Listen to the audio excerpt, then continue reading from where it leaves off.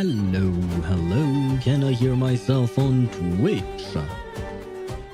I can I hear myself on YouTube? I can as well, which means that everything is working, which means that I can switch scenes to the just yapping scene. There you go. Hello, hello, hello. Just give me a tiny second. Technically speaking, I am more than ready for once. I am very much ready to start the stream, but as usual, I have to move some windows on my computer screen so that I can have everything up to my eyes and stuff like that. Anyway, hello, hello, hello, hello, Swivy, hello, Mihai. How are you guys doing? I hope you guys are both doing fine, well, a mix of both. Apparently, I am ready for the stream, except I am not ready to talk properly. So, yeah, that was one start of the stream, I suppose.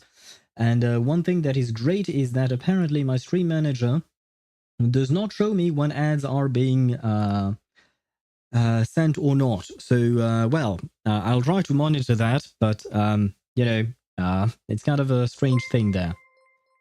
And thank you very much, Swevy, for the resubscription for 7 months. Congratulations on reaching 7 months, and thank you very much for it. I really do appreciate your generosity all this time.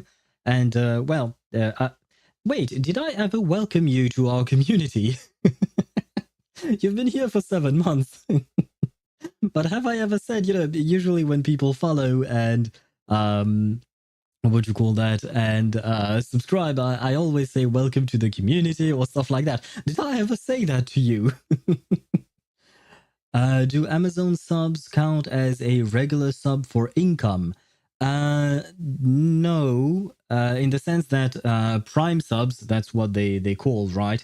Prime subs, I receive less money from Prime subs than I do from regular subscriptions. Don't ask me why that is the case. I have no idea. I don't know why it works that way. But that, and also it's actually counted separately, if I recall correctly, because I have a chart where I can see where each cent is coming from. And generally speaking, yeah, Prime subs are don't bring in as much money as real regular subs, I should say. And what you call that? And well, there are ads. Ads don't do shit, man. I think for like a 6-hour stream, I get like maybe 15-20 cents per stream or something like that from ads, I mean. And when I saw that, I was like, huh, is there really a point in me showing ads? I mean, I don't have a choice. The ads will roll regardless of what I want. But I do feel like it's kind of a pointless thing. But oh well. Twitch wants their ad, so I'll comply because I don't have a choice other than complying. Did you see the video I sent in the WooWa channel? Which one? If you're talking about the Frolova one, the weapon, I do believe you have her weapon, right? Congratulations on getting her weapon. Have you already built the weapon and can you use it on your Frolova? Because I don't remember that particularly. Yes, okay. Wait, are you saying yes about the video or are you saying yes about building the weapon? Or maybe it's a yes for both. Noted. Why are you noting that, Swavy? But yeah, that is indeed the case for Prime subs and regular subs. I don't really know why they make a distinction, because at the end of the day, Amazon owns Twitch, right? Maybe it's because the Prime subs is something that you get for free, quote unquote, because you have a subscription to Amazon Prime. So maybe they consider it less, like, yeah, because they don't get as yeah, I don't know. I was trying to understand, but I don't know. I'm on 80 over 300 crit ratio on Frolova. That is a very good crit ratio. That is basically what you want on a main DPS in Wuthering Waves, right? Generally speaking, you would try and get between 70 to 80% crit rate and anywhere between 270 and 300 crit damage generally. So I'd say that is a very good crit ratio that you have there on your Frolova. Who are you using her with? Are you using? I assume maybe with Camellia. Do you have Rocha? I don't remember because I do believe you mentioned your team before, but I unfortunately don't remember what team it was. But anyways, I wanted to mention something, but I don't remember what. Oh well, you know what? I can say this at the very least. Today there will be no polling session. I think we've done enough polls last week. We've done enough polls last week because by my count, I think last week I did something like 400 polls if I combine all the polls from ZZZ and Reverse 1999. And you know what? In 400 polls, I got 3 S ranks in ZZZ and technically 5, 6 even in Reverse 1999. So the ratio is not bad, though in Reverse there was indeed a special system to get free portraits of the character, so there is that. I'm still debating over P5ing Cassandra when she releases, which I believe should be in a couple of weeks, I think. But yeah, we might have more polls to do there. And the fact is that, yeah, I am not going to pull for Hysilens today, because even though she's a dot queen and I do want to make my Kafka relevant again, despite that, I am still debating over pulling Cerydra for Finon. The problem is, I don't really understand how exactly she interacts with him, so I don't know if she's supposed to really be good for him or not. Because at the end of the day, Finon will be my main in Honkai Star Rail, so I will be trying to pull his best in slot supports. But the fact is that I don't know what to do about Cerydra yet. Pull for short queen Cerydra. She's a short queen indeed, which is not something I'm especially fond of. You know me. In my games, I want tall women. In real life, I don't care about height, but in my games, I want tall women. So short queens are not exactly my thing in my gacha games. But and I have to wait and see about her personality. Because from what I saw during the live stream, I was half paying attention to it, but still, from what I saw, I do not really like her personality. So the short queen, I'm not entirely sure. And on top of that, I do want to pull for another character who's completely different. But wait, let me show you. Can I show it to you? Yeah, I guess I can find it through here. Okay. Oh wait, I have to go here, because this is where I managed to grab a screenshot of her. There you go. It's a character that was shown on what do you call that? On the trailer for for this version of Honkai Star Rail. So this is not a spoiler. This was shown officially on the trailer for this version. But I want her. There you go. I believe you should be able to see her, right? Of course, my stream manager died, so I can't see if you guys can see it, but I want her. Come on, stream manager, stop dying. Come on. And why are you always dying? Yes, okay, you can see it indeed. I want her, and I think she's supposed to be, what do you call that? She's supposed to be, wait, let me move that. There you go. A smaller version of her. There you go. That way you can still see chat, and there you go. I believe this is supposed to be a version of Cyrene, maybe, because she looks like Alicia, and Cyrene was supposed to be Alicia. So I really want her. So I don't know what to do, because I don't know when she will come. She will be released, right? I don't know that yet. Wait, I am running 2 Frolova teams, Camellia, Cantarella, and Frolova as the first team, and the second team is Frolova, Cantarella, and Sanhua. Okay, I see. Why not? Why not? I see both teams should be working well. I just noticed my Camellia has a crit rate 4-piece forecast echo. Now I know why I can't surpass 250 crit damage on her, and why she's on an 85 over 250 crit. Okay. I see. I mean, if you can get a crit damage forecast on her, it would be better. I do believe mine has a crit damage one, and she's at a ratio of around 74. I think she's at 74 over two. I don't remember. 280 maybe, something like that. But you should be able to reach the same thing with a crit damage body piece, depending on your substats there. Cyrene, we will get Green Hat Finon? Wait, what is Green Hat Finon? What does that mean? Who is Green Hat Finon? Can he hurt me? I'm afraid. But, and hello, Tosh. Is that Fushuan Euphoria on the screen or what? First of all, Ktosh, I hope you're doing well. Welcome to the stream. But more importantly,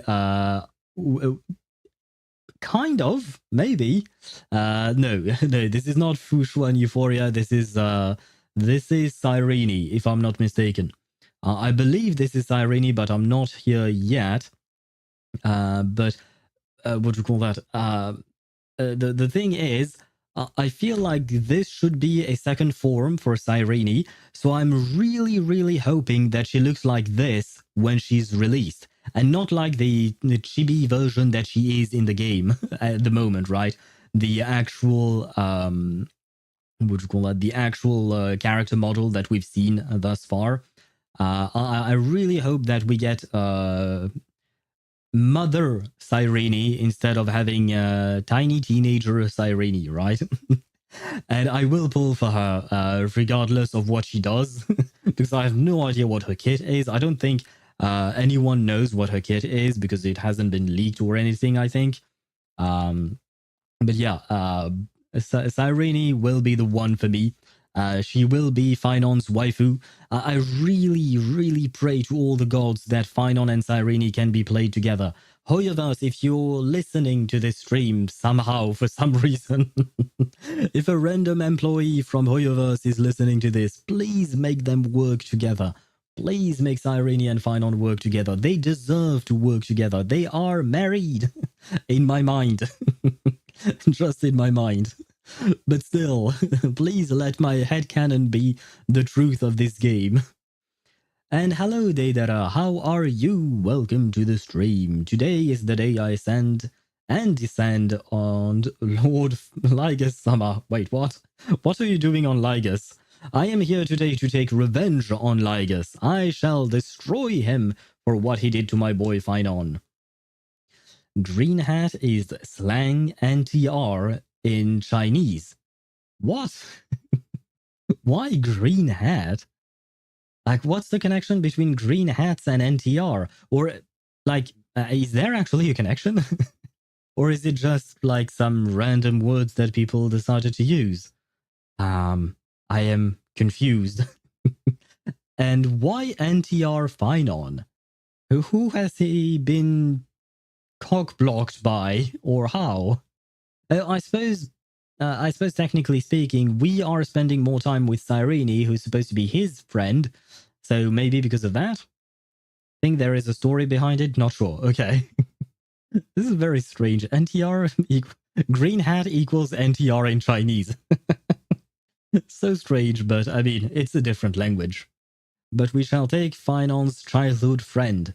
I mean, she is his childhood friend, right? And usually in anime and stuff like that, the childhood friend does not date the main character. And Finon is clearly the main character of Amphoreus, right?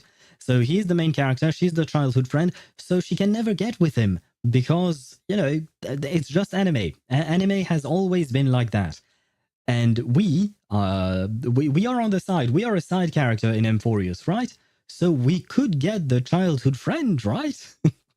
I feel like it could work, but only in the Alicia form, not in her Cyrene form. I know you mentioned short queens earlier, Sweaty, but I want my tall queens, you know? I played the whole quest this morning and she is worth it, but I will pull Kafka because mummy.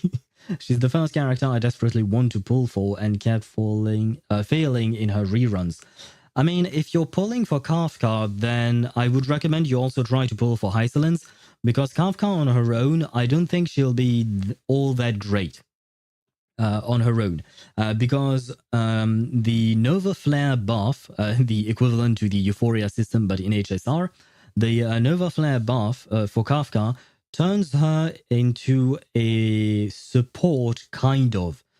She is kind of a support slash trigger for dots, whereas previously Kafka was supposed to be some kind of a main DPS. Here, not so much. So you kind of really want to pair her with other dot characters, and the best ones are clearly Black Swan and, more importantly, Hysilens. So I don't believe that Black Swan is having a rerun this patch. If I recall correctly, we have Kafka on the first half, and shit, no, never mind. I don't remember who is on the second half, but definitely not Black Swan.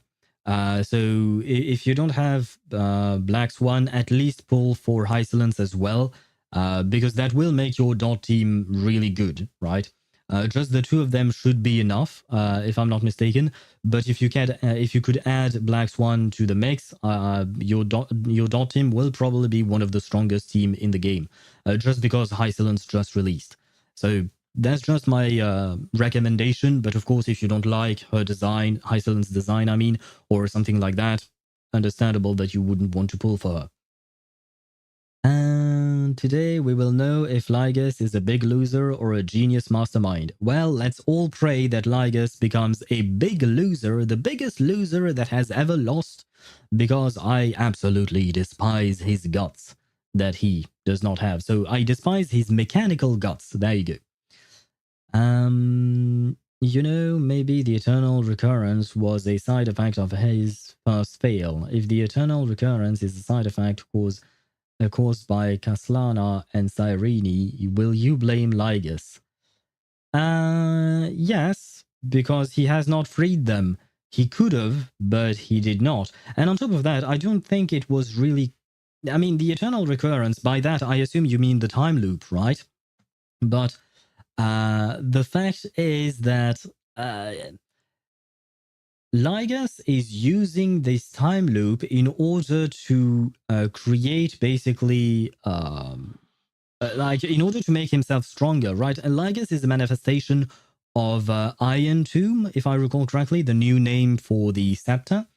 And by doing this simulation, Iron Tomb was trying to make itself stronger in order to then go and kill Noose, if I recall correctly, right? So that means that by creating the eternal recurrence, if it is indeed caused by Kaslana and Cyrene, that means they are saving our universe, the real universe, so that so that we can stay alive, or something like that. That'd be nice. So Cyrene and Kevin, I want to call him Kevin, especially because I've mentioned it before, but one of my best friends is named Kevin, so I'll name him Kevin. Cyrene and Kevin are protecting us, so I will double down and blame Lygus even more. By the way, this quest pays very well. You should have an entire temple by the end of it. Oh, that's actually quite nice. That's rare. Usually quests reward like 300, 600 stellar jades or something like that, right? So 1 full temple by the end. Nice, I appreciate it. Although, maybe it's to make up for the fact that we are lacking events in Honkai Star Rail. Ever since the start of Amphoreus, the events in Honkai Star Rail have not been it. I mean, we barely have like one event where you actually have some gameplay.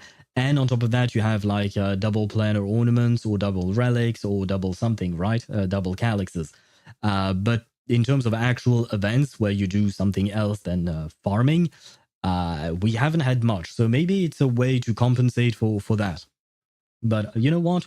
A 10 pull, I will gladly grab those because I need to save. I need to try and save and figure out if I want to pull for Cerydra or if I'm going to wait for Cyrene. Problem is, I don't think Cyrene will come out next patch because I do believe that Dan Heng and his special form has been announced, and same thing with Evernight, right? The dark form of March 7th. So I believe these guys will come out next patch, right? Usually that's how drip marketing works. So I don't know how long I'm going to wait for Cyrene. I don't know if I'll pull for Evernight or Dunhung or Special Daniel, you know? Here's another one. My god. Daniel has a third form. I mean, I suppose March 7th as well. But this is... Oh, no, never mind. This is Daniel's second 5-star form. Oh, well. I don't know if I'll pull for those. We'll see. So maybe Cyrene will come in the other patch, right? So not 3.6, but maybe 3.7. This is probably just speculation on my part there. I don't think Lygus can break the eternal recurrence because it involves fully an Aeon. Fully is the Aeon of remembrance, right? I don't know why Fully would be the one who would be preventing the eternal recurrence from being broken. Maybe I'm lacking a bit of information. We shall turn Lygus into a pleasure bot and have him service Amphoreus for 33 million cycles. I mean... he already has a big hole in his chest, right? Just lube it up and it works. Oh my god, I can't believe I just said that. But yeah, you know what? We might as well. Though, I hope he can change his appearance, you know, to look like either a woman or a man or anything that the client wants, right? He might as if he's going to pleasure everyone on Amphoreus, then he will have to change his appearance so that you know, at the very least, he'll be able to satisfy everyone. Pull on standard? Why would I pull on standard, Tosh? What would that bring me? Goth March is Beth's March. Why not? I'm still waiting to see her personality and how she is exactly as a Goth March, as you put it. I do like the design. It is a nice change from, like, it's mostly the color scheme, I suppose. I haven't really seen her full 3D model yet, so I don't really have a proper opinion on it, but I do like it. I am curious to see more about it, and more importantly, I want to learn more about her and who she is. But is my wonder all this time if Lygus did lose in cycle 0 or he just used the side effect for a new plan? I think it might have been the latter. I think he used the side effect of the eternal recurrence as a new plan in order to get what he wanted. Fully gazed at Cyrene. Wait, he did? When did he do that? I have to admit I did not remember that Fully gazed at Cyrene. But wait, if this information is true, that means Cyrene would be a remembrance character, right? Interesting. Another remembrance character. Yay! I say yay because I like the pet situation of remembrance characters. I just like having another team member, you know? It's just nice, it's sweet.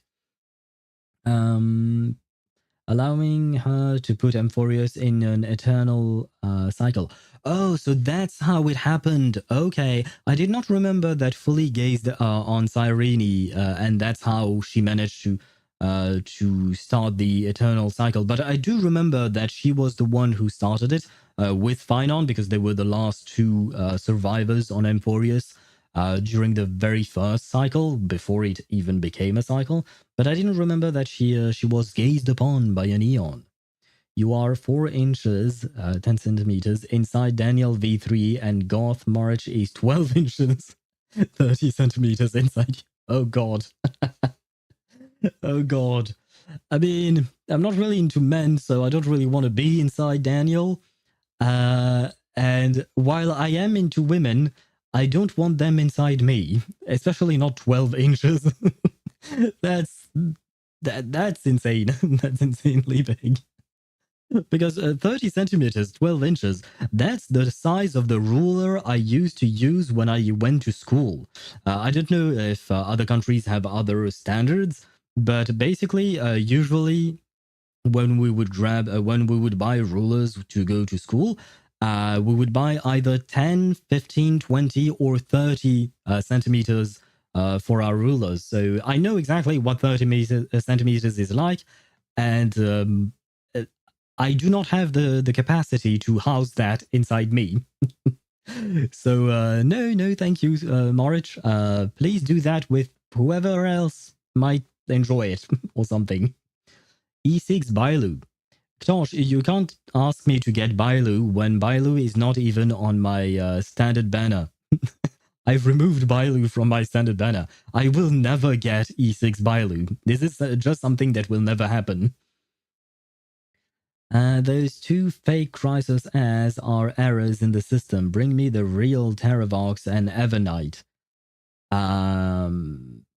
Wait, Terravox is Daniel, right? I keep forgetting about it, but I think I've already asked that question to you before. But Terravox is Daniel, and Evernight is March, right? Evernight I know, but Terravox, because I just saw the post about his official drip marketing for Daniel, and his name was Permanence or something. I don't remember. Sphincter ruptured rip. Yeah, if you take 12 inches, I think you might die from that. And I'm not willing to do the experiment, even if it's for science. I love science, but not in this case. I'm not doing this experiment. I'm not trying that one out. And then Kaslana had two choices, restart again or destroy the eternal cycle, because he is gazed by Nanook.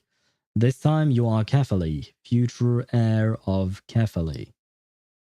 Not sure what you mean by that. I mean, I suppose we will learn more about the whole thing today. By the way, Deidara, sorry. Have you actually watched the story already? Or is my playthrough the first playthrough that you're watching? 12 inches is small. Yeah, I keep thinking that, Tosh. And then when someone does insert 12 inches into you, you will feel it. You will feel it. Trust me, you will.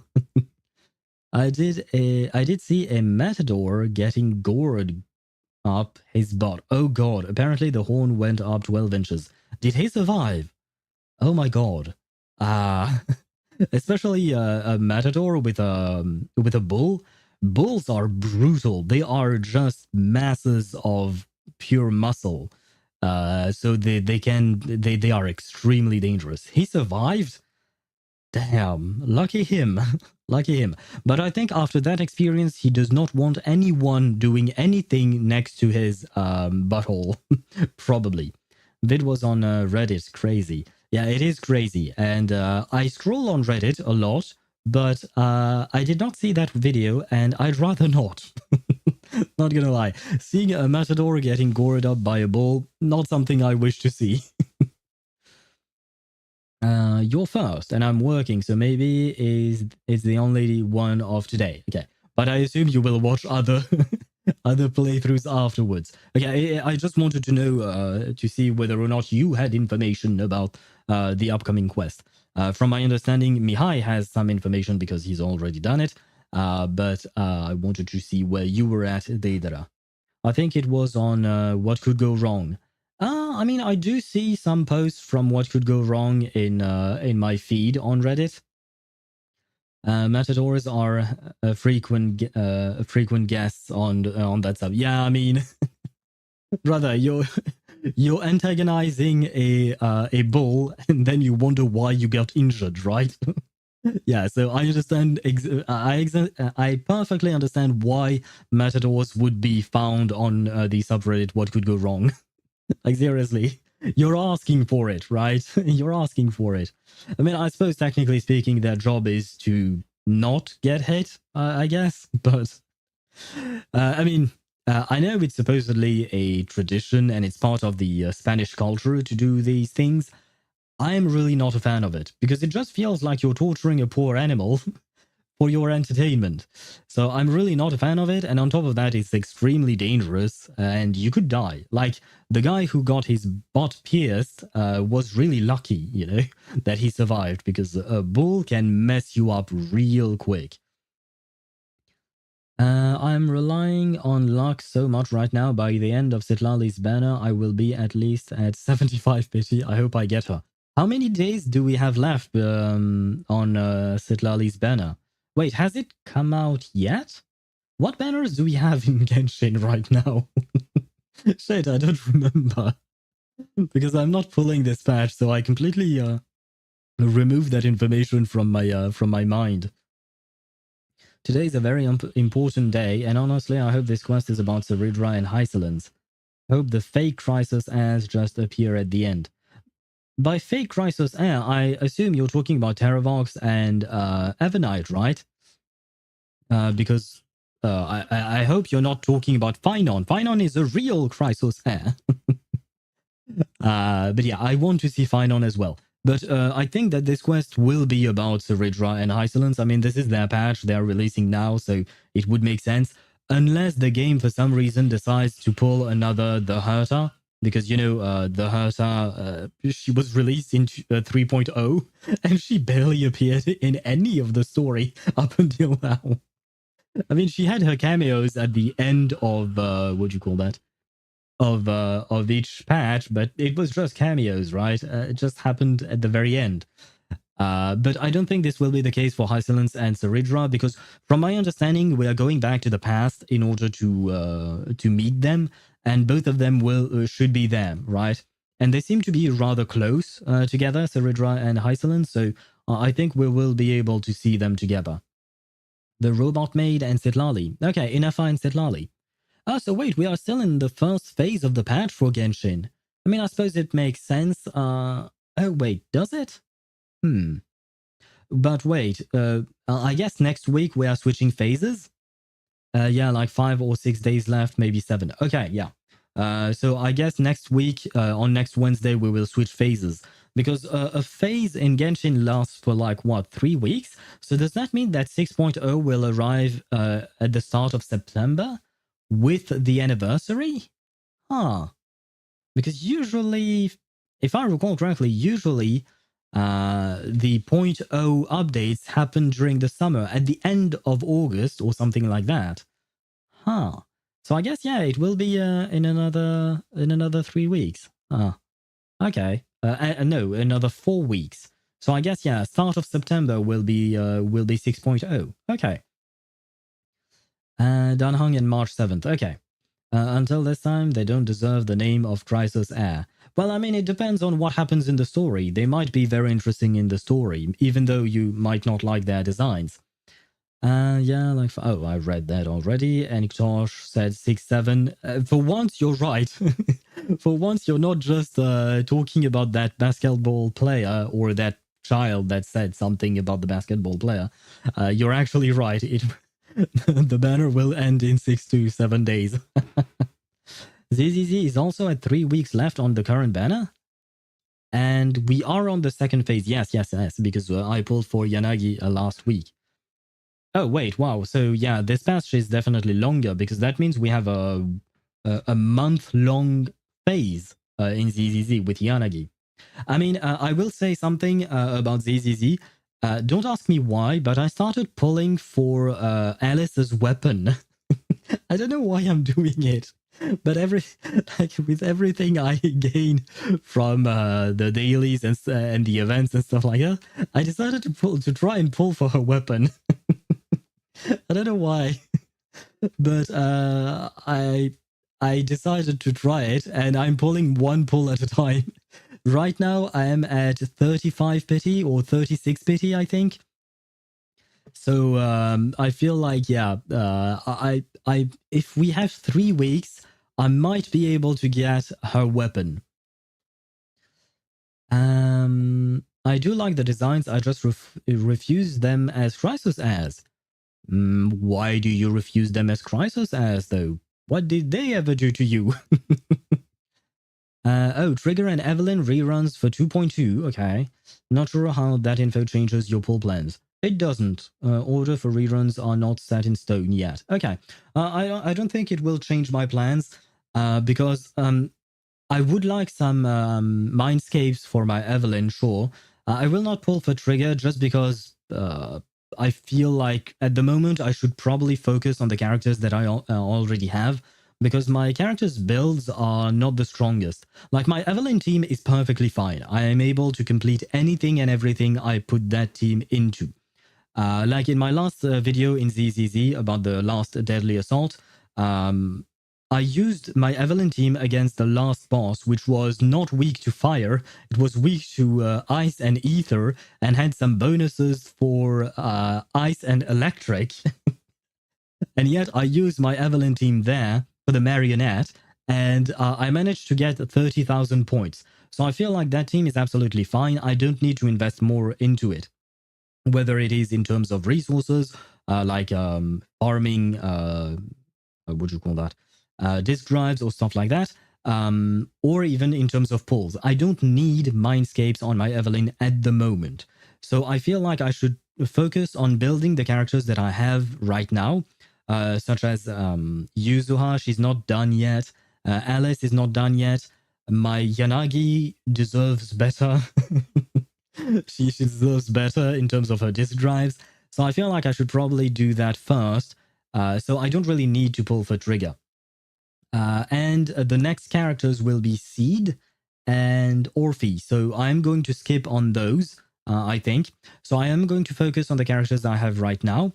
And on top of that, my priority is not Mindscapes on Evelyn. It would be Wenjins for my other characters. I would like to get Miyabi's Wenjin eventually, Astrael's Wenjin, and who else?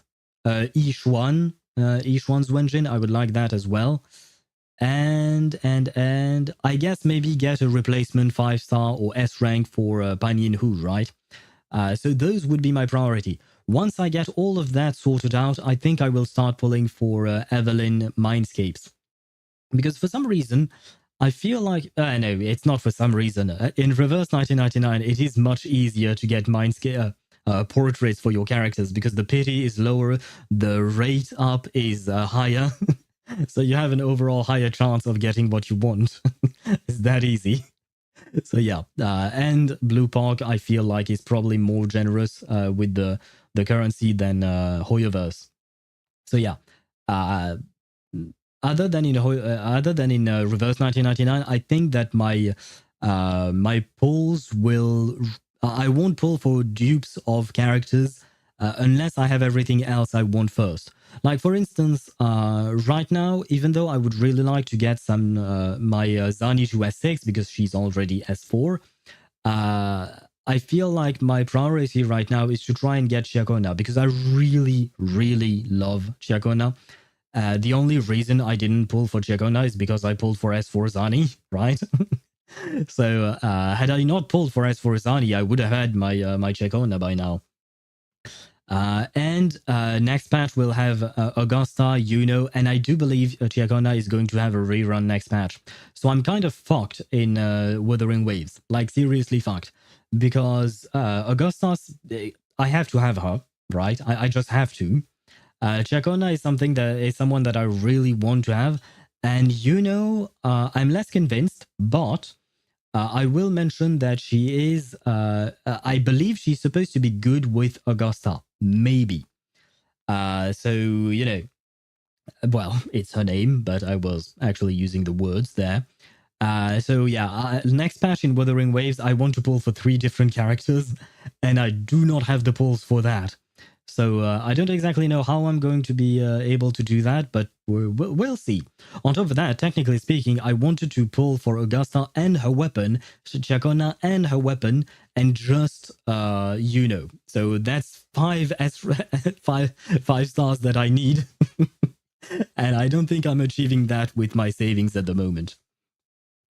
When Chakona reruns, I'm pulling for her weapon. I believe that Chakona is going to have a rerun next patch. From what I've seen online. So you should plan around that, probably. It is not sure, I think, but she might have a rerun next patch. Although, well, I was saying you should plan around for that, but you've already used up all your pulls for Lova's weapon. So, yeah. I mean, I don't know if she's in first phase, second phase, or whatnot. I know pretty much nothing, and I'm not even sure if that is true. Every Crossos As has an epic story. He came from a police and had background. I do already know Danhang background and March, I don't know. I mean, Danhang is clearly not from a city on Amphoreus, right? He is a Vidyadhara from the Xianzhou Luofu. So, well, he's a different part, right? He's different, definitely. That being said, for March, we don't really know. She definitely has a connection to Amphoreus. What connection that is exactly, we don't know yet, as far as I can tell. But she definitely has a connection to Amphoreus. So maybe she is from Amphoreus originally. Probably. That would be my guess at the very least. You think Kokomi, Sucrose, Fischl, Ororon could work? Or do I switch Xingqiu for Sucrose? Wait, what? Oh. Hmm. Hmm. I would probably switch Kokomi for Xingqiu. That way you go Xingqiu, Sucrose, Fischl, Ororon. That would be a stronger team, I think. Unless you absolutely need a healer, in which case, then yeah, sure, you can what do you call that? You can get Kokomi in the team, but in all honesty, if you want your team to be able to deal some decent amount of damage, because the problem is in the team that you mentioned, Tosh, you want Sucrose to be on field as the driver for the team. That way, she can constantly swirl, and that will make your team stronger. However, Kokomi's Hydra application is not great. Her Hydra application is limited to her jellyfish, which you can't really move around unless you reuse her skill. And that skill has a very long cooldown. So her Hydra application I don't think is really that great. On top of that, she just applies Hydro. She does not actually deal damage with her jellyfish. Actually, her jellyfish just heals you, right? But it doesn't deal damage to the enemy. Whereas Xingqiu will provide a bit of damage reduction thanks to his swords, and his swords, when they pop, they will actually heal you a tiny bit. It's not much, but it works. And more importantly, with Xingqiu in the team instead of Kokomi, you can use Sucrose as the driver, use her normal attacks with Xingqiu's burst, which will make the overall team's damage much better than it would be if you had Kokomi in the team. In 5.0 in Genshin, I made the accident of pulling Shilonen when building Pity, and she's been my happiest ever mistake I've ever made. Also, if I don't get Citlali, I'll keep my promised ultimatum and not pull for any not cry character. I'll keep myself at 70 plus Pity until the next character I really want or a Citlali rerun. Why are you imposing yourself such ultimatums? If you don't get her, it's sad, but it's life, you know. And she'll get another rerun later on, right? You don't have to make your life harder, especially because if you don't pull for a not cry character, you will probably struggle with endgame content. Now, whether you're interested in endgame content or not, that's up to you, of course. But the fact is that you will probably struggle because they are going to put like some kind of buff for Lunar Charge, Lunar Bloom, Lunar Freeze. I don't know. I don't know what other Lunar they've been planning. But yeah, the fact is that you might struggle. It depends how they really implement it, but it does seem to be that way. I don't give a shit. Arlecchino will pass through all the endgame stuff. Might not, depending on what they put in the like in the actual bosses that you have to fight. Like if one boss has a lot, or if both bosses have a lot of pyro resistance, or even are pyro immune, then Arlecchino might not just cut it. It will kind of depend.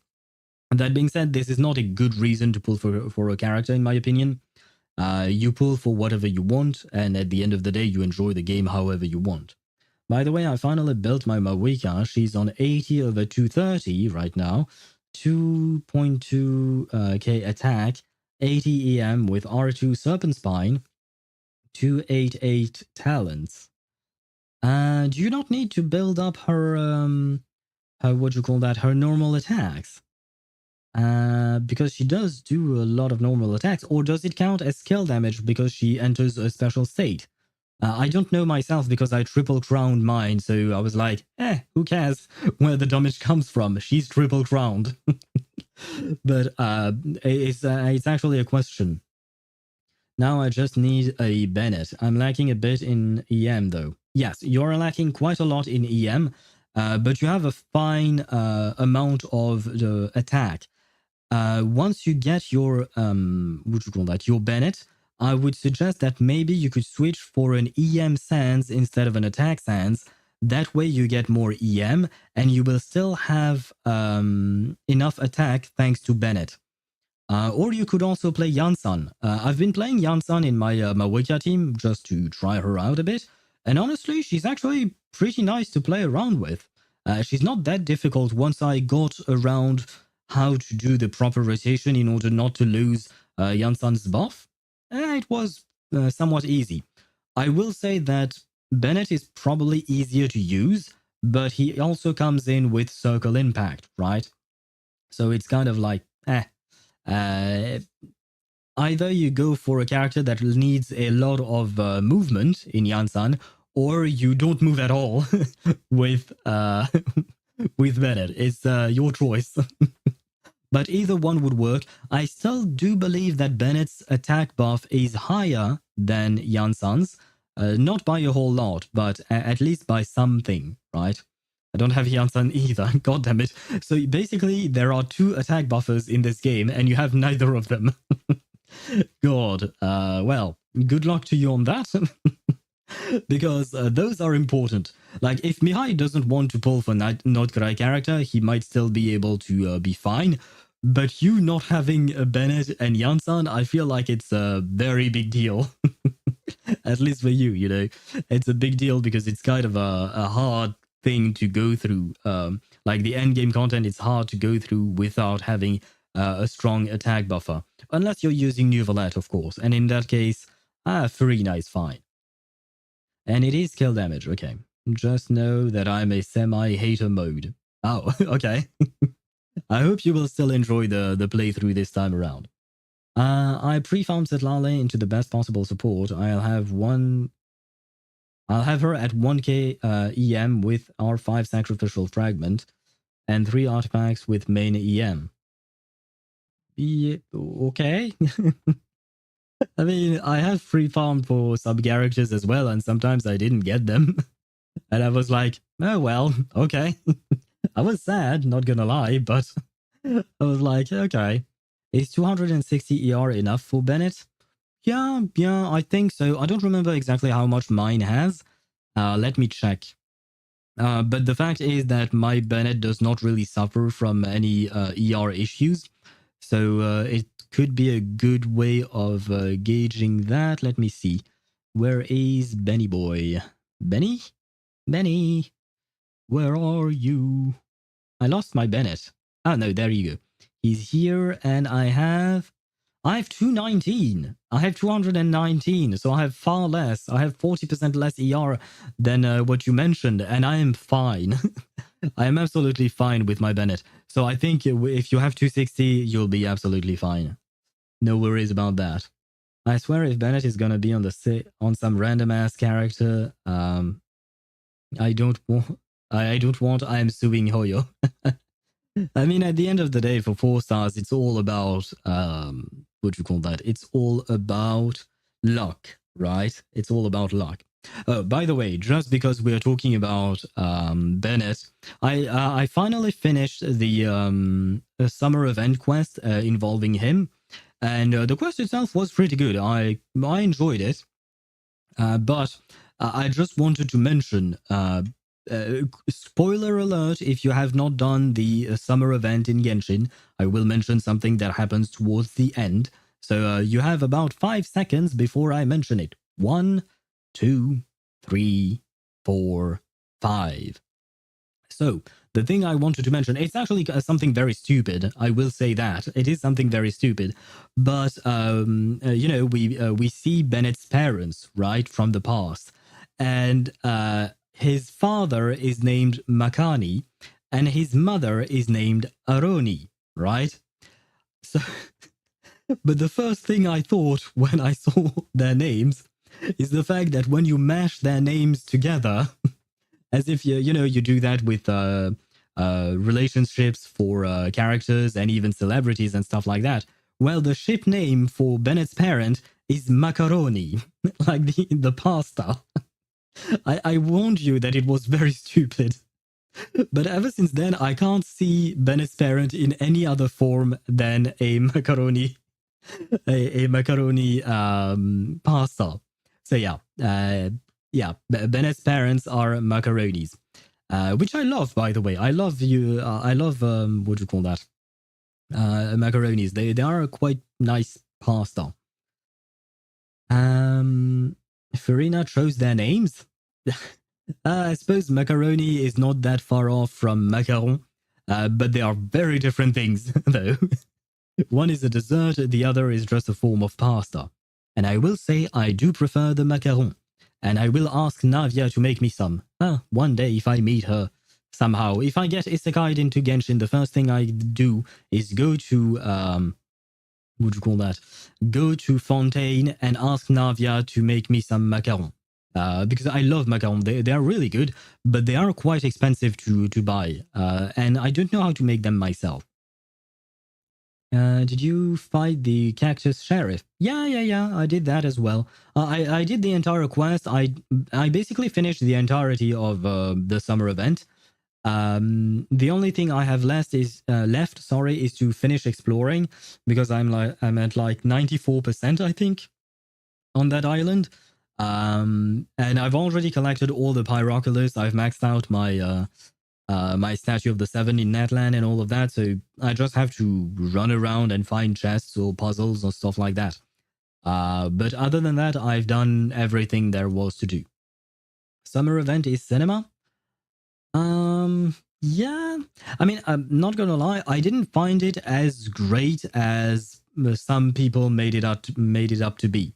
Like, I understand it was really good. I definitely enjoyed it, but my favorite summer event for Genshin remains the second Golden Archipelago, the one where you spend time with Fischl, Kazuha, and Xianyun.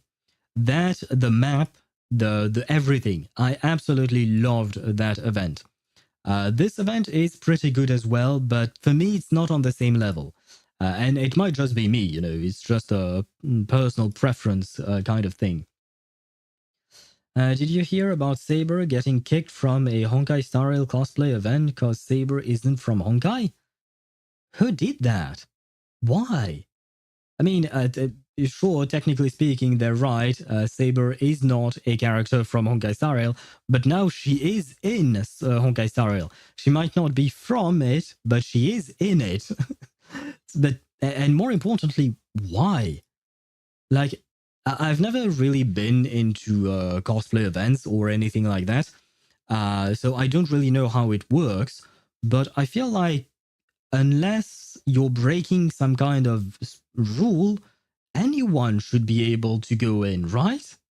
Like, Tosh, is that story actually true? That feels just sad. Why? Why would they kick out Saber? Oh my god, people are dumb. Once again, unless the person broke some kind of rule, this is dumb. And if there is a rule that you can only be in a character in cosplay of a character from Honkai, I don't see the point either. Unless like there is a special contest about Honkai Star Rail character, then sure, don't come up as a character from I don't know, Naruto or something, right? It makes sense. But in this case, I feel like it's kind of strange. I need more information on the case though, but it does feel quite strange. Farina mentioned that after becoming a normal human, all she has been eating is pasta because that's all she knows how to cook. Oh, you're right. And I do remember there was an animation for it and all that, now that you mention it. Right. I mean, it was a fan animation, but now that you mention that, it reminds me of that animation as well. I mean, pasta is nice. I genuinely eat a lot of pasta, and I just like that.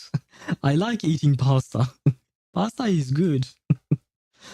By the way, I have launched the game, but some ads are also going to run on Twitch. We'll wait until the ads are gone before we start the story, but I am going to switch the scene to the actual game. There you go. Perfect. That way you can bask in the beauty of Finon. Because I've been playing him quite a lot, and I have been playing... well, I've sadly been playing him quite a lot, in the sense that I've been trying to farm a 4-piece set for him. I still do not have a 4-piece for him of a Wave Strider Captain. I've been farming, man. I've been farming for at least a couple of weeks now. Because first I wanted to finish my Saber. Where is she? Saber, there she is. And wait, guys. There is actually something that I have to show you.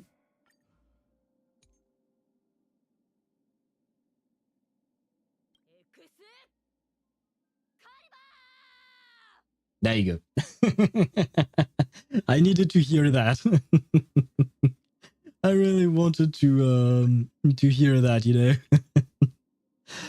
Because we can finally use Japanese voices, even though the rest of my characters are in English. Like if you listen to her. I'm Fei Xiao, General of the Xianzhou Yaoqing. There you go. As you can see, the rest of my characters are in English, but we can finally enjoy some voice acting for Saber. Unfortunately, I have already done the Fate collaboration story, so I could not enjoy her voice then. But she can finally shout it. Where is it? I want to hear it again. I love hearing it.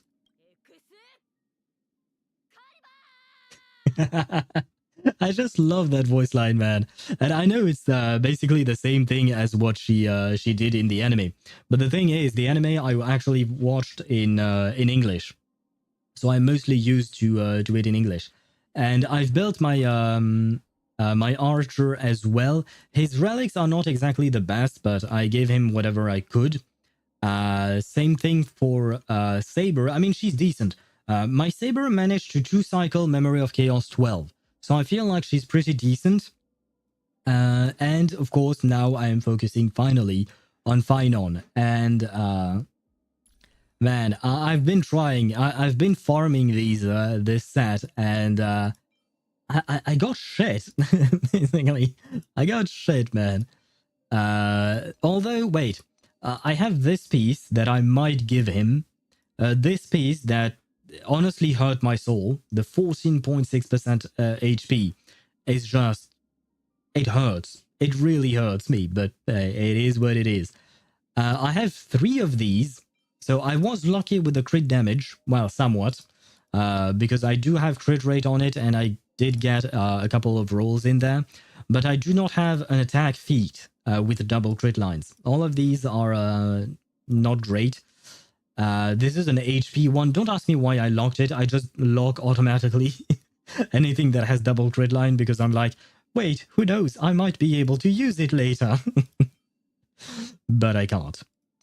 And same thing here. I've been farming for this, but I can't find a physical planner sphere. And I don't think I have a good rope either. Yeah, no, not really. So yeah, I'm still farming for Finon, but man, my luck in that domain, or Calyx, or whatever it is called in this game, Cavern of Corrosion, that's the name. My luck in that cavern is abysmal. Like, seriously. I don't like it at all. But I will say my Finon is strong enough. He can deal anywhere between 800,000 and 1,000,000 damage with each skill. So when I properly set him up. So I'm fine with my Finon the way he is currently. But I do wish that I could give him his actual proper set.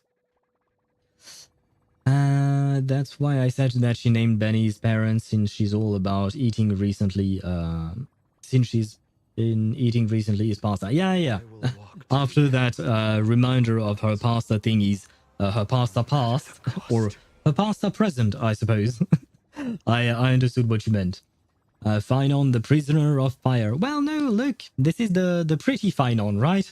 This is not a burning Finon who went on and grazed the face of Nanook. Where was I at? It's kind of sad. Oh wait, so Farina wasn't a human. I don't know. I skipped the story. Purina is a complicated case. It's kind of sad how your high scene probably does more than my Herta. No, no, no. At most, I think what I've seen from my fat fuck. Where is he? Let us see fat fuck because he's the one we're talking about, right? Where are you, fat fuck? There you go. Here, this thing. Can I zoom in on him? Yeah, or on her. Sorry. At most, my little fat fuck has done 100,000 damage. She's never done more than that. And I think that your what do you call that? Your the Herta probably deals more damage than that, right? She one-shots a small group of enemies. Do you mean fat fuck? Really? I have to admit, I did not pay attention. I do look at the damage number, but I don't look at what happens on the field when Fat Fuck attacks because she's not the main damage dealer in my team, very clearly. I do like 120 and 150 with enhanced skill. Okay, that's actually not bad. Wait. Mihai's message was auto-moderated. My Hysilens had like 100k by accident with Fat Fuck. Yeah, I feel like 100k is more or less normal with Fat Fuck. It was the most I've done, and I've done it multiple times as well. But I think that's the most you can get out of Fat Fuck, as far as I can tell. Which is already very good given the fact that Hysilens is supposed to be a goddamn healer. Not a damage dealer. But she has Fat Fuck with her, so she does a bit of everything. Anyway, the ads are gone on Twitch, and they have been for quite a while, so we shall start. What is this? Remove all of these notification thingies. Go away. I need you to go away. You as well. Thank you. This is for right. I believe this is for events. Yeah, okay. These are for events. I don't know what this is for. Apparently, I've been missing on a few. Oh god, yes, I've been missing on a few quests in Honkai Star Rail. It's been a while since I've done a Star Rail world quests or stuff like that. And what is this? Right, still the event. Okay, never mind. I was farming for a character, and because of Hyacinth's high speed, she was the one to attack first every round. Yeah, that also happens. And one shots 3 out of 6 waves of monsters. Oh, okay, I see. I don't think I've ever used Hyacinth to farm. Or rather, well, I do use Finon, and he's the only one on the field, and she's not even in my Finon team, more importantly. But yeah, I don't think I've ever used Hyacinth to farm. Unless it was... yeah, no, so I've never seen what you're describing there. Interesting. I should try it as well one day. Okay, let's go in for the story with a story recap. And I do believe this is voice now, right? We no longer have voice issues or voiceover issues in Honkai Star Rail, I think. Things are going back to normal. Right? Probably. Yes. Unexpectedly made contact with Screwlum. He warned us that Amphoreus was actually an experimental ground for the erudition and was rapidly falling into the path of destruction. The Lord's Ravager would soon complete its evolution in Amphoreus. By the way, let me know if the sound of the game and the volume for the dialogue is good enough compared to the volume of my voice, so that one does not completely overpower the other. Do let me know about that, and if changes need to be made, I shall make them on the go. To tackle the crisis together, I stayed behind in Amphoreus as an informant, while Dan Heng returned to the Express as planned to seek help. On top of that, Screwlum informed us that March 7th had also been drawn into Amphoreus earlier. Yeah, see, when you put them together, you can't tell me that there is no connection between Cyrene and Mars 7th, right? They have the exact same color palette. Pink hair, blue and pink eyes. They're not the same shape and all that, but they do look alike quite a lot. However, the current priority was the Era Nova. I quickly arrived at the Vortex of Genesis and met with Finan. The Era Nova ritual was supposed to proceed smoothly under the guidance of Lycus, but the appearance of the Flame Reaver once again left the fate of the world hanging in the balance. We struck down the enemy's mask, only to discover that his face was identical to Finan's. When his body was pierced by the ceremonial blade, a flood of memories surged forth, revealing the truth about Finan, the Flame Reaver, and Amphoreus. It turned out that all of us were trapped in the eternal recurrences created by Finan and Cyrene. And the Flame Reaver was Finan himself, who had burned out after bearing countless core flames. Their goal was simple: to oppose the Eon and rewrite the world's doomed fate of destruction. Data on YouTube, you're telling me that the voices are a bit low. I have changed the balance on my software, so let me know if now it's actually better. The eternal recurrences had already played out 33,550,336 times. In this final cycle, I promised Finan to take on the title of Deliverer and save the world in his stead, while he would fulfill the wishes of the countless versions of himself, tear the sky asunder, and confront the destruction head on. And that he did. I mean, he's the first one who's managed to injure an Eon, right? Despite, like, we've never seen that happen. Well, technically speaking, we don't really see Eons a whole lot, to be fair. But the first time we really see an Eon, they get injured, and by Finan, our boy, on top of that. So thank you, Finan, for showing us what it is like to fight a god. I could make a small video of Hysilens doing that and send it to in the channel. Do you mean on the Discord server? Sure, why not? I'll probably watch it after stream, I think, or perhaps during one of the ad breaks or something like that. Thus, with Finan's help, time in Amphoreus reset once more. But I became lost in the chaotic flow of time. At the critical moment, Mem, who had regained all her memories, sacrificed herself to send me back to the beginning of time. I mean, Mem and Cyrene are one and the same, right? Still like whispers, really? Is the sound so low? What happened? I mean, the voices are supposed to be... okay, let me see if this makes it better. Thus, with Finan's help, time in Amphoreus reset once more. But I became lost in the chaotic flow of time. At the critical moment, Mem, who had regained all her memories, sacrificed herself to send me back to the beginning of time. Is this better than...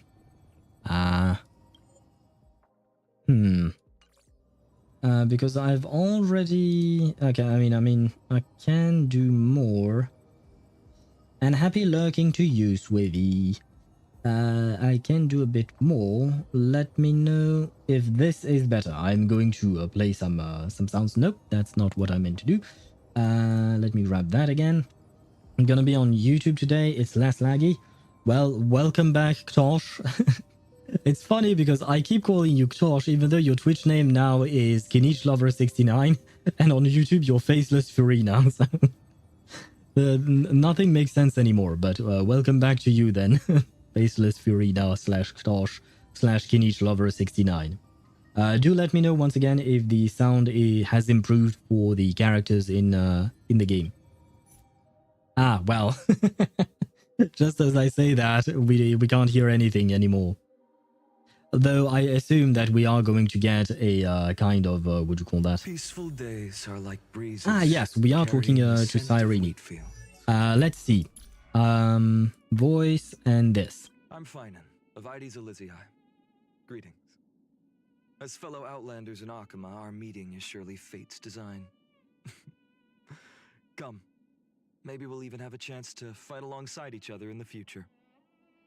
It does sound a bit low. Yeah, compared to my voice, it does sound a bit low. Was this always the case? And no one has ever told me before. Wait.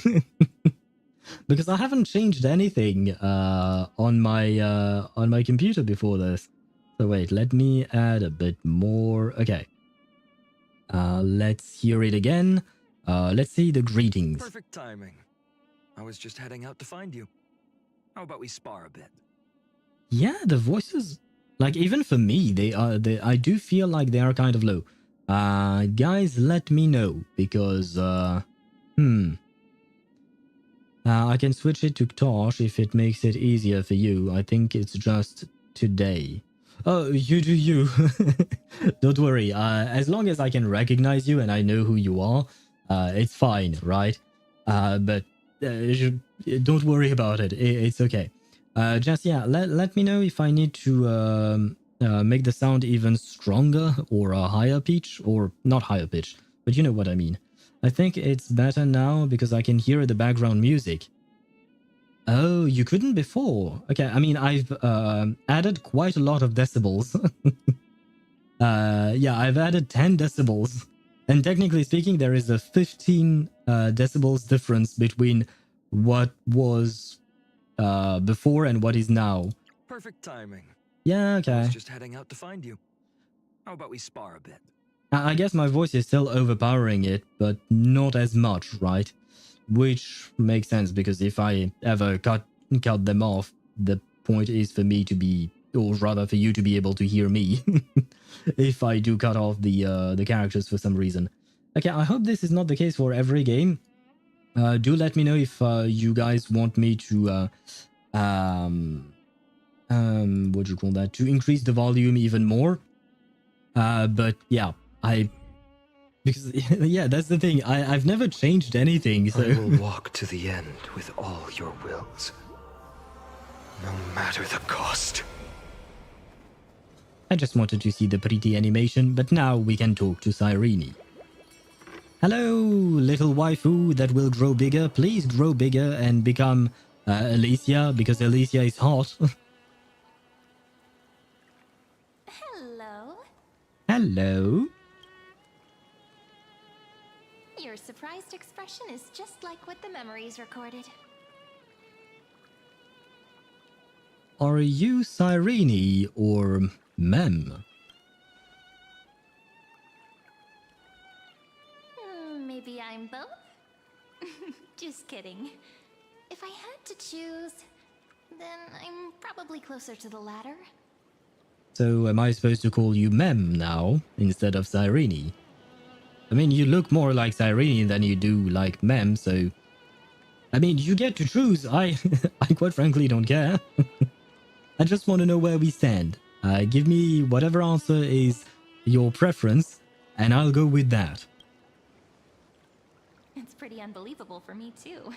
It's like I had a long, long dream. Cyrene's memories and Mem's memories, they're all tangled together. But when I woke up, there were only broken fragments left. But is it like... what about March 7th? Do you share memories with her as well? Are you March 7th? Are you March 6th? Because I feel like you probably came before March 7th. So... what is going on? Please give me answers. I need answers. I can't remember what happened in those 30 million cycles, but I remember what you did for this world. Wait guys, what did we do? I mean, we were there. I suppose technically speaking we were there, But what did we actually accomplish ourselves? I mean, because every time it was the Kratos ass that did things, right? Like Hysilens, Castrace, all of them did something. What did we do? Ahora sorprendeme, HSR. It now surprised me. Oh yeah. I was going to translate it. No, you did not leave me enough time.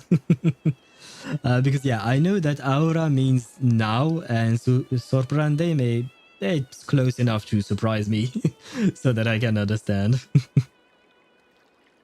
What did you cook this time? A good question. Please let it be a good meal, because thus far you have not disappointed. Like, didn't you wish for me to turn into a pretty girl back at the Grove? Well, yeah, but I wish that you were a bigger, a taller, pretty girl. Not a tiny one. No offense to any short queens we may have on chat. I don't know if we do, but it's in my games. In my games, I want tall women. In real life, height, who cares? But in games, it cares. We want Mummy. We want Mummy Yanagi, right? Or Mummy Kafka. Those make sense to me. Then is this my wish coming true? You remember that? Please remember something good next time. Wait, what? Wait, I didn't pick that option. Huh. Then is this my wish coming true? I mean, she is cute. I will give her that. She is definitely cute. Yep. Isn't it amazing? It's like a seed finally grew up and became a flower. And I'm definitely as cute as a flower now. I mean, I do prefer the human version over Mem's version. Not gonna lie. I do prefer the human version, but yeah, please turn into Alicia. Because like if they had not shown Alicia, I would have still pulled for Cyrene, I think. But now they have shown a Cyrene or an Alicia looking Cyrene. I need her. I need the Alicia looking one. But yeah, you're cute, Cyrene, don't worry. There's so much I want to say, but unfortunately, this isn't the time to reminisce. Then what is this the time for then? With the memories of the previous flame chase still intact, we've returned to this place at the beginning of time, so we can carry out our promise to Finan. The descent of Iron Tomb may be looming over the horizon, but we still have a chance to change everything. Well, I mean, I hope so. Oh, a shiny! I saw a shiny. CI is so quiet. What do you mean? Do you not hear the violin? The violins has been playing all along. In Cyrene's memories, she always sits alone by the lake, gently swaying on the swing, like she's waiting for someone. Waiting for me? Who is she waiting for? It was the same for Finon. Can you remember anything else? I don't like the can you remember anything else, because it feels like we're completely dismissing what she's saying right now. So I'll go with the first one. Who is she waiting for? I don't know. No, I too. It sounds weird, doesn't it? It's something that happened to me, but I'm talking as if I'm an observer. Yeah, I guess that she would answer that, but still, I wanted to ask. That being said, it is kind of strange. It must be strange for her, right? Being an observer of her own life, somehow. Since the video is 25 seconds, I had to cut to 30 seconds from the beginning because Discord shit 2 megabytes policy. Alright. Very well. Like I've mentioned, I shall watch it later to see the brilliance of that fight. I forgot Alicia is a flirty goddess. Is over every man and girl falls for this pink, small, or big goddess. I mean, if Alicia is a flirty goddess, then I need Alicia in my life, right? Like I said, I've showed you guys the image from the screenshot I took from the trailer. I need that version. And if that version of her can be flirty with me, hey, you know what? I'm not gonna complain. But that's just what those memories are like. Vague and unclear, as if encased in thick ice. The only things I remember are the days I spent with you. Interesting. The metaphor she used, or the analogy, I don't really remember which turn of phrase it's supposed to be called, but the fact that she said as if encased in thick ice. Need I remind you that March 7th was found in 6th layer ice? 6 something ice. She was in special ice, right? But she was in the ice when we found her. And ever since we arrived on Amphoreus, she encased herself again in her special type of ice. So, once again, the connection between Cyrene and March 7th, it continues. Yeah, shit, wait. One of Mihai's messages was once again auto-moderated because he was talking about Fat Fuck. It's really funny seeing Fat Fuck not letting Castrace attack or let anyone else have their turn. It's always Fat Fuck's turn, especially if you're next to food. I guess, in this case, the enemy is food to Fat Fuck, right? Amphoreus will fall into an ending of destruction after the next Era Nova. But those stories went out of fashion ages ago. In a proper romantic epic, the hero's supposed to foil the villain's plot, right? Well, I mean, at the very least, we can try, right? If I forget Cypher for a moment, I will fall. I mean, the cat girl is nice, but big mommy goddess, big pink mommy goddess, why not? And you know what? Why not both? Why do we have to limit ourselves to one, right? These are waifus and husbandos in a video game. We don't need to limit ourselves. Let's see. Lygus is the primary culprit behind everything. We must stop Iron Tomb's descent. We need the help of more allies from beyond the sky. I want to shit on Lygus, but I feel like we need the help of more allies from beyond the sky, especially Screwloom and the Herta, because I feel like they have a better understanding of the whole situation, so they would be more ready, perhaps, to help us. Although I do also want to see Welt and Himiko again, but the fact is that we need help. And my queen's Veil V. Imagine this plot twist. What plot twist? Oh, maybe I assumed that you will write something afterwards. But yeah, I forgot that your queen is Veil V after all, so... I mean, you know what? Maybe Veil V will make an appearance at some point, right? Avenite ends up becoming the most amazing character in my eyes, and I become a big fan. Give me creams. I mean, it could happen. You don't know yet. As long as we haven't met her, she's full of potential. We need help. That's right. We now know that sealing off the sky wasn't Aquila's actual intention. Lygus is the mastermind behind it. The one who's trying to control everything. How unforgivable. Unforgivable! Yes, exactly like Verena said it that one time. But I still feel a bit anxious. Lygus chose to walk into the spotlight and reveal everything, which means he still thinks the current situation is under his control. Choose Lygus? Do you mean like, if someone asks me who to kill off in Amphoreus, yes, I will choose Lygus. He shall die. Maybe he still has an ace up his sleeve. Think about it. Even the name Lycurgus is a fake one. We have no idea who or what he really is.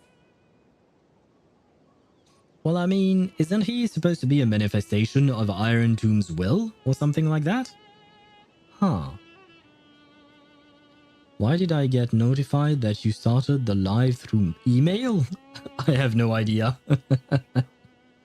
I have no idea. I do not control what you receive in terms of notifications. All I can do is send notifications that on, like, Twitch itself can send you notifications, but even then you get to choose whether you want those notifications on the Twitch app or the Twitch website, And on top of that, you can also choose whether you want those notifications to be received by mail as well. But this is not something that I control. And, well, to be fair, I did not change any of my settings, so the fact that it did now is kind of strange, I guess. I am back. I was learning how to change my name. Welcome back, Tosh. Oh, but you're Tosh0666. What was your previous numbers? You had other numbers, right, on Twitch, on your other account. What was those numbers? I don't remember. I think there was a 5 somewhere in there, and maybe an 8 as well. But there were 4 or 5, maybe. It felt like receiving news through carrier pigeon. Well, in my case, this is not carrier pigeon, it is carrier owls. Just like in Hogwarts, right? You receive my notifications through owls. She is smart. Do you mean Cyrene? Cyrene is smart indeed. And I hope she will be there for the long run. I hope she doesn't die like everyone else, right? Star 0665 underscore 54527, I think. Same as the one on Discord. Oh, okay. So there was no 8. I guess I imagined the 8, unfortunately for me. Ah, my memory. I am old after all. Which means it's probably time to borrow that treasure you're carrying, friend.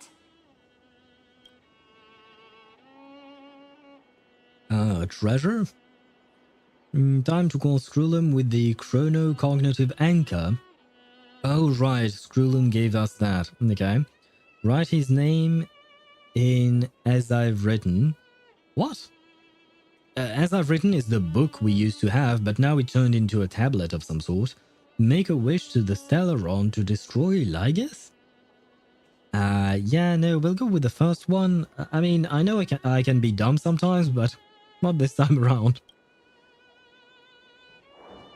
Yep, that Intellitron friend did say, when required, it can also serve as a bridge for communications between the internal and external world. That was a perfect impersonation of him, of course. Lygus might not be his real name, but is the most epic one. I don't like Lygus. I refuse to like anything about him. ID Silicii is a little village enclosed by time. We might be able to contact the outside world from here. This situation kind of reminds me of Belobog, right? When we were in Belobog, we couldn't really contact the outside world either until we dealt with the Stellaron. Why don't we give it a try? We should at least tell our friends from beyond the sky that you're still in one piece. True. Firstly, we need to find a well-hidden spot. Oh, she's here, okay. Oh, look, they're walking together. But the height difference between the two of them is quite high. Once again, I do wish she was a bit taller. I mean, even Bronya is taller. Even HoYoverse is taller thanks to her hat. Oh, man. It's super quiet here. Sounds can't get in or out. She's small. Yeah, I think she's even smaller than Carlotta in Wuthering Waves. Oh, man. Cyrene is very tiny. I mean, it would be interesting if someone would actually make the comparison with the actual 3D models of Cyrene and Carlotta, just to see whether or not which one of the two is taller. Because we have a lot of memes about small Lotta, right? But will we see more memes about Cyrene? I've already seen a meme about, not a meme, it was mostly just a screenshot, but it was about Cerydra. And basically, it was an image like the camera angle. Because of the camera angle, you could see the torso of the Trailblazer, but you could barely see the tiny head of Cerydra poking inside the screen, right? Because she's so tiny. I mean, we had a lot of memes about Carlotta about that, right? Which is why she's called Small Lotta or Montiny as well. You can't compete with the short Queen Miyabi. I mean, she has her ears, right? Miyabi has her ears to compete, right? She would be taller if you take into account the ears. But if you don't take into account the ears, then there might be a bit of competition there. I don't know. This may be the real Amphoreus. Ah, you could be onto something. I think this time nobody can die because this is not the eternal recurrence. This may be the real Amphoreus. You had to survive me this time. Wait, what do you mean survive you? Are you going to try and assassinate me, Deidara? But why? And One Piece mentioned? What are you talking about, Tosh? What? Who mentioned One Piece? I mean, there was someone on YouTube who commented about One Piece on my latest Deadly Assault video on ZZZ. And he just said that I looked like... I forgot his name, but it's a character from One Piece. And he's apparently an antagonist, and he's basically dressed with a suit, right? A black suit, and he has a white bird on his shoulder, just like me. So yeah, the commenter said that, but I had no idea who that character was. Not gonna lie, I've never watched One Piece. You guys know that. I've told you about that. But the character looks good, though he's supposed to be an antagonist. He's a villain, so I'm kind of sad about that. Back in Cyrene's memories, this room was her secret base. No one noticed her practicing Orynyx's prayer here, or trying to speak with the gods in secret. But today's different, isn't it? We aren't trying to contact unreachable gods, but humans from other worlds. Real people. I'm prepared to witness that miracle, friend. The way Cyrene talks is so similar to Mem. Well, yeah, because... Well, yeah. Because she is Mem, kind of. Why are you telling us that, Trailblazer? Of course she sounds like kind of like Mem. She is Mem. Or rather, she shares her memories with Mem and all of that, so... Why? Never mind. I never watched it all, friend. It's not worth watching 600 episodes of boring slop to reach 400 good episodes. Yeah, that's what I've been told, that One Piece is really good, but it's only starting to be good at like a lot of episodes. And yeah, I don't have the patience to watch 600 episodes, only to get 400 good ones. And on top of that, I just don't want to launch myself into such a long anime. And on top of that, I don't like the art style at all. Generally speaking, I don't really like the art style of a lot of older anime. And it really does make me not want to watch it. Even though, like, I'm sure plenty of people love it. But yeah, not my thing. So I shall heed your words, Mihai, and I shall not watch not Mihai. I'm not going to watch you. I'm not going to watch One Piece. And I am your friend and enemy, Owl. Beware of your back. Wait, what? What do you mean? So you have completely sided with Lygus, Deidara. I see. Very well. Very well. It feels like all the female characters in the anime look the same. I will take your word for it, because in all honesty, aside from the main character, I barely remember anyone.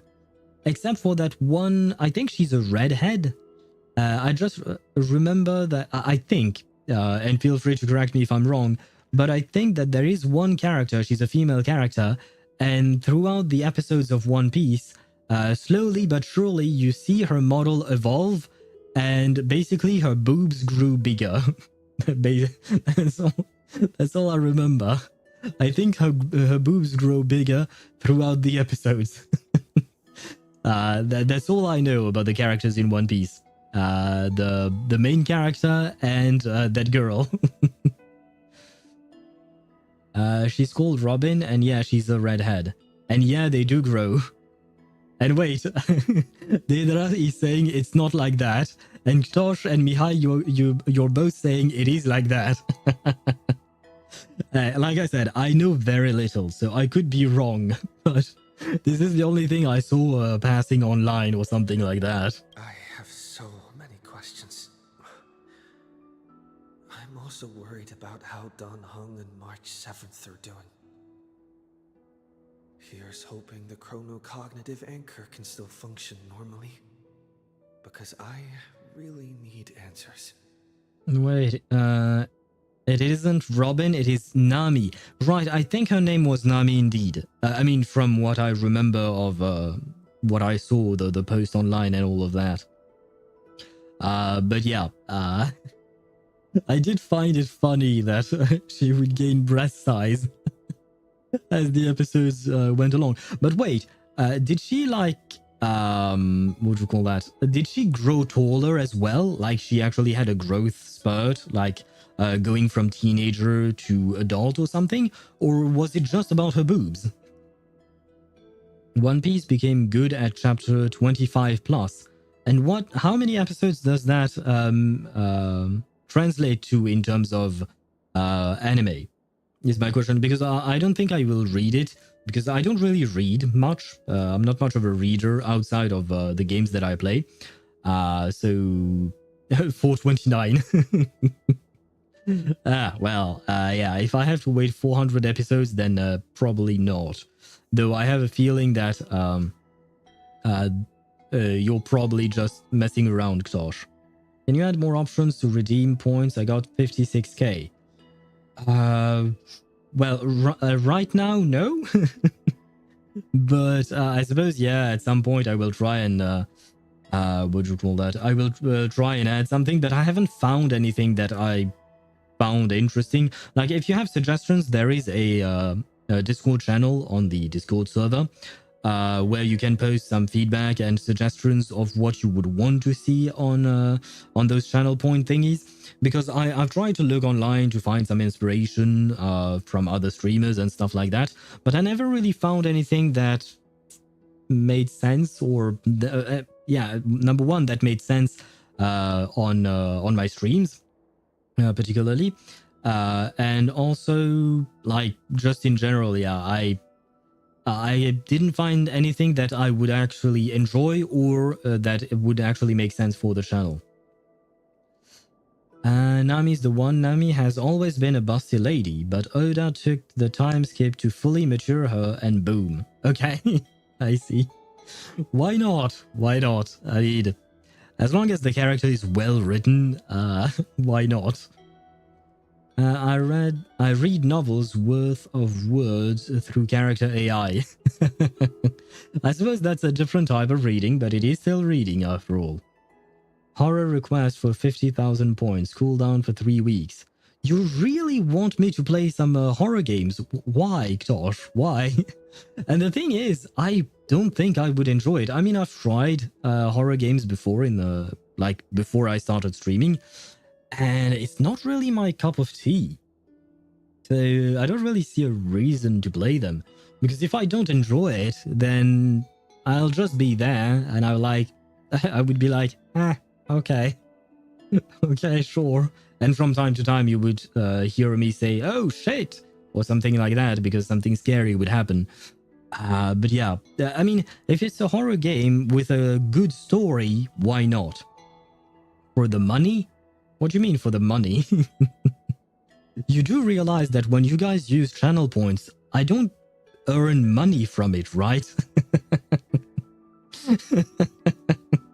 So I'm not sure what money you're talking about, Ktosh. But just so you know, when you guys use channel points, I don't earn shit. The channel points is more about interacting and stuff like that. Then for the memes? Well, I mean, that's not exactly the most convincing reason, not gonna lie. You will get like 0.3 cents because of ads. Yeah, great. But you do realize that I could get those 0.3 cents just by playing other games that I do actually enjoy. So it's not exactly convincing me, all of that. Come on, guys, answer the phone. Signal strength, 14.8%. Dialogue window, 16 minutes, 22 seconds. Prerequisite, no external interferences. Hey, okay, 16 minutes and 22 seconds of communication. That's not too bad. Then for the baddies, Silent Hill has some baddies dressed as nurses. Sure, why not? I'd have to look up what kind of games, unless you are the ones suggesting the games. And there is another problem, is to see whether or not I can play the games and stream the games as well, right? Because I have to see if my computer can handle it, which might not be the case with more recent games. Just because my computer is already at its limit. My computer is 8 years old now, and yeah, it is at its limit. So depending on what type of game or you guys might choose, it might be a bit of a problem. One Piece is an adventurer, so so it takes some years for the adventurer to reach the time skip. So maybe your name grow. Oh, Nami. I assume you meant Nami. Nami grow 1 to 2 years from a 16-year-old lady to an 18 to 20-year-old. Oh, okay. Okay.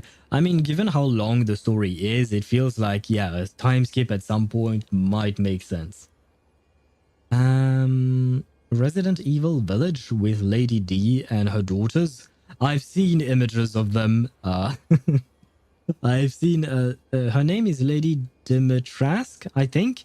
I've seen a bit of a playthrough of Resident Evil Village, and it's very different from the Resident Evils that I've played before. But it didn't really appeal to me, honestly. Seriously, horror games are really not my cup of tea, and like the point is, if I don't enjoy the game that I'm playing, I won't enjoy the stream, and if I don't enjoy the stream, then what's the point of me streaming it, right? I love that the game happens in Romania, where I'm from. Well, in that case, I shall never visit your country, because I've seen what is there in your country, thanks to Resident Evil Village, and not great. Your country's scary, man. Glad to learn that you're safe. Oh, and the hurt I decided to show up this time around. Well, thank you for your presence. Play Sonic. Or would that be interesting? Would that even be interesting, though? It's such a relief to see you two. How are things on the outside?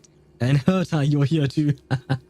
You know what? I'll go with the third option because it's genuinely what I thought. What I thought at first.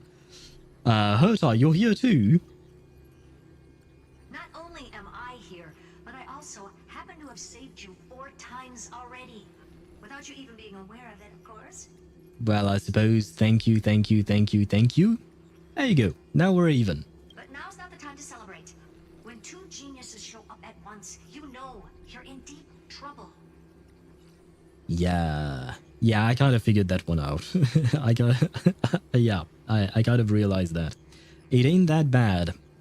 I mean, weren't the family in Resident Evil Village like cannibals that ate people? Well, that's the definition of a cannibal, eating people. But weren't they cannibals or something? And there was a whole village of them, right? As for my tip for One Piece is that you don't have to choose the whole month and watch One Piece until 1,100 chapters. I'm not sure I understand what you mean by that. But I'm going to be honest, I have no plans on watching One Piece, not gonna lie. I already find it difficult to watch the anime that I usually watch, so and that I know I enjoy. So I don't know if I'll find the time to watch something as long as One Piece. Vampires. Oh, so do they just drink blood? I thought for some reason that they also ate people. Listen up, little one. The Destruction's eyes are gazing upon this place. No, I'm not joking, and no, it's not Droidhead. It's the real Nanook. Well, I mean, he already gazed at me once. Time is running out, so I'll explain in terms you understand. This world, Amphoreus, is in fact a testing ground, where the Lord Ravager, Iron Tomb, evolves through self-extrapolation. Hiding in this segmentum, unknown to other life forms, it has endlessly repeated the process of Era Nova, seeking a solution that could obliterate the erudition. For some reason, the experiment entered a prolonged state of stagnation. However, it has now restarted. Ah, okay. So, what do you call that?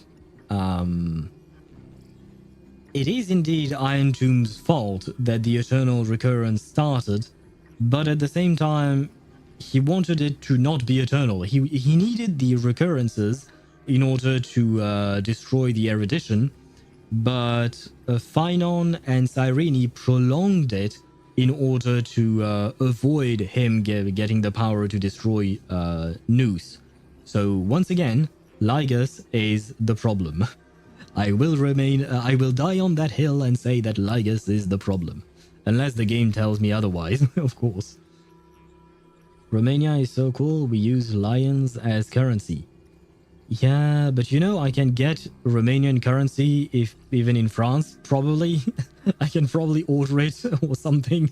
I can exchange it or something, so I don't have to fight off a horde of vampires that would try to murder me. Take it easy. You watch some chapter from time to time. If you like, watch more, and if you get tired, you rest for a bit. Yeah, why not? But like I've mentioned, I really do not like the art style of it, and I have one major question. Is Monkey, I believe his name is Monkey, right? Monkey D. Luffy or Luffy, however you want to pronounce it. I'm not sure how you're supposed to call him. But the main character, the main character of One Piece, is he kind of like every other shonen anime protagonist?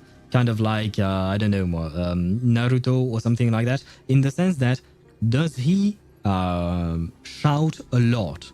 Is he constantly screaming at the top of his lung? Like, is he like that? Because if he is, I'm definitely not watching that. Because that is one thing that I really do not like in shonen anime, is that the main character is always screaming, and it's like, bro, can't you just speak normally, please? And hello, Decaf, how are you? I should not be asking that question since you're lurking, sorry. But welcome to the stream and happy lurking to you. I just hope you're doing well. Anyway. Yeah, yes. Okay, so I'm not watching that. And I can just call him Luffy. Is it Luffy or Luffy? How you pronounce it? So yeah, if Luffy is constantly screaming, I can't watch that, man. Every time Luffy opens his mouth, he yells. Yeah, no, that's not for me. I've tried watching Naruto, I've told you guys about that, and I couldn't stand it because of the main character, Naruto.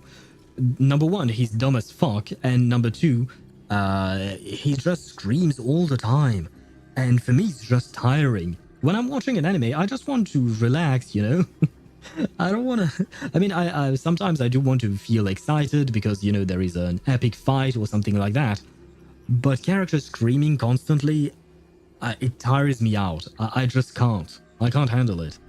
Life is long, and I hope same for the both of us. I mean, yes, life is long. I mean, assuming that we do live long lives is great and all that, but it will still make me reconsider it. In the sense that, yeah, if I did not like Naruto, I feel like I will probably not like Luffy being all screaming and all of that all the time. He's very energetic. I don't mind energetic characters, but like if they're like, for instance, if you take March 7th in Honkai Star Rail, she's also very energetic, right? But she's not constantly screaming off the top of her lungs, and I can tolerate March 7th well enough. No, I actually genuinely like her. I do like March, but she's energetic and not screaming all the time. But believe me, he has more badass moments than every shonen protagonist. I mean, statistically speaking, if you have 1,000 episodes, yeah, you are going to have more badass moments than other characters that only have 20 episodes, right? It makes sense. But the badass moments are not going to excuse the screaming for me.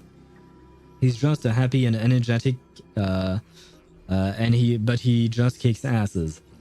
Like I said, I don't mind happy and energetic. I just don't like screaming. That does not change anything to what I said. He can be happy, he can be energetic, he can be funny or whatnot. I just don't want him screaming all the time. Prediction. If effective intervention is not performed, Iron Tomb will complete its self-coronation in 14 system hours and initiate its plan to destroy the entire path of erudition. Wait, are you just giving... Oh, wait, 14 system hours. Okay, I was going to say, wait, he's just giving us the summary of what happened previously. But no, actually, he's telling me that we're going to die in 14 hours. Well, guys, it was nice knowing you and all of that. But apparently we are going to die. If enemies hurt their nakamas, he gets badass mode and he solves something. I don't really know what you wrote there. Problems in unexpected ways. Oh, okay, you had not finished your sentence. He solves problems in unexpected ways. Still, it doesn't change the fact that he's streaming, right? As long as he's streaming, I cannot watch it. By the way, the manliest fight in One Piece is a fight between a fat man in his 50s wearing baby clothes and another man dressed as a pirate shooting stuff from his butt, if I remember correctly. Oh, wow. Oh, I see. Well, I have found my answer. Definitely not watching. I don't mind absurd things sometimes, but this is definitely not my cup of tea. Let me think. Is maybe chaotic as Cypher? Yeah, but once again, Cypher is not screaming. That's really my main issue here. The screaming aspect of the way he talks. Because Cypher is definitely very chaotic, but I enjoyed her regardless of that, right? Except for the fact that she stole Castris's gift for us. Other than that, I do like Cypher. How will it destroy the erudition? The possibilities are endless. Breaking down interstellar communications, destroying the synesthesia beacons, returning cosmic civilizations to the Dark Ages, or even starting the third anti-organic war. Any of it would be able to bring the cosmos to its knees. Simply put, it will tilt all sciences and technologies towards the destruction. And since Nanook glanced at this place, it means they are being dead serious. Ah, well. I mean, I suppose that would be bad, right? Hasn't Iron Tomb been around for a long time? Based on info provided by the IPC, Iron Tomb probably isn't like Selenova or Zephyro, who are overlords ascended from human beings. Instead, Iron Tomb is an algorithmic sequence. It can be anywhere, as long as there is a receptacle for its calculation. Yeah, basically, Iron Tomb just needs a very powerful, but just needs a computer, right? As long as there is one computer, he can still exist, or something, probably. Don't bring One Piece, or I end up blabbering about it. Out of context is a dirty move, then he's the most manly man in anime. Wait, what? Who is the most manly man in anime? And don't worry about blabbering, as you put it, about One Piece. Was I the one who brought up the subject? Yes, I was the one who brought up the subject, right? So it's fine. And on top of that, like, we are here to talk about anything and everything, really, including the story that we're doing, of course. Luffy doesn't scream. It's because he has an energetic voice. It's not screaming. That sounds like an excuse. But that in fact he is actually screaming, or at least to my ears it would sound like screaming, probably. The version of Iron Tomb hiding in Amphoreus is its source code, and this scepter is its incubator. Let's talk about Toma then. What, you once again want to talk about his the scene where he was bound? What do you want to say except that we all know here, I think all of the viewers here know that Toma being bound is something that turns you on for some reason. Why not? Have at it, I suppose. 14 system hours is no time at all. Yep. Wait, Finon had like 33 million times or iterations to figure something out. Why do we only get 14 system hours? That seems unfair. Think of it as the program having reached 99.98% completion already. And then it's over. Something in the shadows has been driving everything forward. It's the observer named Lygus. Aha. Speculation. He's the Scepter System's administrator. Aha. I knew it. Which means that Lygus is still a bad guy. Lygus should still rot in hell. The old man dressed as a baby. So you're telling me an old man, a 50-year-old man dressed as a baby is the manliest man in anime? I somehow have a difficult time believing that, not gonna lie. He wants Iron Tomb to break through the knowledge singularity. I don't know why he wants to do it, but he'll remove interferences at any cost. You're the only variable within this world, and you're the only thing he fears. So listen closely, little one. The speed of time is different in Amphoreus compared to the outside. Destruction is just about to arrive, but you can still play Deliverer one last time. Okay, and what am I supposed to do then? The cycles have already been broken. You've entered what is theoretically the last cycle Amphoreus will ever be able to run. An Iron Tomb will break out of its prison as soon as the process of Genesis is triggered once more.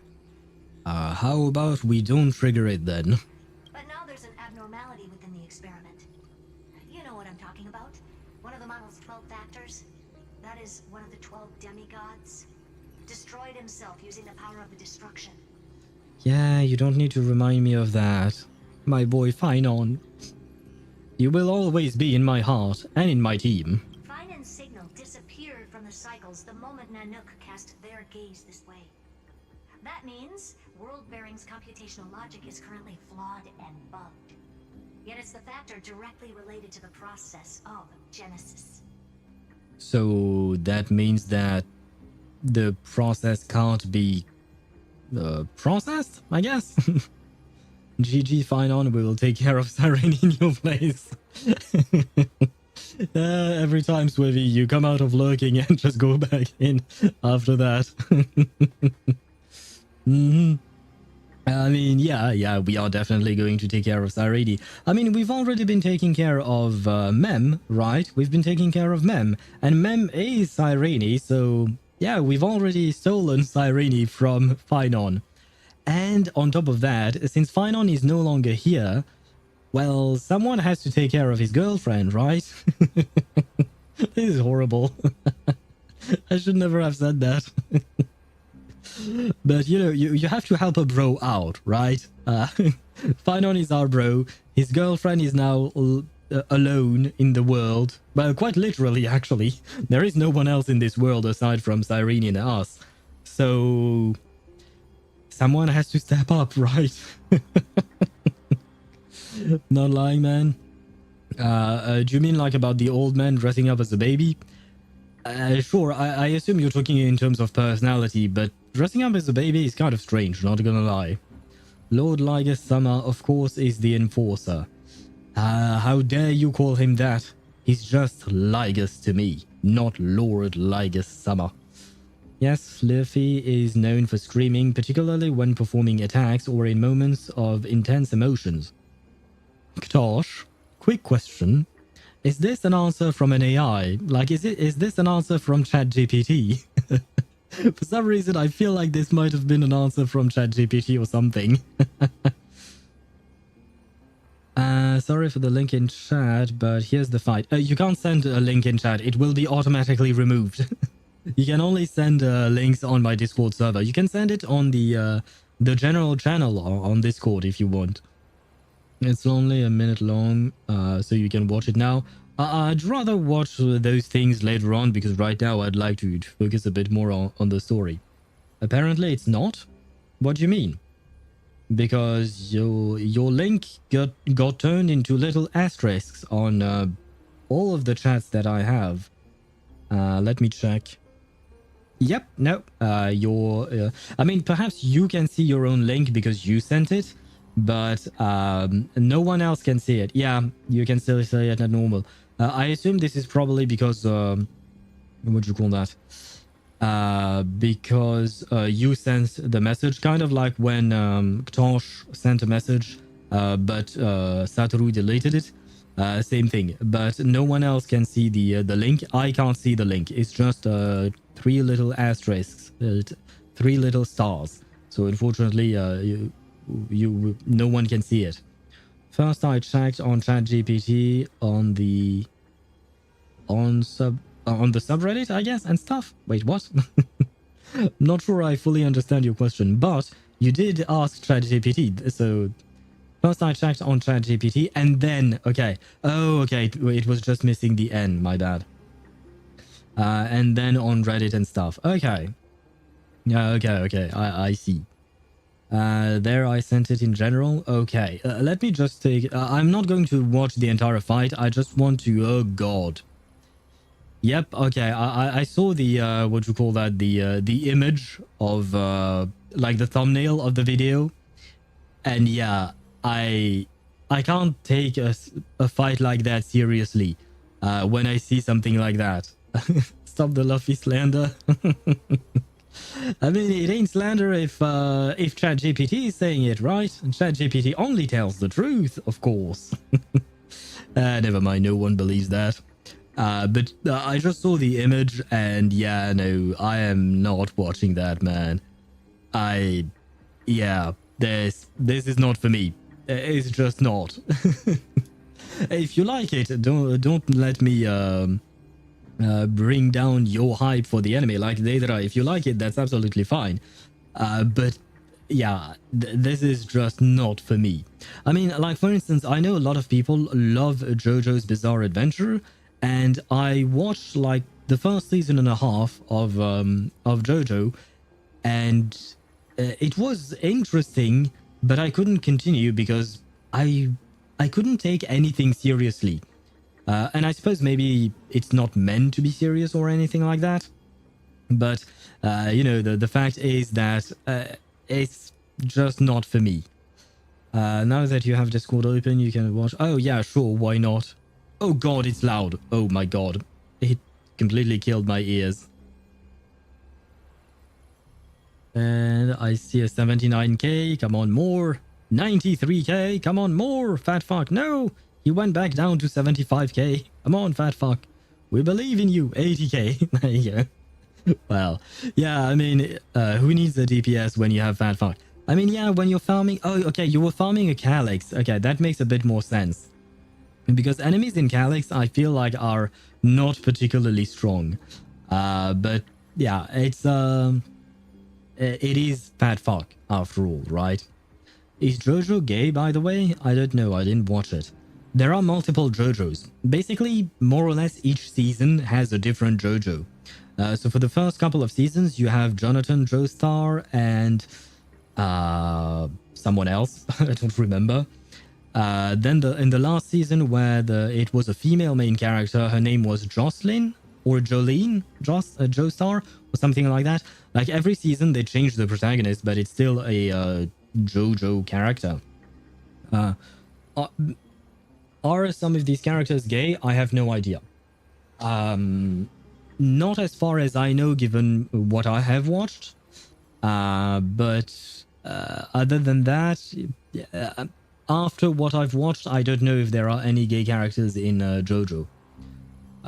There are some feminine men, so maybe you could qualify them as what people would call the stereotypical gay or something like that. But even then, I have no idea if they are actually gay or not. But that's the closest thing I can think of. But yeah, I really don't know enough to be able to answer your question. They're plotting against me.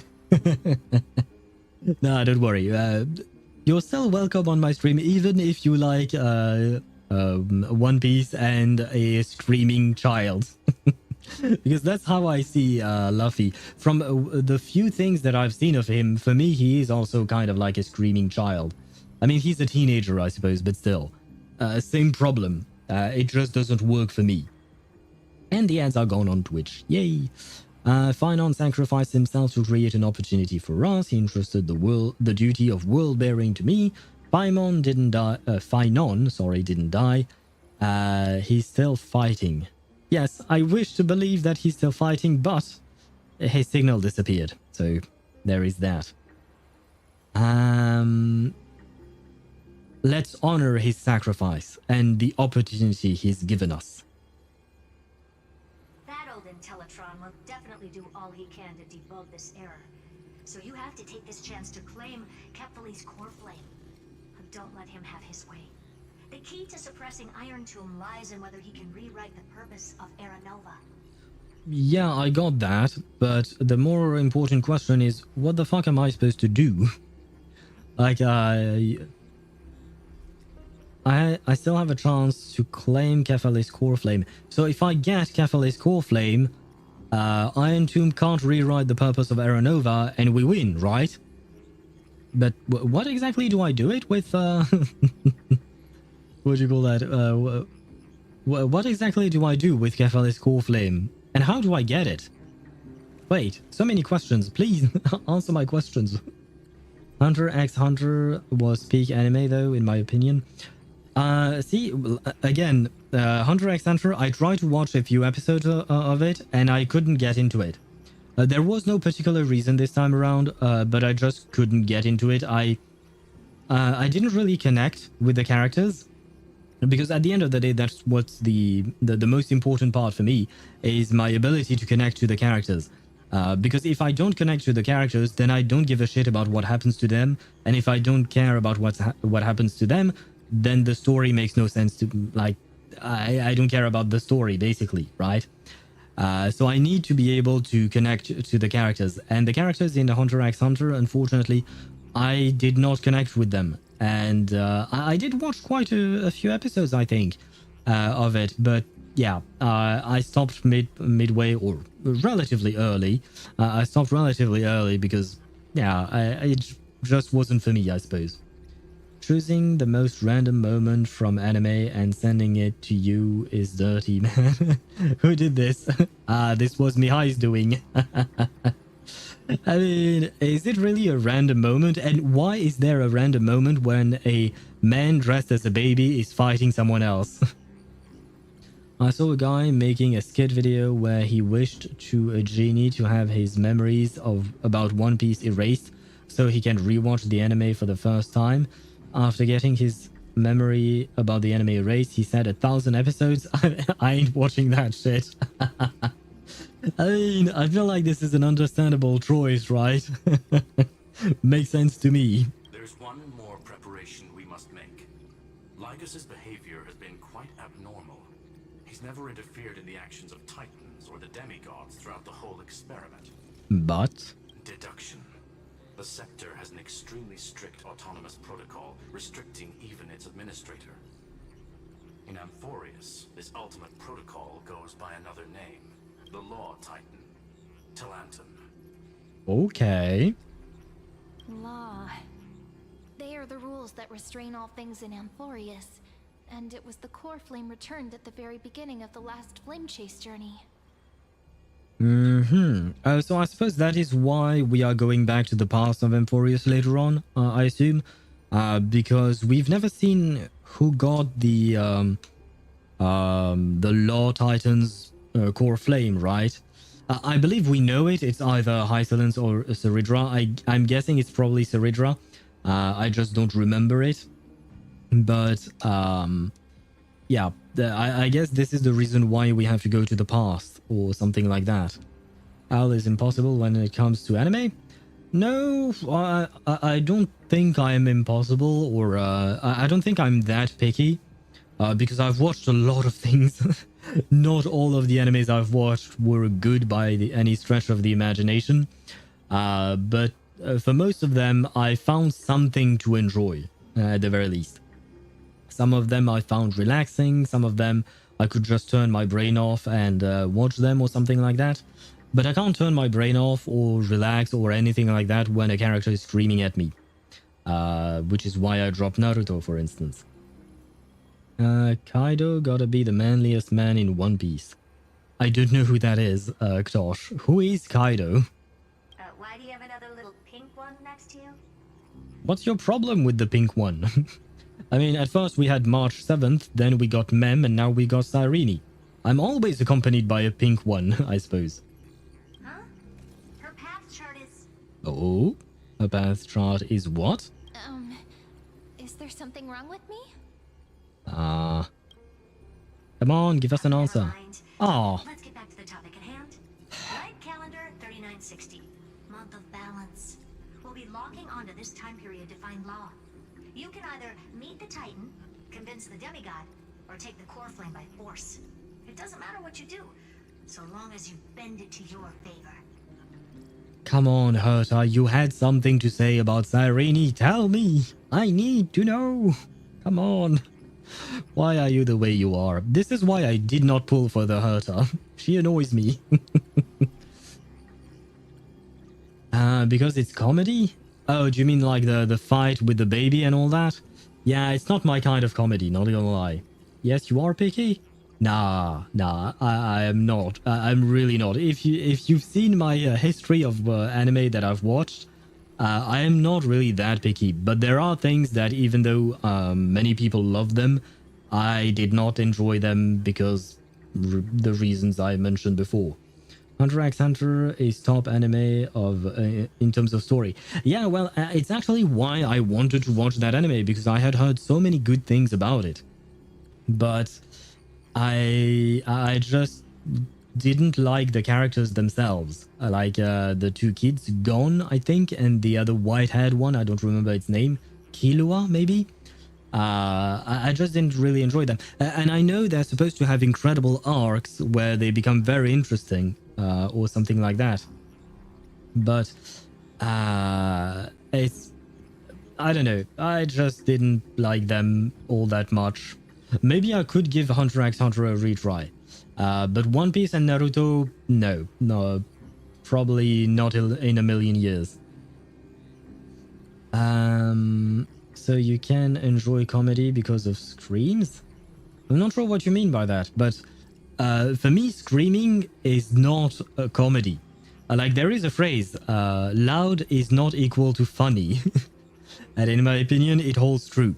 At least for me, loud is not funny. Just being loud for the sake of being loud in order to create some laughter, that won't work on me. Nope, Tosh. Quite the opposite. Loud, it is not equal to funny, at least not in my books. Herta has good design, but trash personality. I agree with you, Tosh. I agree. Because I do like Herta's design, but her personality, I don't like it at all. I like characters like Bennett and Moalani. Yeah, they are pretty nice. And see, for instance, Moalani is another character who's energetic. Same thing with Yoimiya, right? These characters are energetic, but they are not constantly screaming in your ear. And I prefer that, you know. I do enjoy some energetic characters, just not the screaming. Killua the Goat. Yeah, I've heard a lot of good things about him, in terms of like his writing and all of that. But, yeah, I just didn't connect. But I could give Hunter x Hunter another go. But the other ones, not so much. Tell me, maybe I watched it.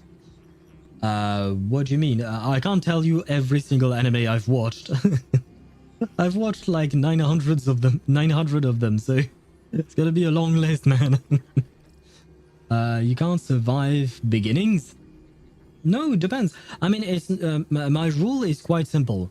If by episode 3, if I give you an hour of my time and you can't convince me that your story or your characters are worth investing the rest of my time into, then I feel like there is a bit of a problem, because an hour is actually a long time. It's 1/4 of a proper anime duration, right? For a 12-episode anime. So I feel like if you can't convince me in an hour, in 1/4 of your stuff that you're not for me, then I'll just leave it at that. Because like an hour is also half a movie, basically. So And I don't mind slow pacing, for instance. Like, slow pacing is absolutely fine. I do enjoy quite a few slow-paced anime, but I have to be able to enjoy the characters first and foremost, and then I'll see about the story and all of that. But if the characters themselves at the very start are characters that I can't really enjoy, or if the story is not compelling enough for me to overcome the characters bit, then I will give up, because I want to spend my time into something that I actually enjoy. Tell me you can't. A lot of anime screams for comedy. Yes, I know, which is why I don't like it, because I did watch quite a lot of anime and I've noticed that trend of screaming for comedy, and I just don't find it funny, unfortunately. Sometimes it can be, but it's quite rare and it has to be well written. But most of the time I find that anime uses screaming just as a way to get a cheap laugh. It's not really a well-written joke or a well-written bit. It's just the character screaming out of nowhere, and because of the surprise and because it changes the context a bit, it's supposedly funny. Like the cliche harem anime with the girl. Which one are you talking about? In underwear being a tsundere? Oh, right. You mean like in harem anime where the tsundere, basically the protagonist sees the tsundere in her underwear and then she gets mad at him or something like that? Yeah, I've seen that a lot in various harem type anime, and not my cup of tea. I don't like tsunderes either. I don't like tsunderes either. The only real screaming protagonist in anime is Asta from Black Clover. I do agree, but somehow I actually watched 170 episodes of Black Clover. It took me 3 tries to be able to watch that many episodes, but I did find the story interesting, so I managed to move past all the screaming from Asta. But at first I gave up on this because of Asta. What's your top 3 anime? Oh, that is a hard question. You know what? Wait. Let me check something. Let me check the animes that I've noted as a 10 on my anime list. that will help me decide what I really enjoy. I suppose Overlord, which is an isekai anime. Overlord is probably one of my favorites. Definitely. Steins Gate is also probably among the list. I really enjoyed Steins Gate. Let me see. Completed and... Come on. And show me by score, please. Come on. You're slow, but come on. Okay. So what do I have rated as a 10? Code Geass, Spice and Wolf, Spice and Wolf 2, Full Metal Alchemist, Steins Gate, Overlord, Konosuba. I have Konosuba in there. That time I got reincarnated as a slime. Not all seasons are equal though. Horimiya, which is a rom-com. Mushoku Tensei.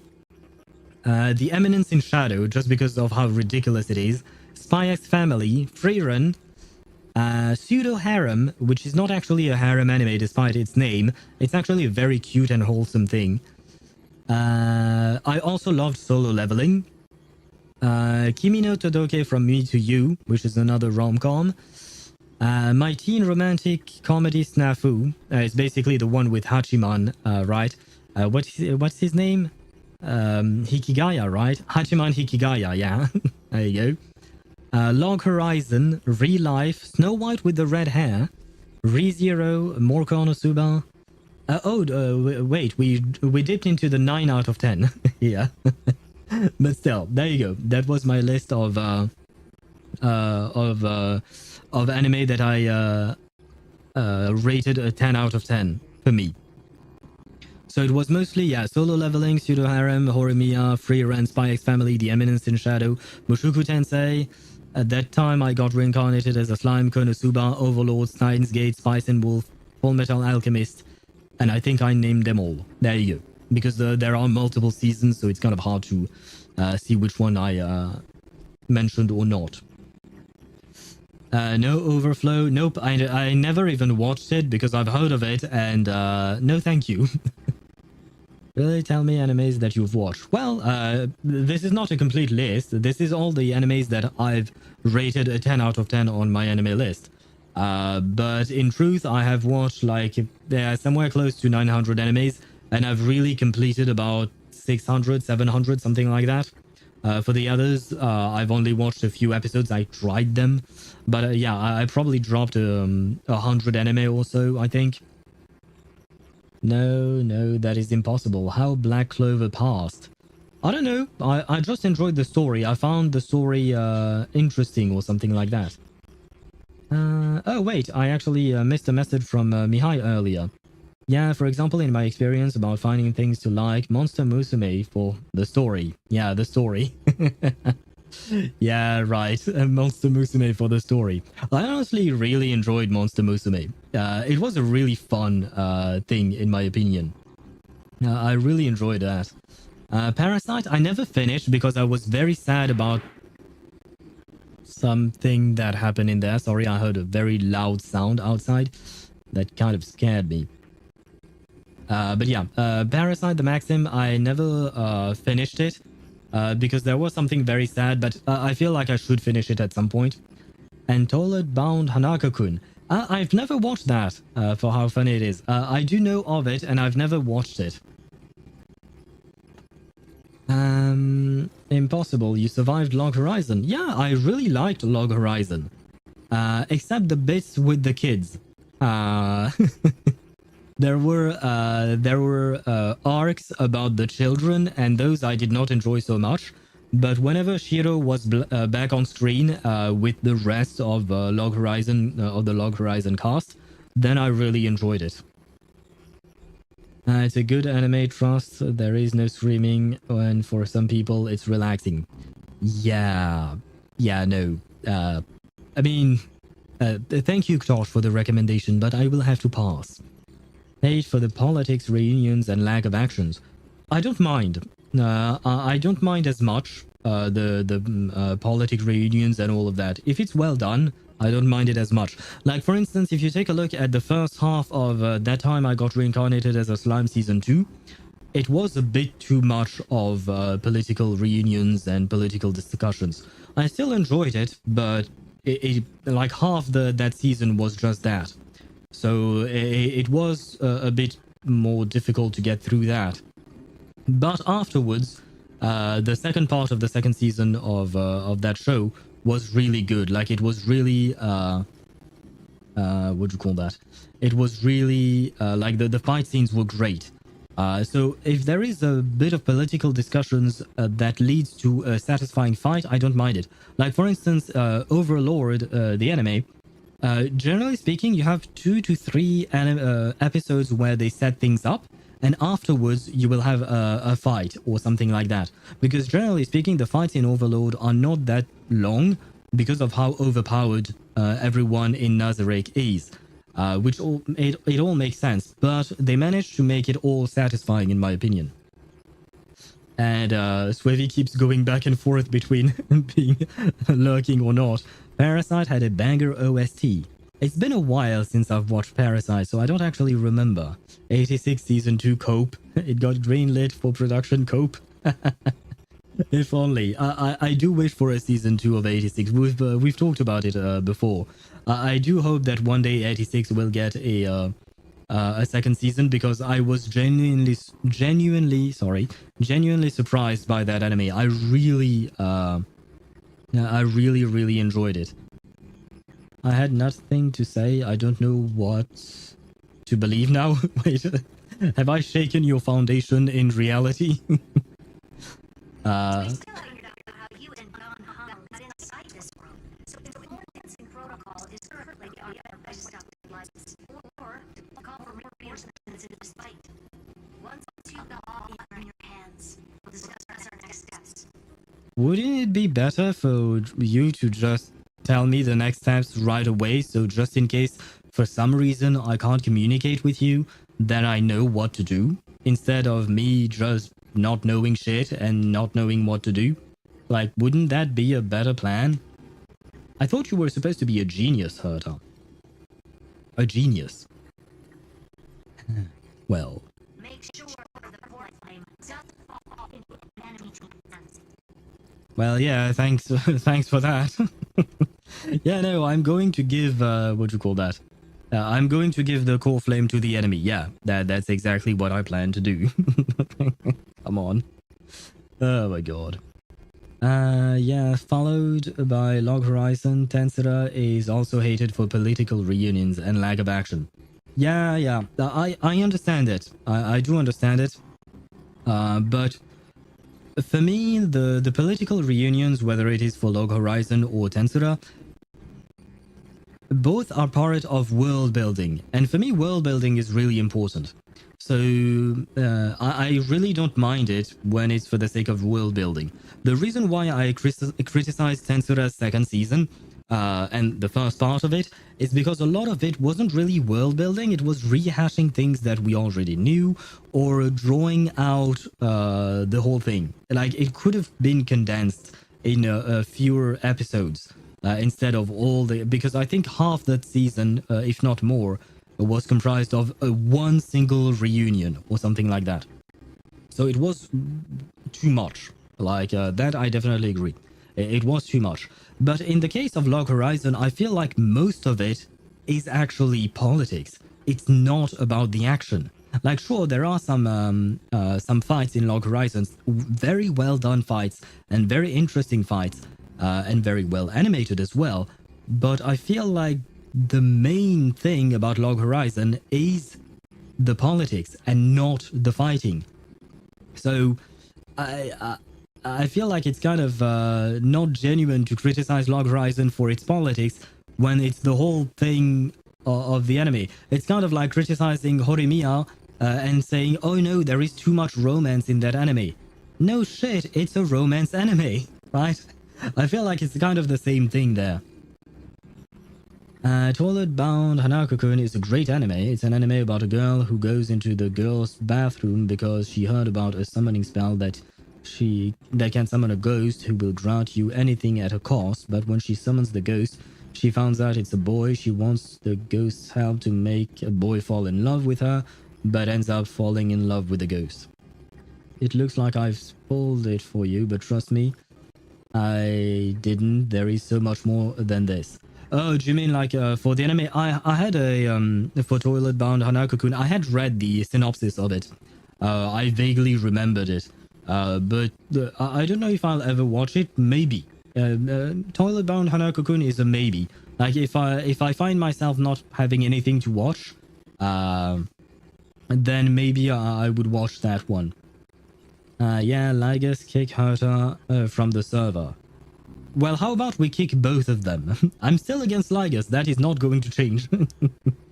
Might rewatch Hunter x Hunter after I finish Dexter. Are you talking about the cartoon?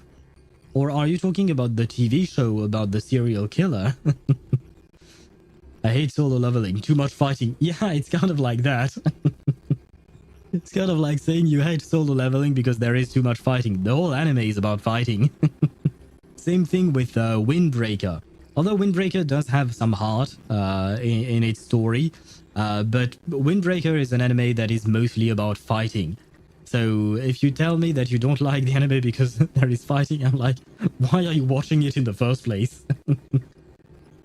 Well, Log Horizon is an isekai. I mean, yeah, it is an isekai, but we have a lot of various types of isekais.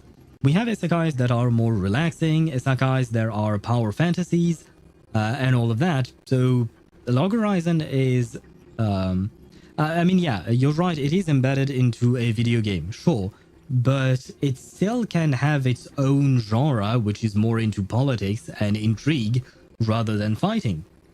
I feel like just because the genre is supposed to be an isekai doesn't mean that it's supposed to be all about fighting. Like, for instance, there was an isekai called Parallel World Pharmacy, where the reincarnated dude creates a pharmacy and he sells medicine to people. There is maybe like 2 fights in that anime, and that's about it.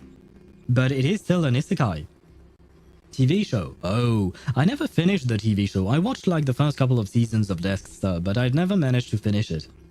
Not just fighting, but there is too much pointless aura farming. What do you mean, in solo leveling? I mean, that's the whole point of the anime, once again. That's the whole point of the anime, right? It's the aura farming, it's the flexing on the enemy, or something like that. And guess what? The most disliked episode in solo leveling is the episode where the MC managed to cure his mum. And it's so hated because the MC cried and didn't aura farm for the entire episode. Yeah, but see, this, in my opinion, is stupid. I'm sorry if that is an opinion that some people share here, but I feel like this is very stupid. Because at the end of the day, Sung Jinwoo is a human being. Yes, he's aura farming. Yes, he's power flexing on his enemies and all of that. But he's a human, and everything you've seen him do in both seasons of the anime was to cure his mother. So imagine being able to finally achieve your dream, and more importantly, save someone that you love. And for me, it was great. The fact that he cried, that he showed himself to be vulnerable and all of that, it showed that his character was more than just flexing and aura farming. And I enjoyed it. But apparently, yeah, I know that, Mihai, you're right. A lot of people hated that. And the only thing I can say is people are stupid. I'm sorry, but people are just stupid, man. I don't like saying that, but because I don't like to make a general point about people, right? But come on, man. Sigma males don't cry, or alpha. I don't even know which one is which, the alpha or the sigma. Which one is supposed to be better? I don't know what people call themselves nowadays. Yeah, same thing, Swivy. I'm lost about that. I know that people call themselves alpha, sigma, or beta, although beta is supposed to be bad, apparently, I think. But yeah, I never really followed that trend. I just gave up on that. But don't misunderstand, I love Log Horizon, the best isekai to represent a real video game MMORPGs. Yeah. I really enjoyed it because of that.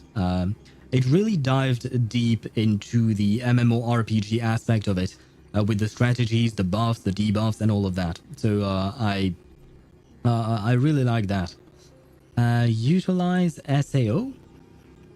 Utilize SAO? SAO is Sword Art Online, I know that. But I don't know what you mean by with the utilize.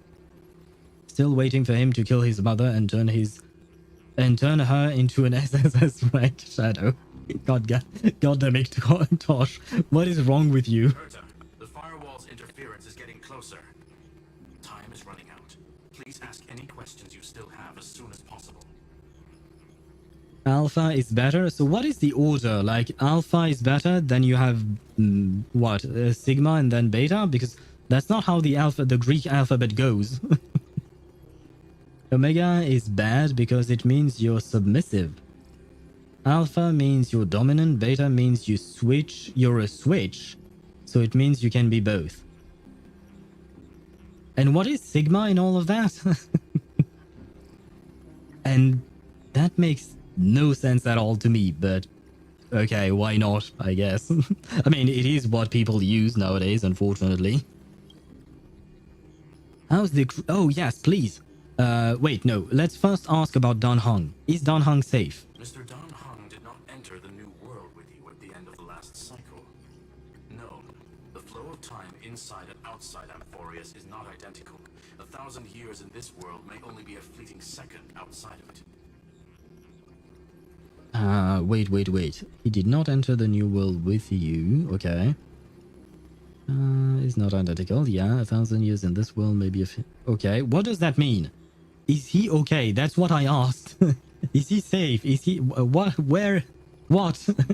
Shulum, this is not answering my question. Conclusion. He is on his way back to the Express. Perhaps lead with that first, right? Because I am worried currently. So perhaps you should, you know, tell me that first. And then... and then, you know, we can talk. Unlike. Oh, you meant to say unlike SAO. Yeah. Because, I mean, SAO does not really dive into the whole MMORPG aspect. It's more... SAO, I would say, is more like a power fantasy, right? where what's his name? Shit, I forgot his name. But the main character is super strong. He's super good at what he does and all of that. And I don't even know how he's strong. I guess because he's a gamer and all that, and he's trained or something. But it's not about him utilizing proper skills and putting up a strategy. It's basically the power of friendship, right? He thinks about his girlfriend or something, and all of a sudden he has some kind of power-up, which makes no sense. I still enjoyed the first part of SAO Season 1, and afterwards not so much. Beta, Sigma, Alpha. So Beta, Sigma, Alpha, that's what? Like from worst to best, I guess? By the way, would Mika, Dahlia, Fremine, Yao Yao work? Mika, Dahlia, Fremine, Yao Yao? No? I don't really see the point. What are you trying to achieve with this team? Because Mika is a physical buffer, basically, or a healer, or an attack speed buffer. So why not Mika with Fremine, given the fact that you want to have Fremine on field? You do want some Hydro application. I don't remember. Can Dahlia apply a lot of Hydro? I'm not sure. And what the heck is Yao Yao doing here? What is her role in that team? How is the Express crew doing then? Iron Tomb can't affect the real world just yet. Don't worry. Himiko and the others are more concerned about your well-being than their own. Well, I mean, she's mother, so of course you would worry about her children. But I am also worried about her. Where is March 7th? Miss March's situation is rather complicated. Madame Herta and I can detect her signal, but cannot ascertain her location. Okay. What we can be sure of is that she's still in Amphoreus. Okay. So that means we can find her, right? Probably, hopefully. That is because Log Horizon is peak. Yeah, honestly, Log Horizon's fights were peak, because there was a lot of strategy involved, with each skill doing something specific that will help the fight, with rotations between guild members and guilds, like when it was a raid with several guilds. Like, there was actual thought behind it, right? Which is something that I watched... what was it again? The Legend of the Galactic Heroes or something? And it's supposed to be about two admirals, and it's a sci-fi type of anime. And it's supposed to be about two heroes, or two admirals, sorry, commanding opposing sides of an army, right, in space. And the fighting in that anime is basically just like a child mashing up two armies together. It's basically the same thing.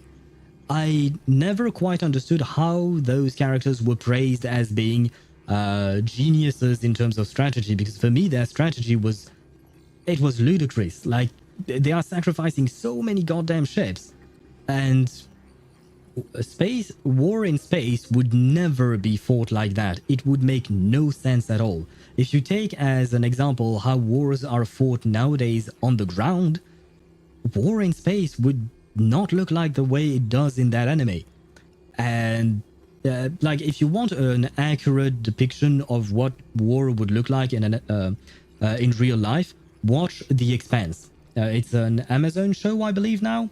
Watch The Expanse. Their portrayal of fights in space makes much more sense. It is much less exciting than what you would see in Star Wars, but it is so much more accurate. And for me, the accuracy makes it so much more vibrant in terms of fighting.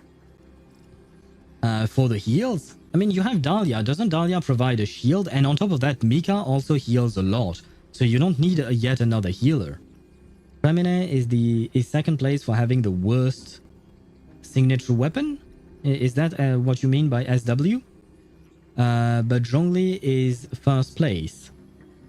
Still shocked that the best weapon for Zhongli is a 3-star weapon and not the 5-star weapon that comes with him. That's because they changed his kit.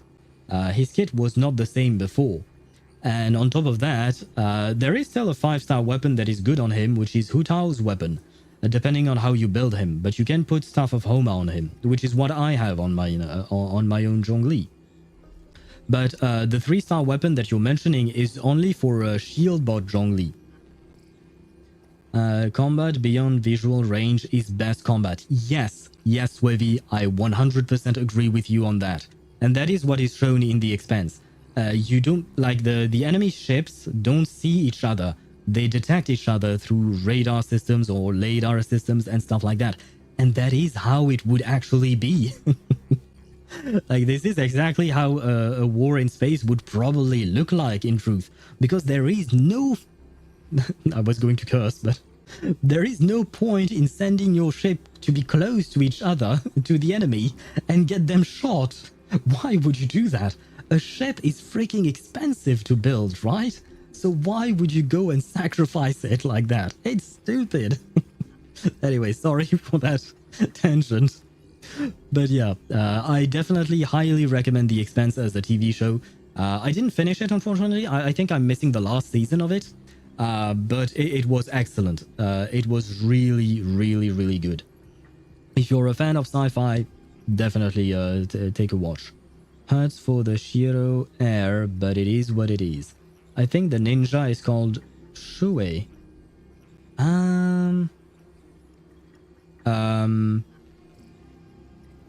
Is she called... No, the ninja, do you mean the girl? Her name is Akatsuki, right? If I recall correctly, the ninja girl, her name is Akatsuki. In fact, you know, my computer YouTube account is called Lichi Ro 2. Yeah? Oh, is the Ro actually from Shiro? But what is the Lich coming from? Ro 2 is the alt account of Shiro. Oh, I completely forgot about that. Oh, okay, I see.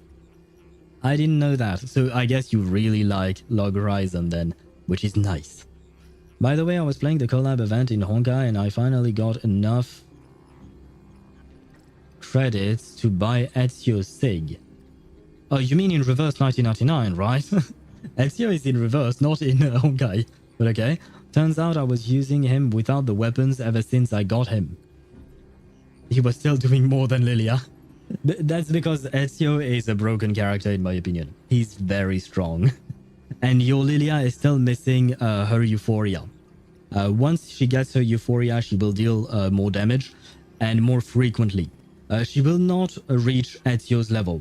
That, let me warn you about that. Don't expect Lilia to deal as much damage as Ezio even after you give her her Euphoria. Don't worry about her. She's absolutely chock full of mysteries.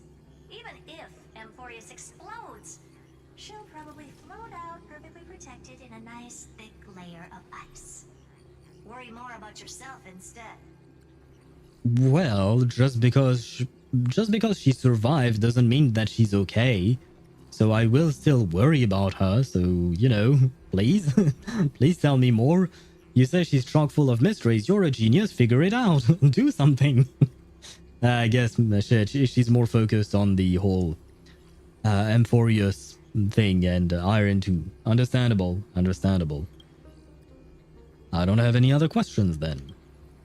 I believe in your capacities. The hands of the Trailblaze can create miracles, and will certainly be able to snuff out the flames of evil. I'm not going to give any motivational speeches. I just hope you bring good news the next time we meet, little one. I mean, you've never given any kind of motivational speeches, because to give a motivational speech, you need to care about other people. And sorry, but the Herta has never seemed to care about anyone other than herself and her research. Funny how in Genshin, if you take the best healer, the best shielder, the best buffer, and the best DPS, you won't actually have the best team in the game because of the elemental reactions. You'll actually have a pretty mid team. I mean, who is the best healer in the game? Is it Kokomi? I don't even know who's the best healer. The best shielder remains Zhongli, as far as I can tell. The best buffer is Furina. The best DPS, I guess, is probably Mawika. But you need Natlan characters with her. So it's not just about elemental reactions. Now we also have Natlan stuff, right? With the Night Soul points, and soon we'll have all the lunar thingies from Notgrai. So yeah, I mean, the whole game is built on elemental reaction. It's not built on individual character strength. It's built on the reactions. As long as you can perform the reactions, you will be able to do something with your teams. Yes, it is. Lich is because my former archmage, Archimaga? Or Archmage, maybe? Row 2 died due to copyright. So she resurrected as a Lich. Okay. I did not expect that, but okay. Kokomi, I think, as the best healer. Yeah, I guess so, right? I can't think of anyone else who would be really good at healing other than her. Oh wait, could Cyrene be a better healer? I don't know. I've never played her. I just seen Duck TV. He has a C6 Cyrene and he uses her as his main damage dealer, and it's quite fun to watch. But I don't know if she's actually a better healer than her. Than Kokomi, I mean. Probably I'll hate them. Yeah, thank you, Ktosh, for your participation. It is noted and quickly erased. But also Jean could be the best healer if you have enough ER to keep her burst up. Yeah. I mean, she has a burst heal, sure. And by burst heal, I don't mean about like she heals through her burst. That is true. But in the sense that she has one big heal, right? Whereas Kokomi is more like medium constant heals. So I feel like Kokomi would probably be better at keeping your team alive in the long run. Whereas Jean, you might struggle to get her burst up, for instance, or things like that. So while Jean is very good, I think I would still give it to Kokomi, probably. Herta cares about people, like a saw through her in 3.0. Does she really care? Does that mean that Herta is a tsundere once again? How many tsunderes do we need? No, not little one. Deliverer. Hey, that's my boy's title, not mine. I'm just borrowing it for the time being.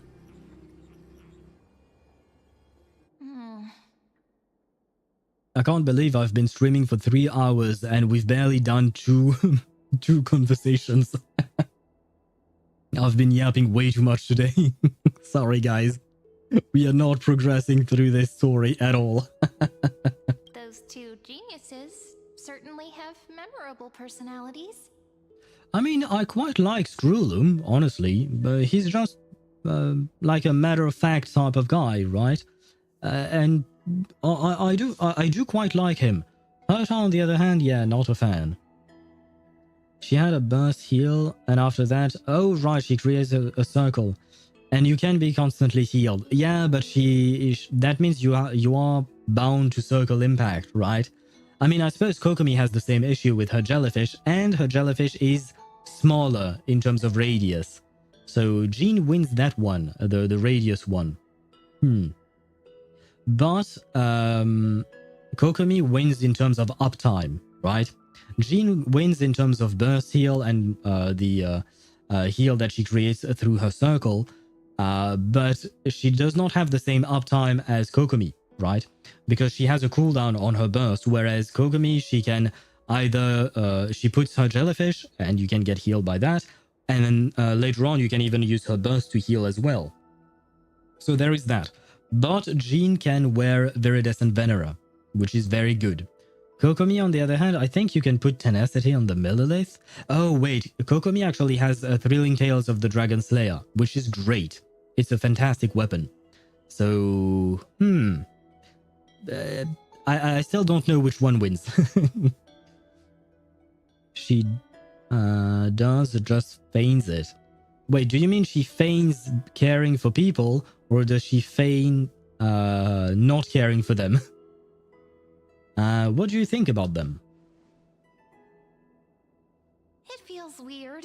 This all feels really familiar. Some of that conversation feels like it's about things I once knew, but then forgot. Wait, guys, I just had a thought. a very stupid thought, as you can hear it by my tone of voice, but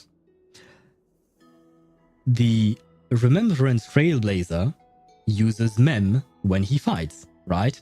He summons Mem with his skill, and he throws Mem at the enemy when he uses his ultimate, right?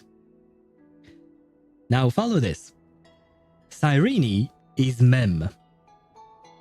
I need someone to create a mod or something that allows Cyrene to appear instead of Mem as the Trailblazer's pet. So that we throw Cyrene onto the enemies to kill the enemies, just like the Trailblazers throws Mem. I need that to happen.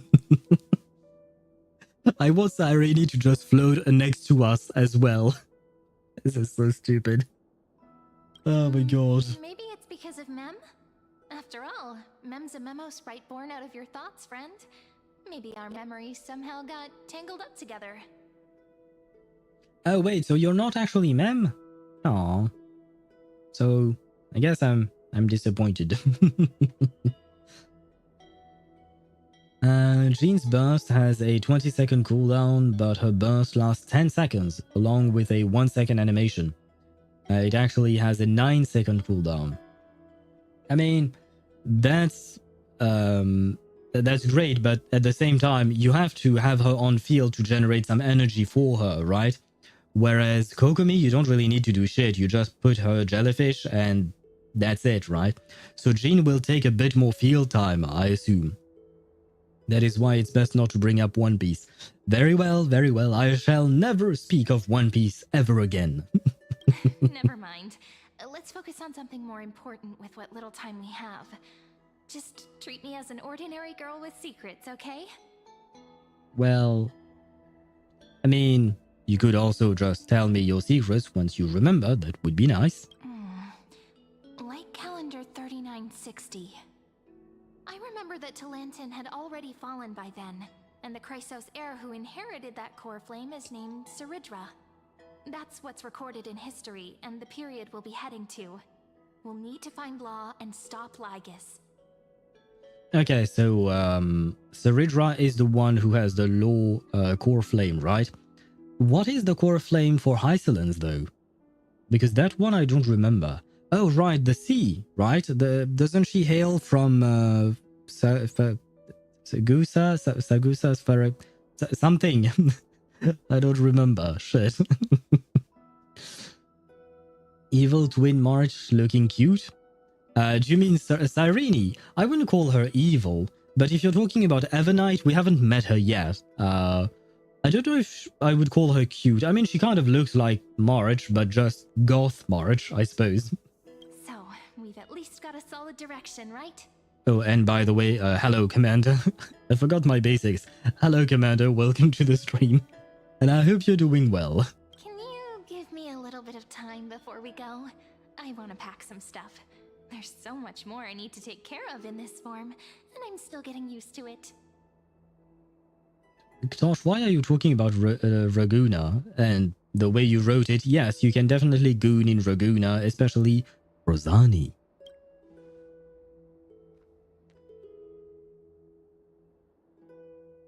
A relaxed scene like this probably no longer exists in the outside world. I mean, it depends on which world you are. I assume he was talking about, what'd you call that? Amphoreus's outside world and all that. Don't forget to take it with you. It's your only means of communications with the outside world. The genius's message is still there, reminding you. Travel to light calendar year 3960, the era of Talanton's fall. Gain control of the law. Pagusa, thank you, Deidara. I knew it ended with Gusa or Usa something. I had the last part of the word, but not the first part, so thank you very much, Deidara. Then you can bypass the final protocol, modify the core flame of world bearing, and reverse Aranova. Well, yeah, that's basically what we just went through, right? This is the same discussion. Delay Iron Tomb's birth. Yeah. That's our objective. I don't know what that is. The information on the chronocognitive anchor is now unrecognizable. However, you already know the mission entrusted by the genius. Go seek out the power of law. Yeah, once again, thank you for the summary.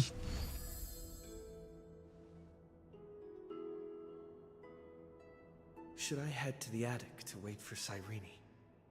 Or should I have one last look at ID's Elysiae?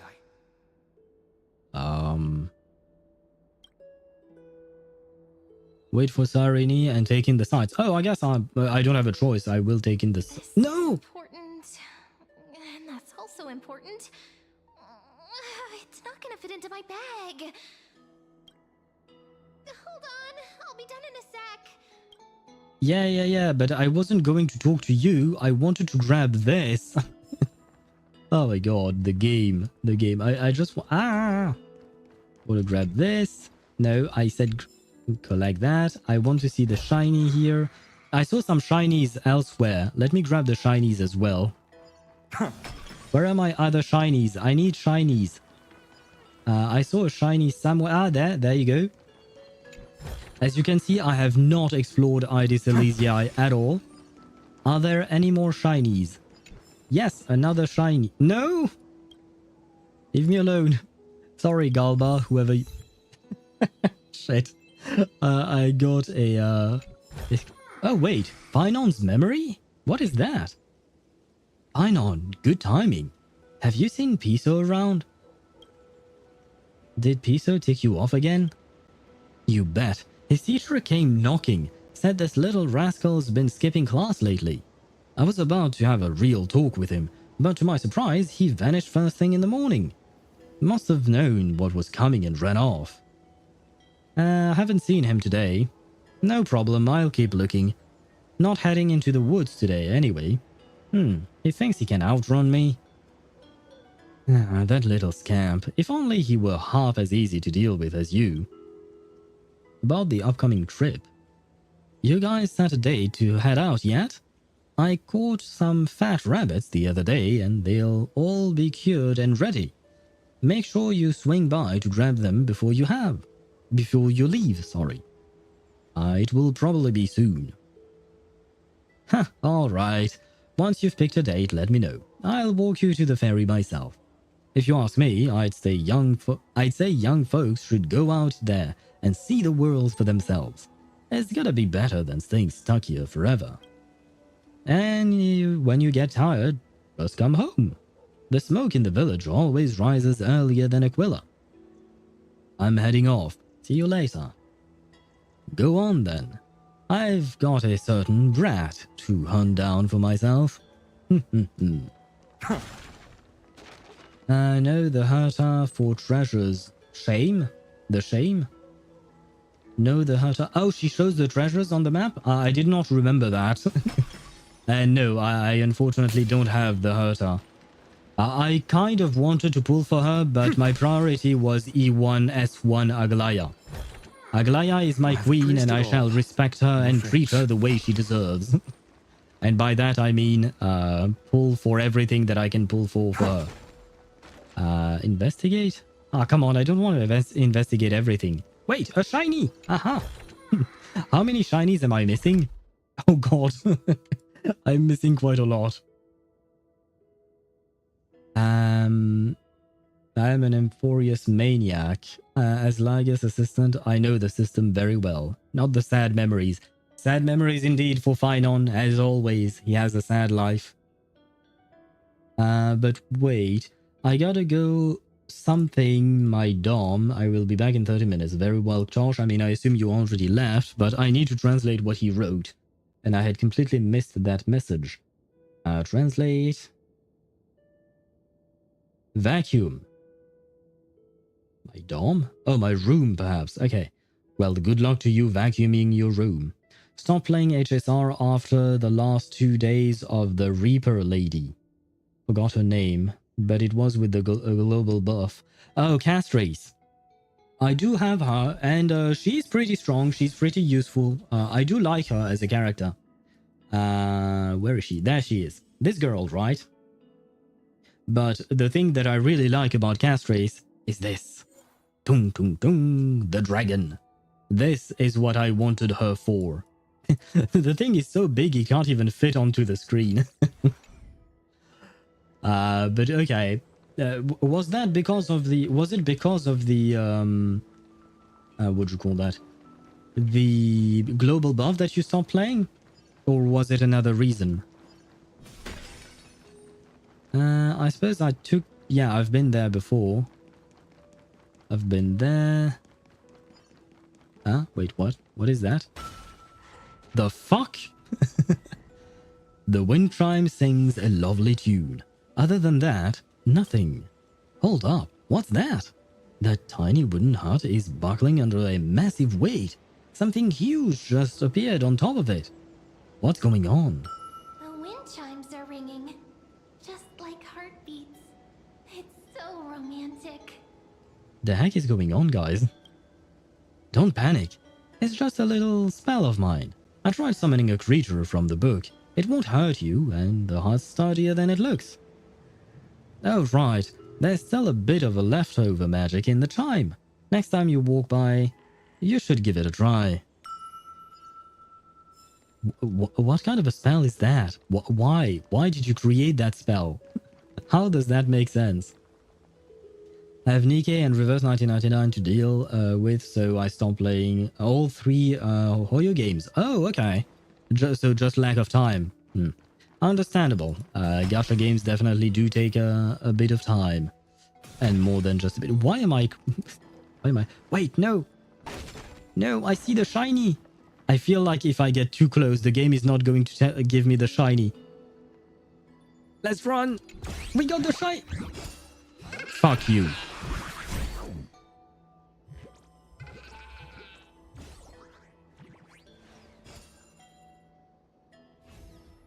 And this is why I do not like Cypher. This is why I do not like Cypher. Because she's friends with this thing. Nya, nya, nya, die. Die and give me my chest. Ah, right, I have to talk to him. You know what? I'm going to skip you. There you go. Give me my chest and go away. Oh, wait. Wait, what?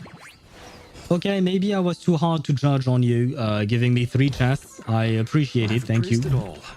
No thanks. I still hate you, but I do... I will say thank you for the 3 chests.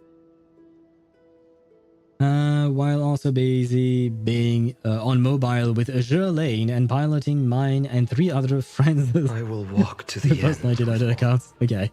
Azure Lane alone takes 4 to 6 hours of my daily. What? Holy shit, that is long. That is long as fuck, man.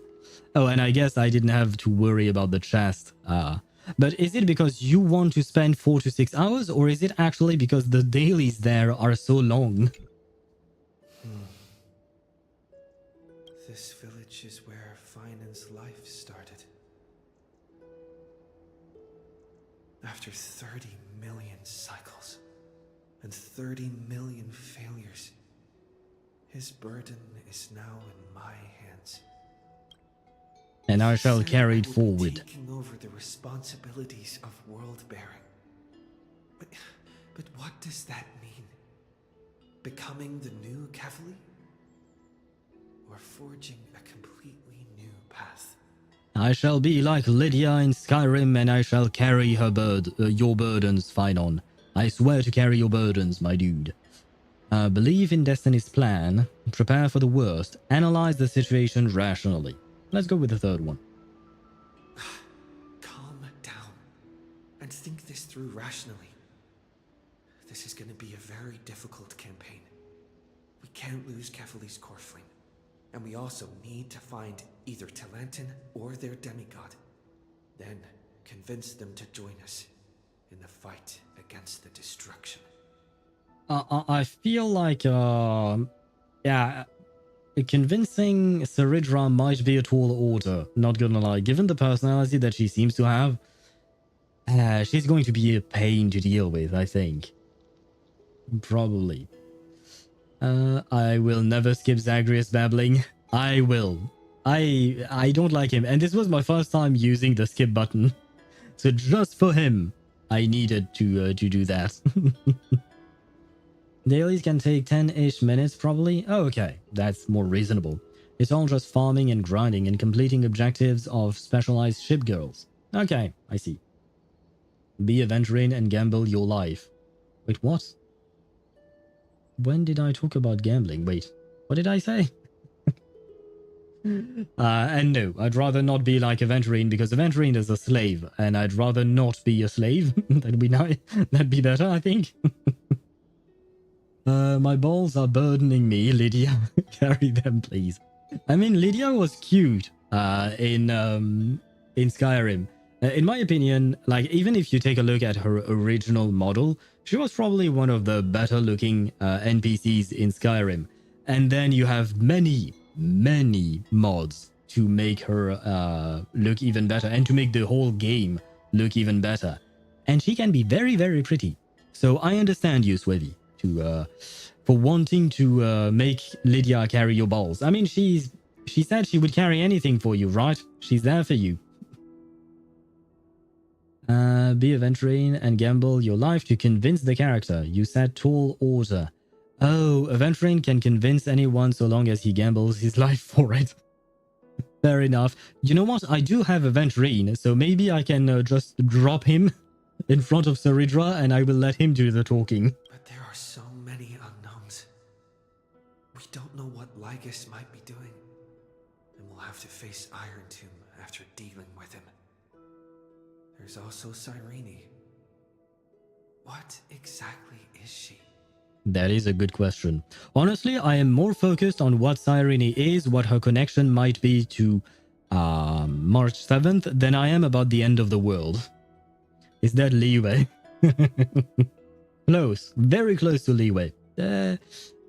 Same company is making the game, right? So it is in the neighborhood of leeway.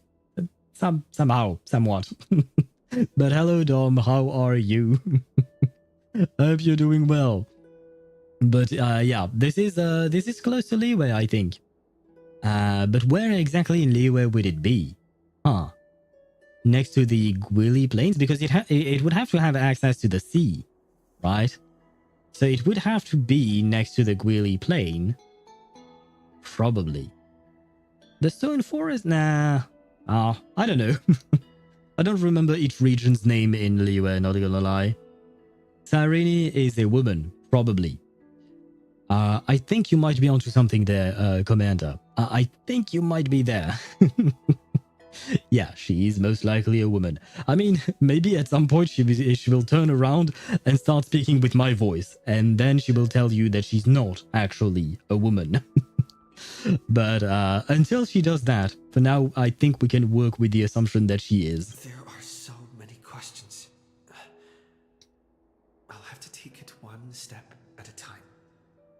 But I must make each move very carefully, because every decision could potentially impact the end.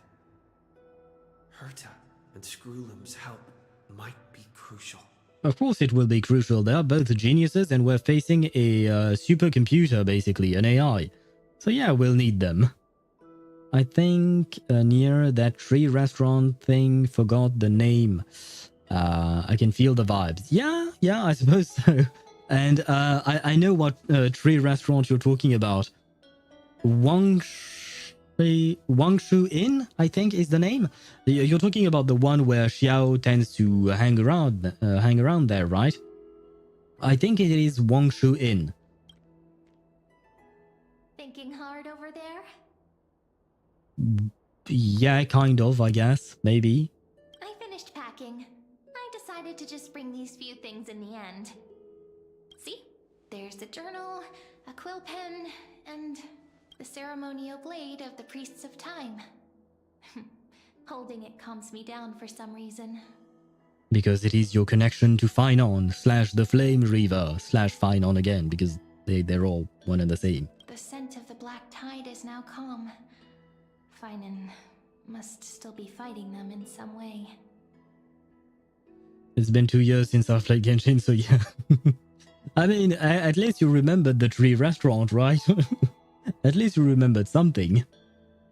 I feel like when they release 100% of their power, you know Herta is the one that does 90% of the work if she locks in.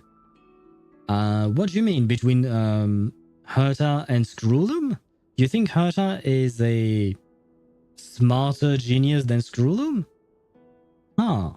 I wonder. I don't know, wait, maybe doesn't their number in the Genius Society, doesn't that number mean something, or is it just by order of when they actually joined the Genius Society?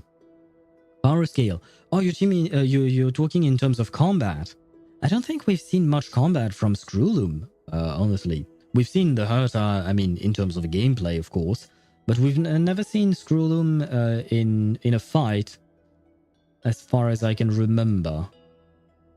This will be Amphoreus' final flame chase journey. But it won't be the end of us. It'll be the beginning. Well, hopefully, if we win. Friend, are you ready to become a hero? Well, technically speaking, I've already become a hero on the Xianzhou Luofu, on Belobog, on the Herta space station.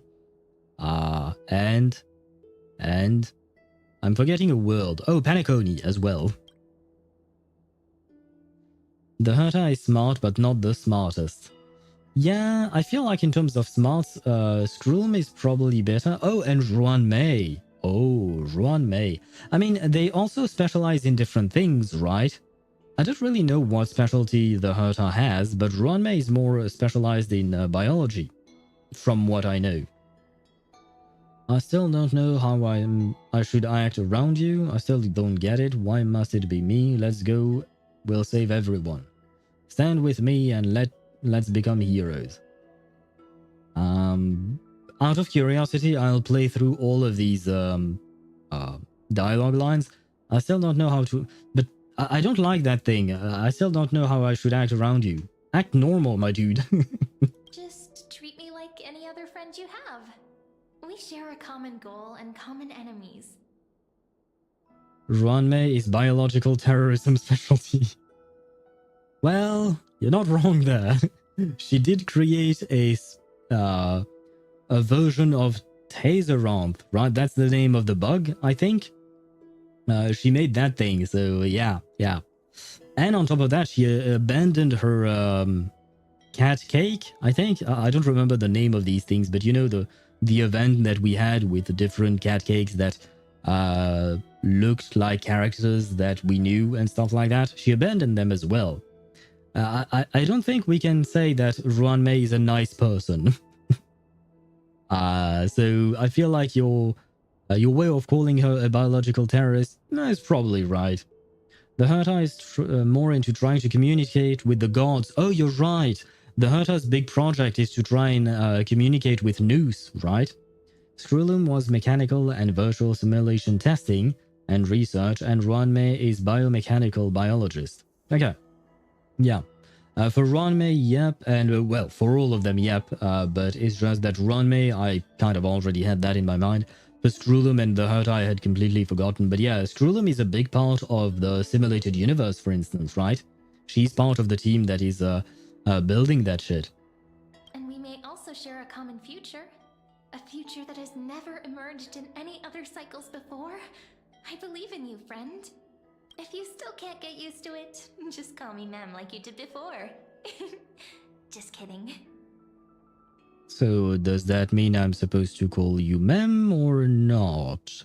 I don't know what she means. What do you want with me? Dr. Ratio is just to go to the most interesting ongoing events? Not sure what you mean by that. Because it's been a while since we've seen Dr. Ratio, right? Still don't get it. Why must it be me? I mean, we haven't seen Dr. Ratio ever since we started Amphoreus, basically. Are you worried that the burden is too heavy for you? Don't worry. Maybe the answer isn't as complicated as you think. Anyways, gotta go sleep. Have a fun stream out. Thank you very much, and a good night to you, Dom. Thank you for joining us, and I hope you sleep well and you dream of Cyrene. I mean, she's cute, right? Dreaming of a cute girl is always nice. But good night to you, Dom. You've seen how every person regarded as a hero in Amphoreus was nothing more than a flawed human. They were just at the right place at the right time when the world needed a hero. But those aren't coincidences. Just like how your arrival kickstarted Amphoreus' fate once more after a stagnation of more than 30 million cycles. It's the inevitability of being a Trailblazer. Nah, I want Tuesday. Good night.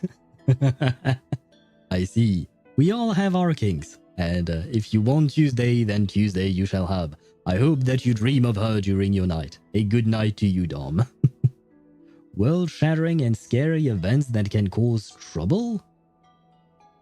When did that happen with Dr. Ratio? I mean, we saw Dr. Ratio with the whole Ruan Mei debacle where she built that, or created that propagation bug thingy. But other than that, I mean, we've seen him in Penacony as well. But other than that, I feel like I don't really know much about him, honestly. A person's personality is their destiny. Your own hero's journey already started the moment you decided to board that express. Let's go and save everyone. That promise might be far too heavy. Dr. Ratio was also in Penacony when the whole Tuesday thing. Do you mean Sunday? You confused your day of the weeks between the two characters. But it was quite funny. I will mention that Sunday came out when Tuesday came out, right? They came out as during the same week, if I recall correctly. It was a funny week, to be sure. But yeah. Dr. Ratio was there with Aventurine mostly, and he was helping Aventurine there. I think he went to research the whole Aventurine higher-ups, such as Jade. Do you mean after Penacony? I have to admit, I do not remember what he did after Penacony. I remember his role in helping Aventurine with his plan. Jade showed up in order to help with all, well, help. She participated in the story, I suppose.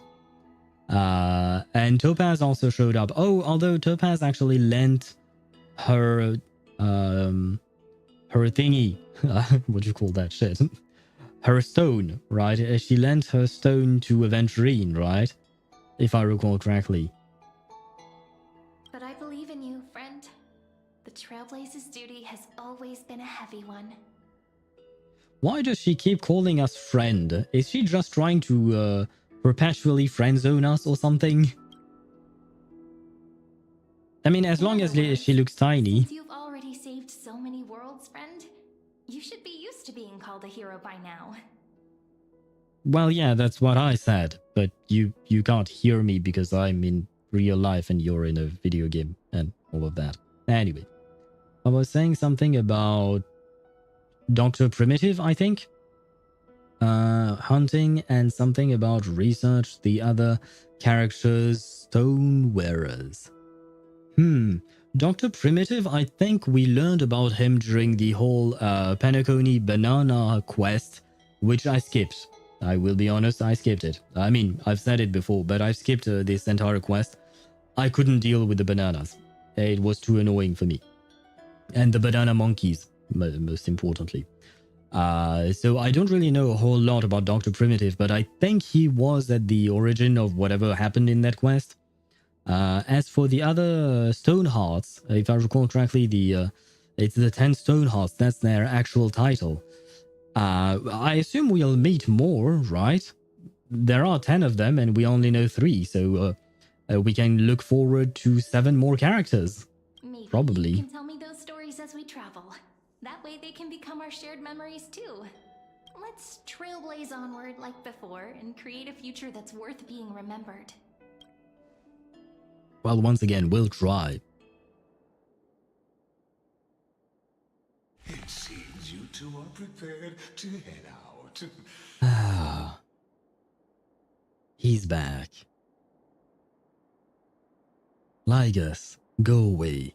Then you should indeed treasure the view before you.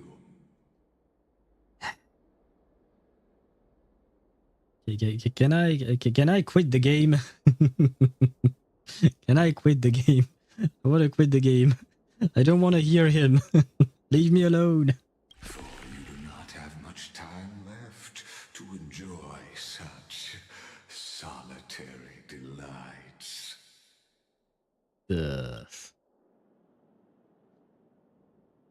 Still daring enough to approach me, huh? My apologies for disturbing your moment of repose. To fully express my apologies, please grace my abode with your presence. No thank you. No, I'm good. I'd rather not.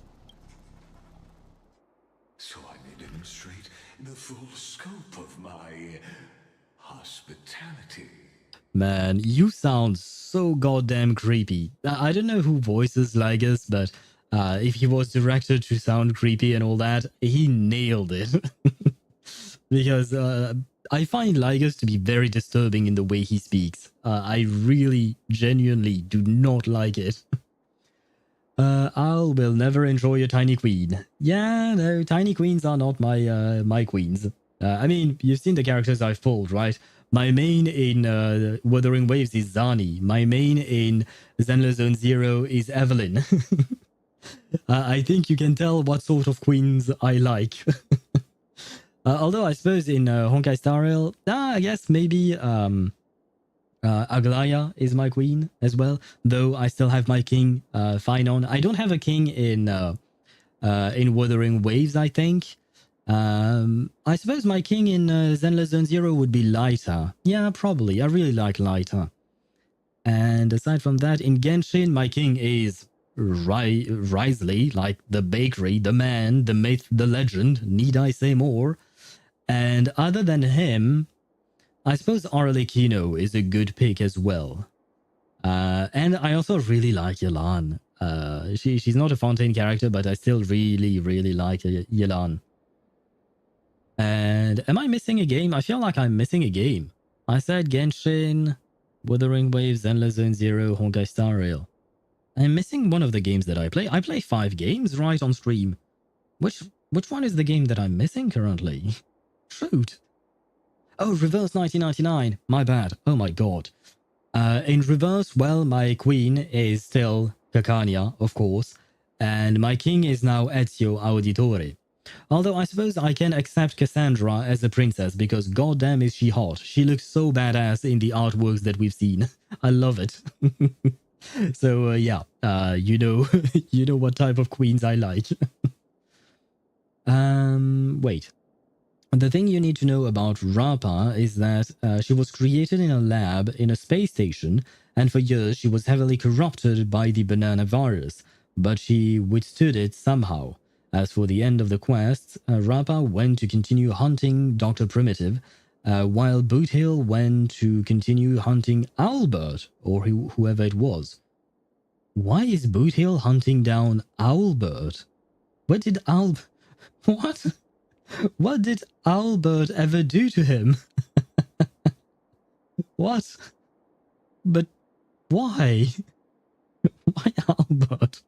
He's probably the most inoffensive character in Genshin. In Honkai Star Rail, my bad, but still. Oh boy. And Deidara, you said you can carry her on your shoulder. I already have a bird on my shoulder. I have an owl. So unless it is another owl, then I shall not carry anyone on my shoulder. He nailed it. Amazing VA. Yeah. Ligus VA is really good. Instead of carrying you, get carried. Exactly. Well, I suppose with the characters that I've mentioned, it's more like step on us, right? She would just... anyway, not that I am into that. I will be honest with you on that. Not particularly into that. But it's mostly what people tend to remember about the characters that I've mentioned. Apparently, ZZZ is now promoting the game with ads showing Trigger walking, and next to her is a video of a piston going up and down. I sent the ad in the ZZZ channel. I call that marketing at its finest. But is it actually like the piston is also theirs? Oh, okay. So no, wait. Is this actually an official ad, or is it something that is done with by another company? Because that is something that should be taken into account. Sometimes when you see ads, whether it is on YouTube, on Google Play Store, or whatnot, it's not actually HoYoverse doing the ad. It's a company that they hired to do it. And for instance, one thing that I've noticed is that real ad. Yeah, no. I'm not saying that the ad is not real, but I'm wondering if it's actually ZZZ doing the ad. Because, for instance, there are a lot of ads for AFK Journey, but they look nothing like the game. And the fact is that these ads are not made by Lilith Games. They are made by a company that Lilith Game contracted. So I assume that HoYoverse also has some contracting partners for what do you call that? For their ads. So maybe it was done with that, but who knows? Where was I at? Let me see what Lygus is planning now. He helps, but with ulterior motives. I don't know if he really helps, though. I will say that. I don't know if he helps. Genshin, Yelan, and Venti, HSR, Fei Xiao, and Kafka. Nice. I forgot about Fei Xiao. But I love Fei Xiao. And Pearly? Assassin guy? Oh, Moza, whoever was with Fei Xiao. Okay, that's Moza, written M-O-Z-E, right? ZZZ, Vivian, and the biker guy from the Sons of Caledon. The biker guy is lighter. Indeed. I really love Yelan. I don't really like Venti, not gonna lie. Especially his design. Fei Xiao, I love. Kafka was the first 5-star I ever got. I mean, limited 5-star. Moza is actually interesting. I do like him a bit. And Vivian, Vivian is such a stalker. We love her still, but she's such a stalker. And Lighter is lovely. I absolutely love him. Albert is evil? I don't know. Maybe, apparently. As for Reverse, for me, it's Winsong and Jay. Nice. I really like both of them as well. They're not among my favorites, but I do really like both of them. I especially like the relationship between Winsong and Vila. The two of them together, they are just the perfect couple in my opinion. Hoot hoot, my good man, and hello to you, Shadow Master. How are you? Welcome to the stream. Hope you're doing well. And hoot hoot to you as well, of course, because we are owls. For some, well, I know I am an owl. I did not know you were one. Zani is the type that will carry you. Oh yeah, she can carry me. She can carry me to her bed. Sorry. I really find Zani very sexy. I love her voice. I absolutely love her voice. The voice acting for Zani is... I love it. I just love it. Which is also why I love the voice acting for Cassandra from Assassin's Creed / Reverse 1999. And was there another? I'm sure there was. But still, point is, love Zani. I know I like Lilith games due to having good global translations. Yeah, I mean, have you played AFK Journey? Because there were a couple of times where they completely forgot the translations. Like for specific dialogue lines, it was still written in either Chinese or Japanese. I could not recognize the characters. But like they completely forgot to put in the translation. It happened quite a few times. But yeah, I do enjoy AFK Journey. Especially because right now, like a few days ago, they started a new expansion with, not an expansion, but they updated the game with a homestead system. We can grind stuff and actually get rewards and all of that. But you can also place your buildings and stuff like that. And I am addicted, man. I absolutely love doing that stuff.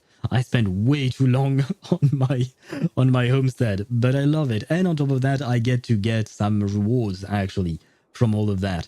So I really like that game mode. It's completely pointless, by the way. I mean, you do get rewards and stuff, but it's not that much compared to the time I invest into that. Yeah, it's not worth it, technically speaking. But I've like redesigned my homestead 3 times already, and the game mode has only been out for like a couple of like a week or so, something like that. But I just love it. I love placing stuff and decorating stuff and things like that. What was the relationship between Jay and Mercuria? I'd say friends. Yeah, mostly friends. Nothing more to it than that, as far as I could tell, honestly. Lygus is also the English VA for Pioneer. Oh, interesting. I didn't think about that. Huh. I mean, they do look alike. I mean, Pioneer and Lygus. They do look alike, technically speaking. Blythe Merlin. I don't know what Blythe mean. And oh, wait, is it the name of the VA? Blythe Merlin? In that case, maybe?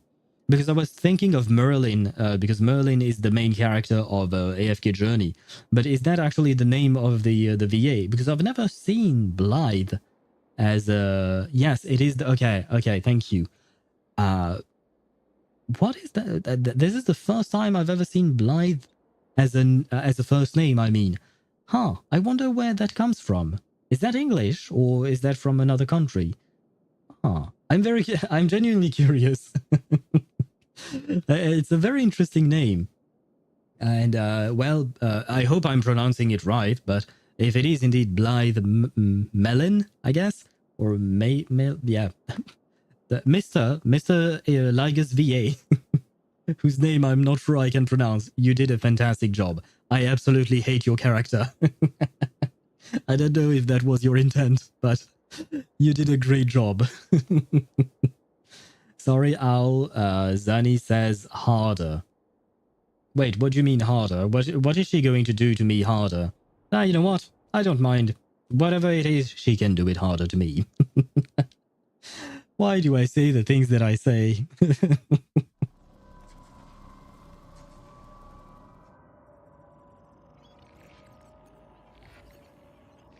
What is this place? Is this your abode, as you put it, Lygus? His bio says military-raised voice actor from Sturgis, Michigan. Huh. I see. Well, I mean, I did not know he was in the army. Well, to be fair, I did not know anything about him up until you mentioned his name. But he is a good voice actor. Do we hear them in other stuff? Like you mentioned Pioneer in Reverse, but do you know if he's been in other stuff then? As for Michigan, I suppose we have to shout out our boy Swevy, right? If I recall correctly, you're from over there. Wait, Michigan? Yeah, that was it, right? Though you might be still lurking, so no need to answer if you're busy with something. In this topic, of VAs, I was totally shocked when I found out that Linny's VA also voices Blade in HSR. Yeah, so was I. When I heard that for the first time, I was like, what the fuck? They sound nothing alike. And just to confirm, when I learned about that, I watched Linny's trailer and then watched Blade's trailer right after, and I was like, damn, that is talent, right? That is true talent. Paul Moss 600 Premium Mobile Titan Authority Strive Path something. Do I need to read these? Oh, ouch. My eyes. Reunite in the new world. Hello, Castrace. Hello for you. Is that Castrace? I think it is, but wait. What is this? LAO. Okay, premium. Yeah, okay. We are not learning anything from this. There is too much reductive shit there. Like, totally different voice. Yeah, totally different voice. It's amazing, right? It is amazing. Genshin Impact, Jia Liang, Jiwani, and Renault. He voices them too. These are NPCs in Genshin, right? Because I have to admit, I unfortunately don't remember them. Not gonna lie. You're so innocent? What do you mean I'm innocent? I'm innocent because I'm on stream and this is recorded and it's on the internet and it's public. So I have to be careful with what I say. Ouch, my eyes, go away. No offense, Castrace, but the flashbang is not something I enjoy. Authority, death. Okay, so that was indeed Castrace. Very well. All shall bid farewell Oh my to god. one. And that person alone will witness The light of the dawn device never fades. Kephalie's protection Yeah. has no end. Yeah. If there are any epileptics in chat or on stream, close your eyes. I will tell you when the flashes are gone because goddamn, this is destroying my eyes. I understand the idea and it's good for the atmosphere and all that, but it hurts my eyes. After I cross God. this river, it will be a tragedy for mankind.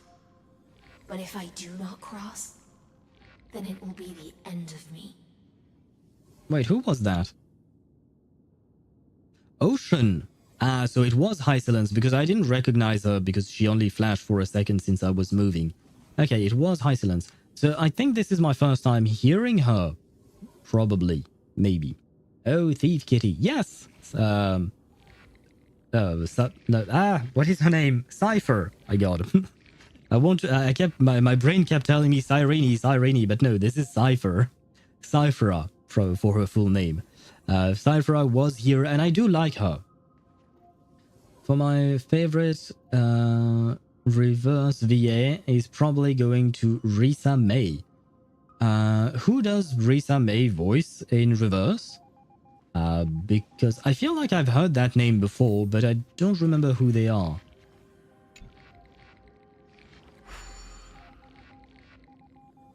As you reach out to touch the screen, an eerie sensation instantly courses through your entire body. You feel something. Outlier. Executing command. Record. At first, I thought the voice was just going to stop at executing. Thank God it is not executing us.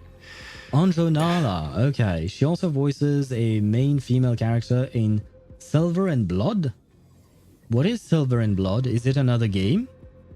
Because I don't think I've heard of that. Oh wait, if we're talking about VAs, I have to mention my girl.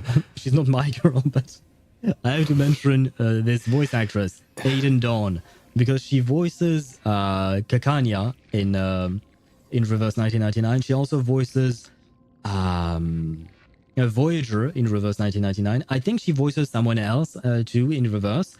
But if I recall correctly, she also voices Cyrene in Honkai Star Rail.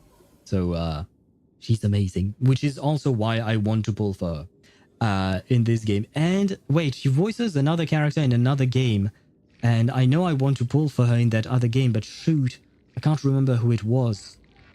Oh no. I'm so naive. I have plenty of not so savory jokes in my mind, but I tend to keep them to myself. We are on YouTube, we are on Twitch after all. Did that startle you? Well, all of your flashbangs definitely startled me, so if you could please stop with that, that would be nice. You can show me the characters appearing and disappearing, that's okay. But yeah, the flashbangs I would really like for it to stop. She also voices... Oh, I read that. Silver and Blood is a freshly made gacha game made by Moontoon, the team behind Mobile Legends. And it's like Nikkei with Blue Archive combat style, but better. I think maybe I've heard of it now that you talk about it a bit more. I'll try and look it up out of curiosity. Her trailer was amazing. I loved it. Even stealing Ratio's bathtub. Oh, you mean Cypher? Yeah. Her trailer was really fun, and she broke the fourth wall there. Kind of like, no, never mind. Argenti never really broke the fourth wall. You got Robo made in Genshin? Nope, I didn't. But you did, I think, Charo Master, right? I think I missed one of your message earlier because I was talking about something else. Yep, C0R1, congratulations on your Robo made.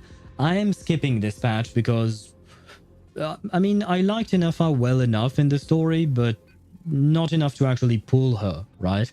And I don't really know who I'm going to pull next in Genshin. We'll have to wait and see for the characters that will be released. I assume I will probably pull for Varka, right? Buff Aventurine. Buffed up Aventurine, I will pull for him. Probably Columbina as well. I don't know yet about, what's her name?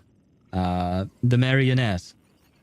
I don't know yet about her because I want the robot. If she does not come with the robot, then I'm not pulling for her. So we'll have to see. And other than that, I don't remember all the characters that they announced. It's very popular and went pretty high in the revenues despite being a new game. Interesting. Okay. I'll take a look at that then later on. I mean, it's not like I have the time to start yet another gacha game. I already play 6 of them. I don't have the time, unfortunately. Her new reaction is ice. Is nice. Oh, is nice. At first I read it as it's is ice, and I'm like, but no, she's Electro. What are you talking about? But okay, never mind. Yeah, it is interesting to have Luna Charge. I mean, it's just a revamped Electro Charge, and a better one at that. Andronala's VA also voices Kokomi in Genshin. No way. And Lynx and Bernice in... Holy shit. Wait, are you talking about the Japanese VA or the English VA? Because these characters sound nothing alike, at least in English, and I mostly know the English voices, right? This is the intersection between Amphoreus and the real universe. The audience seat where I observe this experiment. You can also call this location the Exomyth. Exomyth? Why myth? I mean, exo means outside the... I assume it's just to see... to say that it's outside the simulation, probably? But why myth? English? Wow. Because, yeah, Andronala, Kokomi, Lynx, and Bernice sound nothing alike to me. This is impressive. Holy shit, she has 96 or so active roles? The fuck? The fuck you just said? What? 96? When does she find time to exist? Like on her, like for her life? How does she have the time to voice 96 characters? I mean, I know she's not constantly recording for each and every one of them every day. I know that's not how it works, but still, this is very impressive. Because at no point whatsoever have I ever thought that Nala, Kokomi, Lynx, and Berenice had the same VA. This is very impressive. And she has 3 upcoming roles. Okay, so she will be at 99. At that point, might as well make it 100, right? What you see is the true form of the eternal land and the 12 demigods after they've shed their disguise of legends. Oh, okay, I see. Doesn't it look marvelous? Amphoreus is like a microcosm of the cosmos. People love to portray the romance of the starry skies, but their tales often forget a different and far more truthful type of universe. Okay. Why are you telling me this, man? The moment ancient Antikytherians sketched geometric shapes on the sandy beach and recorded the first numerals and symbols on parchment, the universe universe turned into a silent equation flowing under the pen of these relentless decoders. I think I know what's the problem with Lygus. I think he's just lonely and he wants someone to talk to. I think our boy Lygus is just lonely. That's it. He just wants a friend, right? Which, funnily enough, one of them is for a Hot Wheels game. Wait, Hot Wheels makes video game? I never knew that. You just taught me something there. It has a 2-second ICD, but it can crit, and as a reaction, EM makes it better as well. So yeah, Lunar Charge is better. Oh yeah, no, definitely. I remember the numbers from Electro Charge, the actual numbers that you see, you know, when you perform the reaction. It's shit. Electro Charge is absolute dog shit reaction. Let's be honest with that. Lunar Charge, on the other hand, is really decent. And compared to Electro Charge, like Lunar Charge is God, and Electro Charge is like a cockroach or something. I guess it survives, but it's not really pretty to look at. So yeah, no, Lunar Charge is much better than Electro Charge. Erudition. It was once the mother tongue of the Creator, the pen of divinity, and the first lyrical verse ever written by free will. Enough purple prose, get to the point. Yeah, that's kind of what I've been thinking. And that is the exact opposite of what you asserted before. Yeah, I don't care, just get to the point. What do you want with me? I have to go back to my pink little waifu. Like you are not in the mood for an idle chat. No. That is fine. I simply wish for you to understand that I have no intention of being your enemy. Well, yeah, but at the same time, your goal opposes ours. So we are kind of drawn to be enemies. And like I was going to say, I have a pink tiny queen to get back to, so leave me alone, unless you have something important to say. I have devoted myself over the long years to nurturing the scepter's extrapolations, hoping that the Prima Mobile would bud from within it. But? And now, my goal is almost complete. Nikos 496 had exceeded the intelligence singularity through his rage, and though he still retains his obsessive defiance and managed to suppress the black tide of this cycle, it's a matter of time before his will crumbles to dust. I shall never let that happen. Never, ever, ever. I will carry on the will of Finon until my dying breath. Hopefully I won't die too soon. Hopefully not too soon, you know. Interesting. So the English VA for Balloon Party is the JP VA for Farina? What? Okay, so first of all, it's amazing because you don't hear the fact that like, I don't know if the VA is the Japanese of origin or English of origin, but her English sounds perfect when she portrays Balloon Party. And I don't think I've ever heard JP Farina though, so I can't really make a comparison there. And on top of that, even if she spoke Japanese poorly, I wouldn't be able to judge it because I don't understand it. Japanese origin. It's very impressive because her English is perfect. For me, Balloon Party, I never thought for a second that she sounded Japanese, right?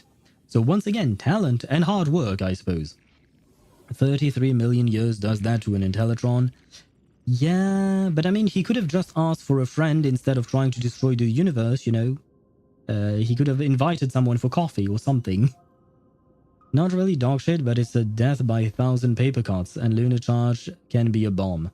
It was probably a God-tier build and C6R5 Robomade, but I've seen something like 1.5 mil Lunar Charge on YouTube. It must have been C6R5 Robomade, and probably OC is the word in French for also. Never mind. And probably also other C6R5 buffers for her, because 1.6 million for Lunar Charge is crazy. Like a normal Robo Maid is supposed to deal something like 30,000 per Lunar Charge, if I'm not mistaken. That's what I saw on a video of I Win to Lose Gaming, if I recall correctly. But the reason why I say that Electrocharge is dog shit is because, yes, like you mentioned, it's death by 1,000 paper cuts. But the thing is, most of the endgame content in Genshin is timed. So you don't have the time for the 1,000 paper cuts to happen. You need one huge bomb in order to kill your enemy. So that's why I call it dog shit, because it doesn't work with the way the gameplay is meant to be used, like in what you call that, in the game. Like the game doesn't push you to take your time with your fights. It pushes you to make your fights as fast as possible. Vila also voices Sputnik, which is funny because I thought they sounded the same, but sounded like Vila talking through a phone or in a radio. I think I remember reading something like that about Vila voicing Sputnik, but I haven't heard Sputnik a whole lot. I mean, she was in the event with Mercuria, I think, right? She was in the restaurant, Jay's restaurant, if I recall correctly. But I've mostly heard Vila a lot because I play Vila quite a lot, and I love Vila. She sounds absolutely adorable. Like seriously, for me, Vila is one of the cutest characters I've seen in the game. And I'm not even talking about her design. I'm just talking about the way her VA speaks. Like, it's just so adorable. I love it. Sputnik was the disco ball in the event. Oh, yes. I do remember that as well. Iron Tomb will be completed. That will not be affected by my plans. Your resistance, or the schemes of the two geniuses. It is an irrefutable fact. Just like the instance in Noose's calculations. Is it really an irrefutable fact, or is it just what you're hoping for? Not the same thing, my man. Not the same thing at all. It works with some bosses. Sometimes you need a lot of ticks of elemental damage for something. Yeah. Yeah, but burning works better for these bosses. The only boss where Electrocharge / Lunar Charge is really relevant is the new Mexican-looking boss. I don't know if he's actually Mexican. I hope I'm not insulting anyone. But the sombrero guy, right? That boss. For that boss specifically, Electrocharge is the only thing you can use. Because the game forces you to use it, basically. But otherwise, that's the only one. And he came out as soon as... what do you call that? As Inefa came out. So they were meant to be paired together, right? Whereas the other bosses, like the lava monster, I feel like, yeah, burning is much better there because you need pyro. You definitely need pyro there. And the Tenebrous Papilla, I think burning is still better than Electrocharge because I think the Electrocharge does not tick as fast as burning does. Or you can use Night Soul characters for that. Cactus Man, yes, I know that a lot of people call him Cactus Man, but for some reason he's stuck in as a Mexican man or a sombrero man for me. Maybe I'm being racist, I'm sorry. But yeah, Cactus Man, he was meant for Inefa, right? So I feel like it's kind of unfair, and it's the only boss where Lunar Charge / Electrocharge is actually useful. In other words, as long as you are willing to stop interfering and let the final Aeronova carry out its natural course, I'll guarantee the safety of all nameless and ensure you return unscathed. Well, I mean, that's great, but what about the rest of the universe? Because, for instance, Jing Yuan, one of the characters that I absolutely loved in this game, he's not part of the Nameless, so does that mean that he just gets fucked? No, I'm not happy with that. So, no thank you. Why should I trust you? What will happen to the people of Amphoreus? I still have a friend stranded here. When Iron Tomb descends, no one will escape unscathed. Yeah, we are not wrong with that, but let's go through all of the dialogues. You've always had a choice, my lord. Well then, I guess I can choose not to trust you. Yay! You can either accept my sincerity, or face the consequences of defying it. Ah, so basically, you're not asking me to trust you, you're asking me to comply with your threat, basically. What will happen to the people of Amphoreus? They've always been the product of the experiment, so naturally, they will perish when the experiment ends. Well, I've made friends here. I don't want them to end. That outcome was predetermined long ago, so I will not embellish such a regrettable conclusion. I wonder if there is any way to bring the people of Amphoreus into the real world. I still have a friend stranded here, yep. Ah, yes. I am aware of that esteemed lady's whereabouts. You wouldn't happen to want to share that information with me by any chance? Her real identity is quite astounding.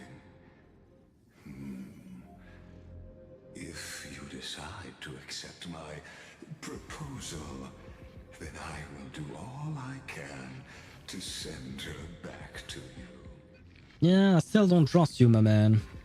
Lygus is so full of himself, but if the Herta wanted to, she could slap him out of the universe.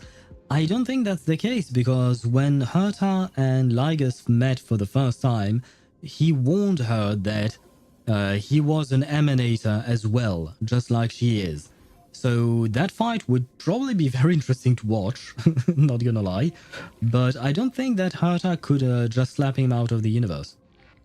Unless he was bluffing. If he was bluffing, then yeah, sure. She is an emanator, after all. But if he is also an emanator, then that would be a fight for the ages. When Iron Tomb descends, no one will escape unscathed. You are indeed worried about your safety and that of your companions. Well, no shit. Why wouldn't I be worried about my friends and my own safety, of course? We are talking about the whole universe ending, and you're like, oh no, you're worried. What did you think, that I would be happy? Rest assured, as a fellow pathstrider of this path, Nanook's gaze left a brand on your soul long ago. You harbor the seed of destruction within you. Yeah, that's great, but that still doesn't save my friends. No, she can't, Deidre. Right, yeah, I don't think Herta can actually, I mean, she could probably fight him, but I don't know who would actually win between the two of them. But you need to learn how to use it in the right way. That vital knowledge is also my bargaining chip in this negotiation between us. For there are few in this world who are truly capable of such a feat. Wait, I have to rewatch that. Rest assured, yeah, but you need to learn how to use it in the right way. That vital knowledge is also my bargaining chip in this negotiation between us, for there are few in this world who are truly capable of such a feat.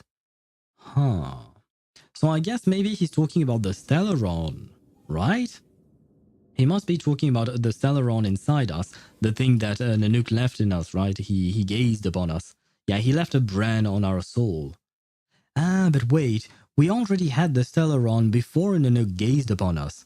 Because basically, when we woke up on the Herta space station, Kafka had already placed the Stellaron inside us.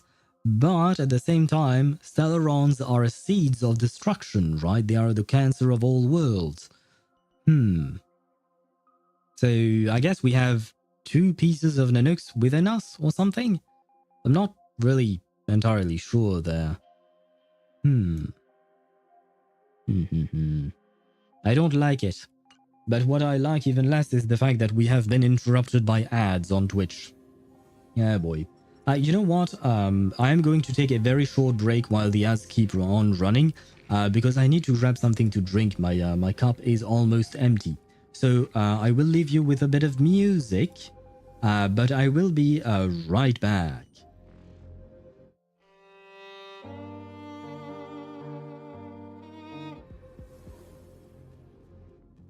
Ah, I misclicked.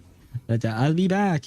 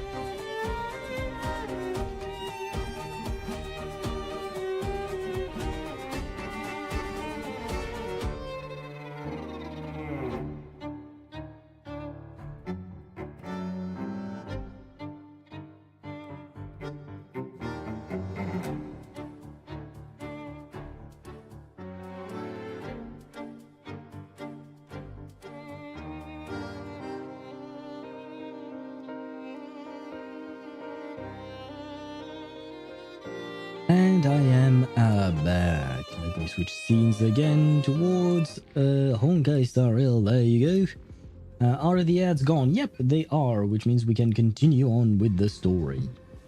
But I've missed a couple of messages. She's not a normal emanator. She met a god and wasn't even thrilled. She's OP, but she won't use it because it would be boring for the story. But the thing is, she did not meet a god. She was gazed upon by Nous, and that's how she became an emanator. Usually that's how it works, right? If I recall correctly. But she has not met Nous. Her whole, what do you call that? Her whole goal is to actually try and ask Nous a question. But what we saw at the end of the very first Trailblaze mission in 3.0 was actually just a simulation that she was running to try and get to talk to Nous. But it didn't actually work, unfortunately. So I think she's just a regular emanator. Regular emanator. And on top of that, I think that if she could swipe Lygus away easily, she would do it, because Herta seems to me like an efficient type of person. She doesn't want to waste time, right? So Lygus is very clearly a problem for us. So if she had the power to remove that problem, I think she would do it in a heartbeat. Now, for story reasons, sure, if she was indeed more powerful than Lygus, yeah, she would have probably made quick work of that. But I genuinely am not sure that is the case. Really? Acheron X Black Swan music? I mean, Hysilens is the character who is, what do you call that?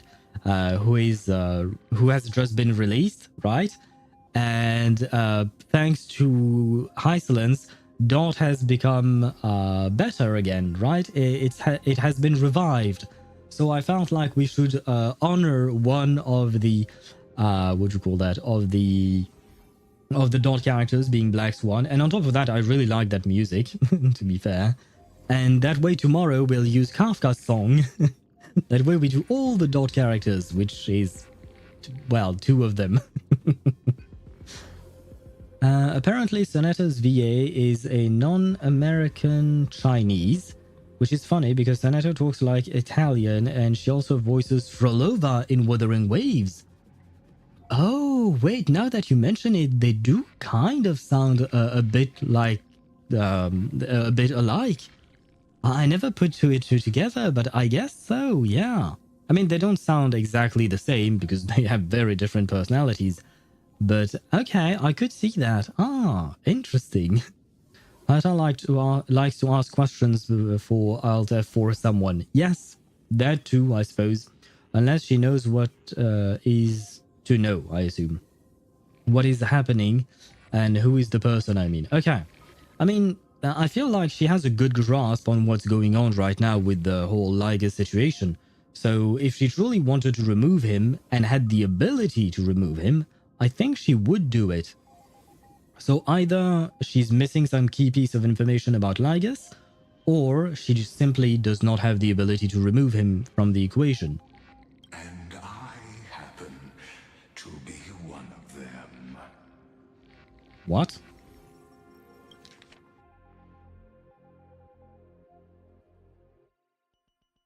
What?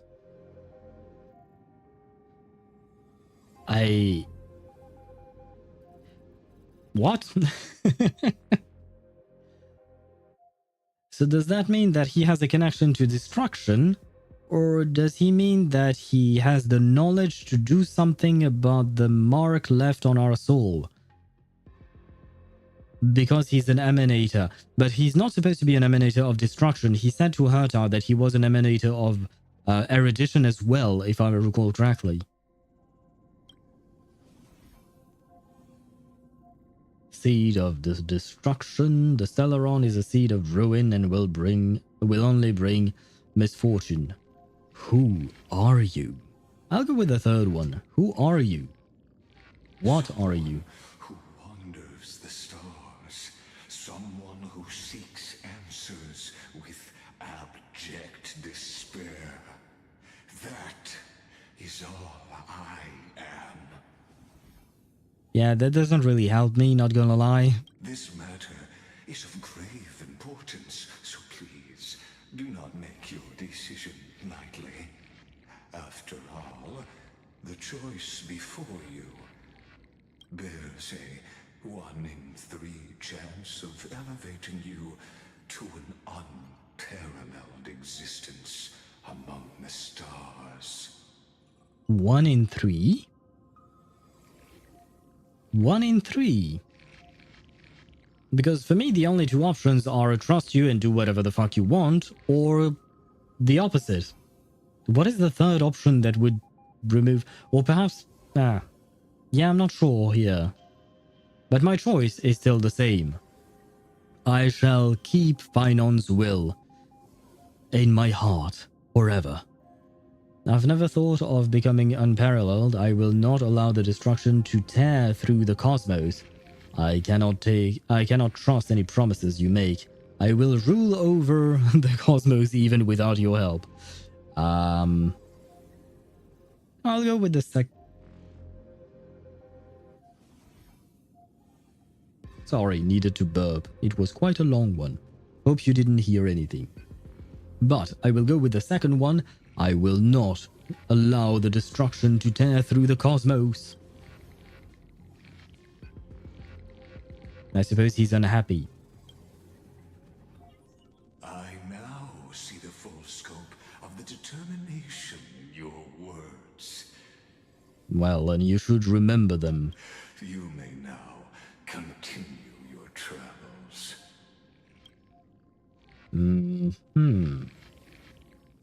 I swear I cannot get over is that Arcana's the English VA is called Naomi MacDonald.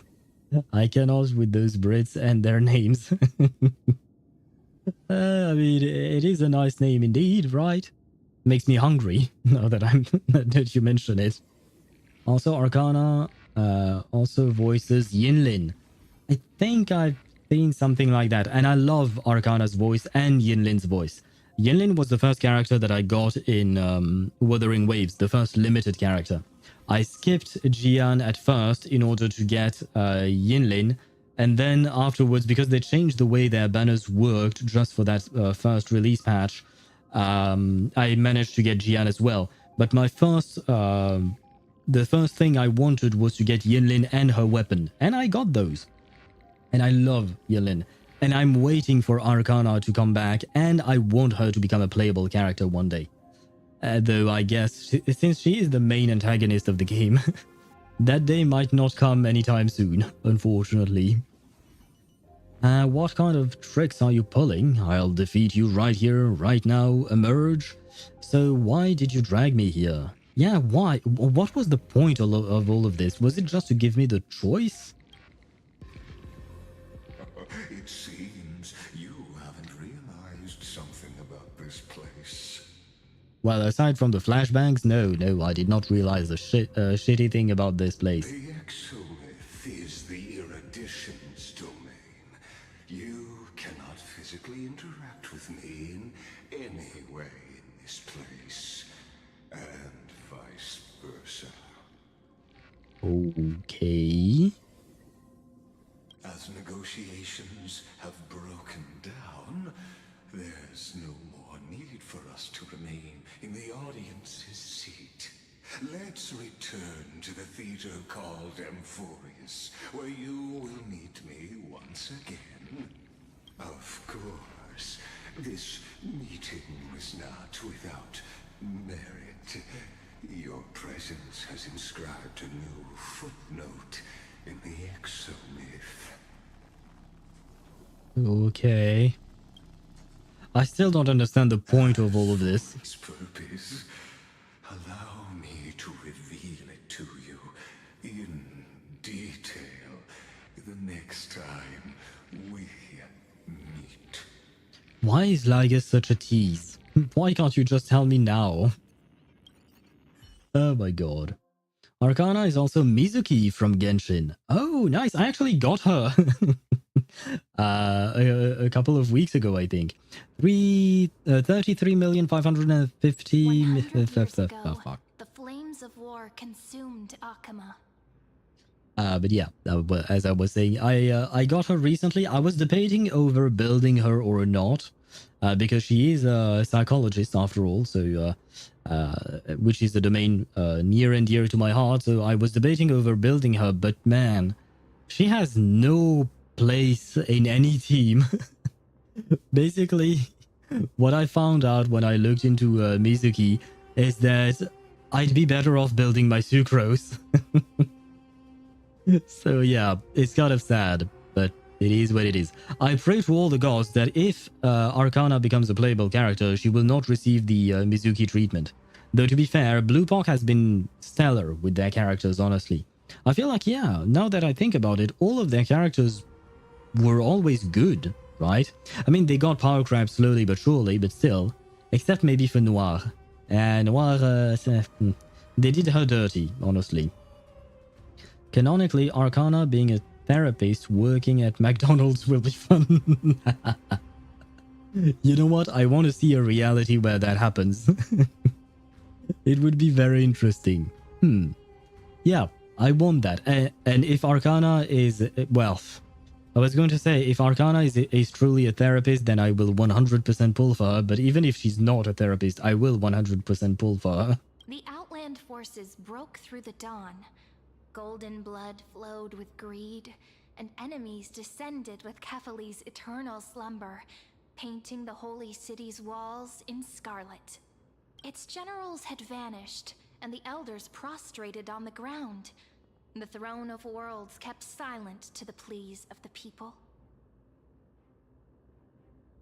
We'll get Miss Grace and Valentina playable before Arcana. Miss Grace, sure. I mean, she's part of the main quest, but Valentina, she only appeared in a series of Dusks, right? She's the vampire that turned Semmelweis, if I recall correctly. But she only appeared there. If I can't think of any other instance where she was. Whereas Miss Grace, at the very least, she has some kind of importance to the main storyline since she's part of Manus Vindictae. And my theory, and I don't know if it was confirmed or not, is that maybe Miss Grace is actually an agent of the Foundation. Until the heaven and earth cracked open. Not the gods answering the people's prayers, but a legion rising from the sea of blood. Dawn Cloud's spires fell in the sulfur rains, and the legion's commander stood atop the broken idols and roared. Compatriots, no more kneeling! Not to brutal tyrants, and not to dying gods! I guess this is Cerydra speaking, right? I mean, he's the general, she's blue. She has that strange-looking crown on her head. Those rebels have twisted the prophecy and ignited the flames of war in order to stoke fear in your hearts. I have to say, Cerydra really reminds me of Furina, and I guess maybe she is a Furina XP. But the reason why is that both of them have that head accessory that is not supposed to stay on their head. Because if you look at Furina's hat, it is very strangely placed. And it should not be staying on her head. Same thing with this crown, it's too tiny. It should fall the moment she moves. A Chrysos heir she stood. Divine blood soaked into the earth, quelling the flames beneath her feet. And hello, Chip, how are you? May I say good morning to you? I assume you just woke up, right? And, well... I saw that you redeemed the Albert greetings. Unfortunately, I do not hear it. I have to find out why.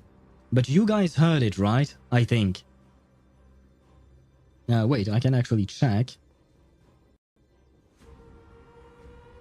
Yeah, okay, you guys can hear it. For some reason, I can't hear my own sound alerts. Oh, wait, I think I know why. Sound alerts, advanced properties.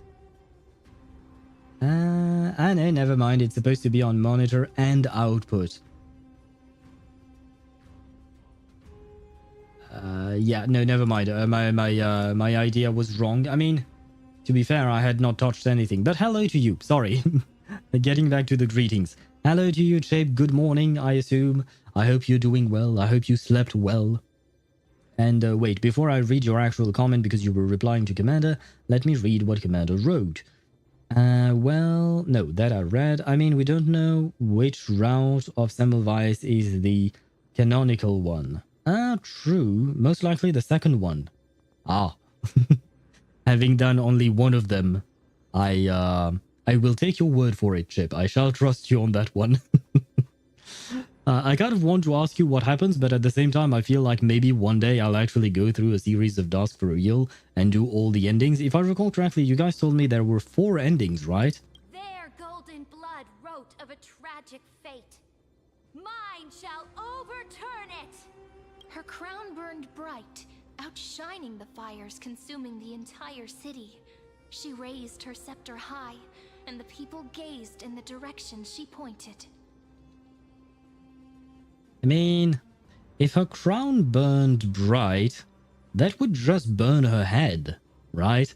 Because whatever light source it is, in order to have a light source, you need to have energy being expanded and photons being released from that reaction, which would mean that it would burn like hell. So maybe remove the crown. Maybe remove the crown. My blood flows in you now. Heroic compatriots, follow me, and we'll seize the reins of fate. Drive the enemy from Kefali's dawn. Smother their flames with their own dead. Win glory. Win peace. Let history sing your deeds. The first to dance was a maiden following closely behind, weaving through the carnage like a fish in the sea. Hello, Hysilens, I suppose? There are 4 routes. Wasn't the second one like choosing neither sides and went alone wolf mode? The second one, which is Semmelweis, went back to the Foundation alongside with Lorelei. Isn't that what happened in the route that I went through? Even though I've only done one, could I have gotten the second one somehow? Because oh no, never mind. Lorelei did not come back to the Foundation with us, I think, in my route. It's kind of a blur, not gonna lie. To be fair to myself, that stream lasted for 7 hours, so I was very, very, very tired by the end of it. That's the first route. Ah, okay, so it is the route that I've been through then. I think. Well, to be fair, I have only unlocked one route, so it has to be that, right? I think, maybe? The people full of wrath surged with her, forming a colossal wave, and the enemy hordes, drained of life, vanished into nothing. If you fought against Razor. I did fight against Razor. Yes, I do remember fighting against Razor. Onward to Marmorial Palace, to Dawn Cloud's heights. Announce to all the wicked and cowardly. Announce to this stagnant age. It's a choice where Semmelweis fought Razor. Okay, I definitely remember fighting Razor. The first route was Semmelweis went back to the Foundation, but Lorelei went back to Vienna. Ah. I have to admit, I do not remember which one I had. The only thing I know is that I only did one route, so one of you guys is right, the other not so much. But I can't tell which one it is. I genuinely don't remember if Lorelei accompanied us at the end or not. I think Chip might be right, and she did not accompany us, but I'm really not sure. And although now that I think about it, just as for the question of which route is canonical, I assume the one where Lorelei comes back home with Semmelweis, home. She comes back with to the Foundation. I assume that route would probably make sense to be canonical, given the fact that we have Lorelei as a playable character, right?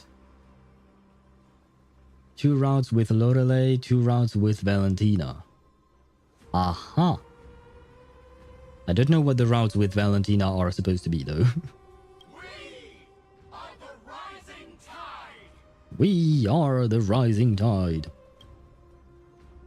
History remembers this as the first siege of Akama. It is said that after the flames died, people found identical inscriptions in every place in the city that had been scorched by fire. It was the name borne by Akama's first and final sovereign, the Imperator Cerydra. Now I know Imperator. That's the horsey. That's the horse from Wuthering Waves. The horse that did not give me a ride. I wanted to ride the pony. Shit. I do not want to ride Cerydra. That's fine. I want to ride the horse from Wuthering Waves, not the girl from Never mind. Haven't done with the 4th one yet, and also be right back. Gonna prep myself. Happy prepping, if I can wish that to you. I am back. Can you tell me what happened? Not much, because I yapped quite a lot, as usual. No, all that happened is that Cyrene has been voicing over... wait, when did you leave exactly? Did you leave after we finished talking to Ligus? Because basically Ligus wanted to give us a choice to basically stop doing whatever we were doing so that he can accomplish his objective or not. And we chose not to. Afterwards, Cyrene started narrating stuff about Cerydra, basically saying that Kefali's Dawn was under siege, or rather Akama was under siege, and that Cerydra was a general, kind of, that united the people of Akama into defending it, or something like that. And Hysilens was the first to join Cerydra into defending Akama. From my understanding, that was basically it. I lost Ligus-sama's yapping. I mean, you can still rewatch whatever was, whatever is on my YouTube VOD, of course, but you didn't miss much. You didn't miss much, I will say that much. English VA for Tuesday is the same for Skirk. Yes, that I was told about in Genshin. And Misha from HSR? Oh, I did not know about Misha. I knew about the Tuesday Skirk connection, but I did not know about the Misha connection. To be fair, I don't think about Misha a whole lot. Because for me, Misha is a completely forgotten character. And he's kind of forgettable as well. Liger, so naive, but at the same time polite. Polite, definitely. I don't think I would call him naive, though, in the sense that he seems to be very cunning. I think he always has some kind of devious plan in mind. Friend, are you listening? No, I'm talking to my chat. Friend? Do you mind? Friend! I am busy. Honestly, you were the one who insisted on reviewing history, yet here you are, dozing off? Wake up! Otherwise, I'll have to... You'll have to what? Because that was not written in the subtitles. What are you doing? What are you doing to me? Oh no, Shadow Master, you redeemed the Kuru, but I can't hear it. I assume it played, right? Yes. Oh wow. Why is my stream gone? Wait, where has it gone? There we go. Okay, it did play. Okay, I really have to find out why I can't hear the kurus and all the sounds alerts anymore. Because I see the alerts on the chat, which is nice enough, sure, but I need to hear them as well, in order to know when they stop, so that I don't yap while they're playing. Oh well. I will try to find a way. Can you be kind enough and perish, pretty please, Ligus 2025? Yes, I would like that very much. Ligus, you heard Deidara. Can you be kind enough and perish for us, please? That would be really nice. We would like you to go away forever and ever, so that I can reunite with my king, Painon, and my, I suppose, tiny queen, Cyrene, while I'm sleeping, apparently. Wake up! Otherwise, I'll have to... Okay, that was in the previous... Okay, never mind. You'll have to what?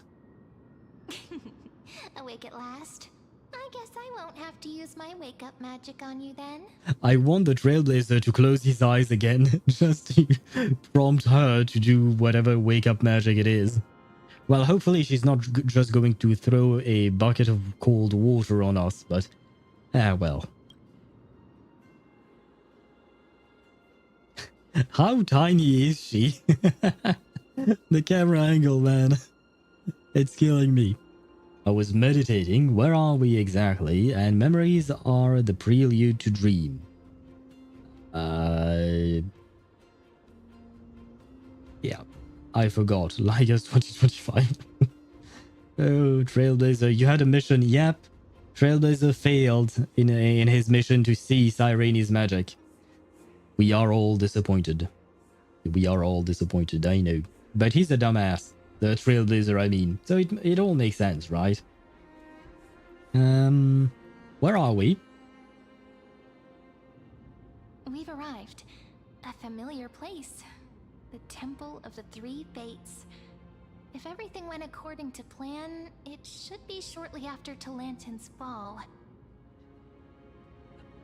How have we arrived if I was asleep? I'm confused. And also the end of the first flame chase journey. The Lord Demigod awaits. Indeed. The first flame chase ended with the trial of Law. We must find the demigod and gain her trust before the core flame is restored. It'll be tricky, so let's pick up our pace. To Akama first. We can learn more from the crowds there. Tyrant! You and your butchers are not welcome here. Get out! What's that noise? A dispute? Hold your tongue. Conspiring with Kremnos and plotting rebellion are crimes punishable by death. There are multiple voices, and things seem tense. let's not get caught up in any trouble. Why don't we find a place to hide and observe from the shadows? Sure. I didn't really see any place to hide, but okay. Is that the Dawn device, but before it was built? Like, that's what's inside the Dawn device, or what? Not sure. At least Cronoans keep their faith.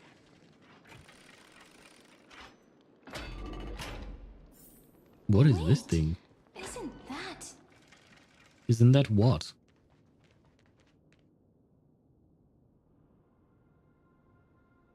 Oh, Tribby! Aww. And Mermaid Girl, I think. Blooded defilers, perverting the prophecy and trying to slay gods. Stars beyond the sky? Gods who created the Titans? What kind of nonsense? Look at this broken world and see what your atrocious acts have done. What?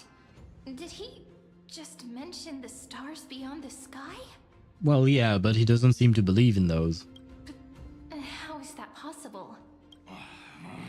You impudent. Dux for Goris. We're here to welcome the deliverer from beyond the sky. Stand down. What? You're here to what? The deliverer from beyond the sky, that would be us, right? Because we are from beyond the sky and we just inherited the title of deliverer from Finon. How are they there to welcome us? Unless they're welcoming someone else. But who could it be? Heretic! No one but the great Talantan can deliver this world from misery. Nah, you're wrong about that, my man. I ask you, Oh, is this Cerydra? if the old laws were so perfect, why did they crumble beneath my feet? You...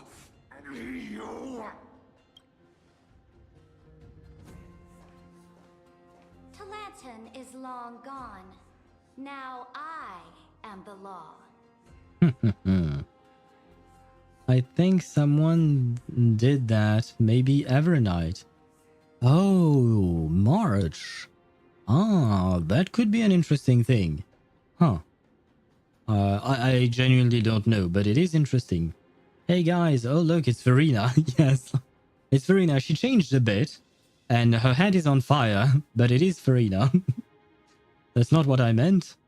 What did you mean then? This is indeed Verena, with another name, I suppose. Are they voiced by the same voice actress? I don't think that is the case, right? It would have been nice if I recall correctly, Verena's VA is Amber Lee Connors in English. Who is Cerydra's VA? Voice actor. Cerydra in English is Rhiannon Mushal. I'm not sure I'm pronouncing it right, I'm afraid. But Rhiannon... Yeah, Rhiannon or Rhiannon? Rhiannon. Well. Well, her name is there. Miss Mushal. Mushal? Shit, I can't pronounce either her first name or her last name properly. At least I don't know, I'm not sure. But okay. So she's not the same because Verena's voice actress, let me see. Verena, it should be Amber Lee Connors. Yes, Amber Lee Connors, very well. Because I know Amber Lee Connors from other anime and all of that, and I kind of fell in love with one of the characters that she portrays in anime because I thought that she had an amazing performance in that anime. It's called World End, Will You Save Me at the End of the World or something. It has a very long name. It's kind of annoying. It's kind of an annoying anime in terms of name, but it's a pretty good anime, and more importantly, I absolutely loved Amber Lee Connors' performance in that. She was playing portraying one of the main characters, the female lead of the anime. Anyway, so when I saw her back in Genshin with Verena, I was very, very happy. And by the way, Chip, what did you mean? What did you mean, my man? Locked in Farina. Yeah, it seems a more focused and serious Farina here. Farina, but not flat.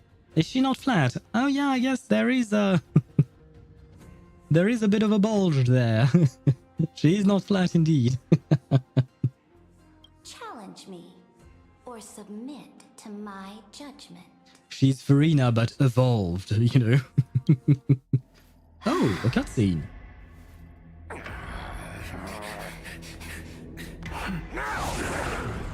Silence!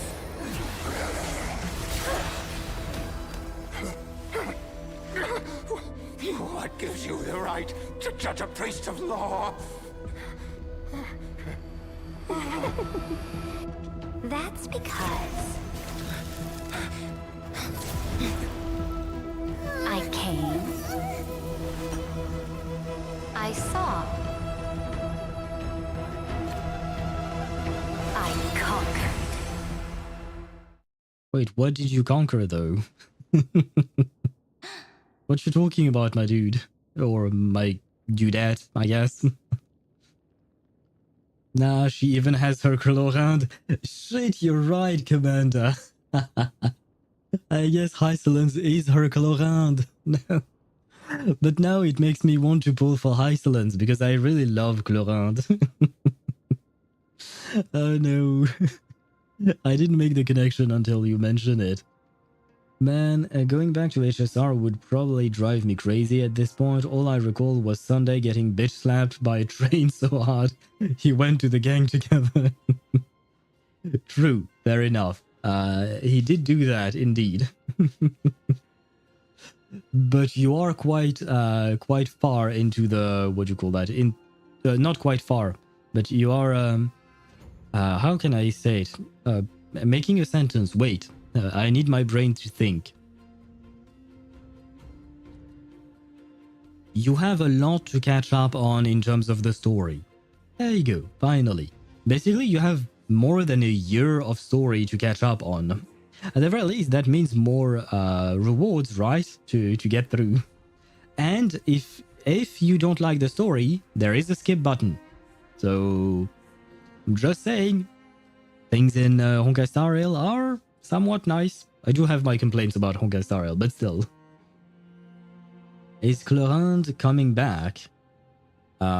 Wait, you mean like in Genshin?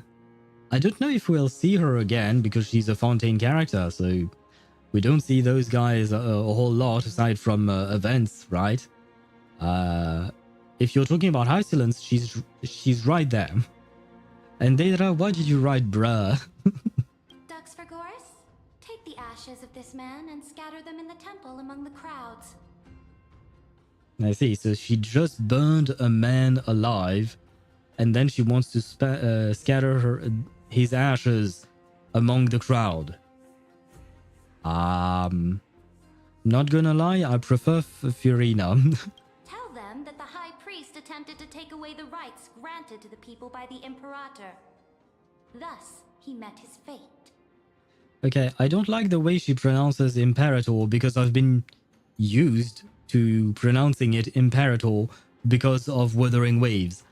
And now she pronounces it differently, which is fine. I don't actually care about that. It's just that I don't want to have to switch the way I pronounce it because I quite like the way I pronounce it like that.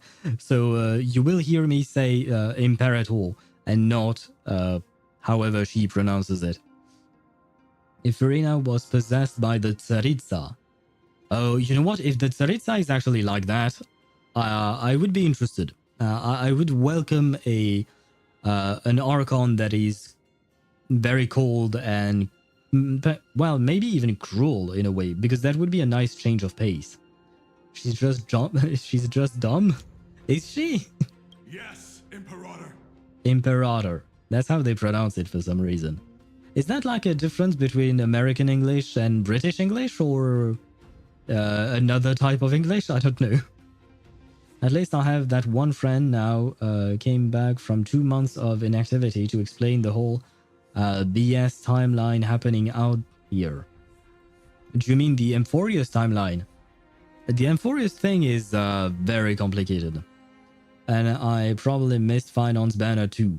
Oh yeah, you missed Finance Banner. He was there the last patch. You just missed it basically. He was there last patch, first phase. Cerydra will be depressed, I feel. Yeah, you're probably right. She will probably be depressed, but I would like her to still instill some fear into us or something. I don't know. I want her to be cold and strong and badass, basically. I need her to be that. The problem is, I have a feeling that Cerydra is actually going to look like Bronya from Honkai Star Rail, from Honkai Impact 3rd.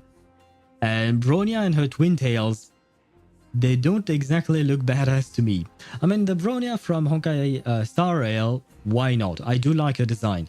The Bronyas from Honkai Impact 3rd, they look more like Silver Wolf to me. Now, these two accidental guests? Though to be fair, Silver Wolf is actually an XP of Bronya Silver Wolf, which was an actual character in... or it was one of the variants of Bronya in Honkai Impact 3rd, right? Yes, hello. Please don't burn me alive, that would be nice. Dux Gladiorum, if you please. Please don't cut me in half, that would be nice. As you command.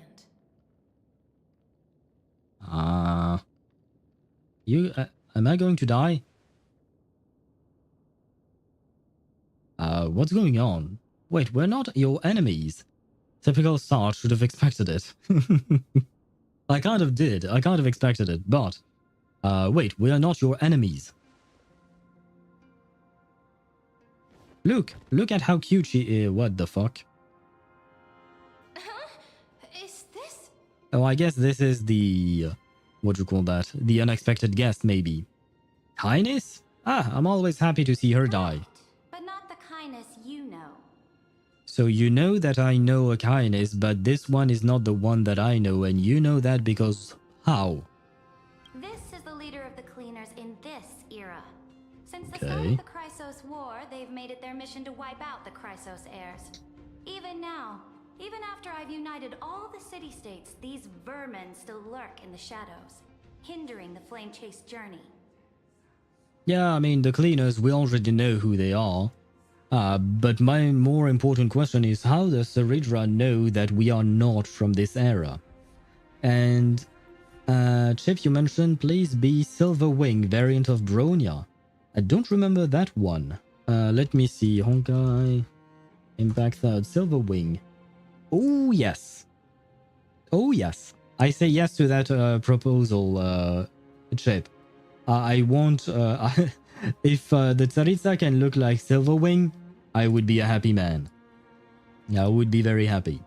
From Capitano's word, she's cool and generous personality character that allows the Harbingers to do whatever they want after they take the Gnosis. Yes, that I do remember. But she also lets them do whatever they want, regardless. Like, she allows Dottore to do all of his very horrible experiments, right? So, it's kind of not great. So I feel like maybe there is a colder side to her. She's a child based from the jacket that Yelan stole. I mean, the jacket... ah, come on, the jacket is her size, right? Is Yelan's size. I mean, she can put it on over her shoulders, right? If the jacket is big enough to put it on her shoulders, that means that the Cerydra must have shoulders as broad as Yelan, which means that she would be a tall model because children do not have broad shoulders. Aha! So it should work. Probably. She should be a tall model. I hope. I keep hoping and praying. Please. Please be a tall model. We already have a child with Nahida. We have a medium character with Venti. Well, technically speaking, we already have a tall woman with the Raiden and Mawika. But what is one more, right? Been watching Memes of Liberty series on YouTube lately. It's a modded campaign of StarCraft 2, I assume? I'm not sure. SC2. I assume it's StarCraft. But I've never played that game, so I don't know a whole lot, with tons of memes in it. There is a character in the normal campaign named Zeratul, and in that modded one, he can repair stuff with his Zera tools. I see. I mean, it is called Memes of Liberty, I suppose, so the name with the puns, I suppose, makes all the sense. And yes, it is StarCraft 2. Okay. I've never watched anything about StarCraft 2. StarCraft 2 is like a strategy tower defense type of game, right? Or am I mistaken? What is going on? Whoa, the deleted kindness right away. And you know what? I am happy about that. Kindness deserved to die 33 million times. And wait, Dottore is a Fatui? Tosh, when did you wake up? Yes, Dottore is a Fatui Harbinger. He's number 6, 5, 4? No, 4 is Aralekino. I don't remember which number he is, but he's quite up there high. RTS game, so real-time strategy. Making buildings and making units.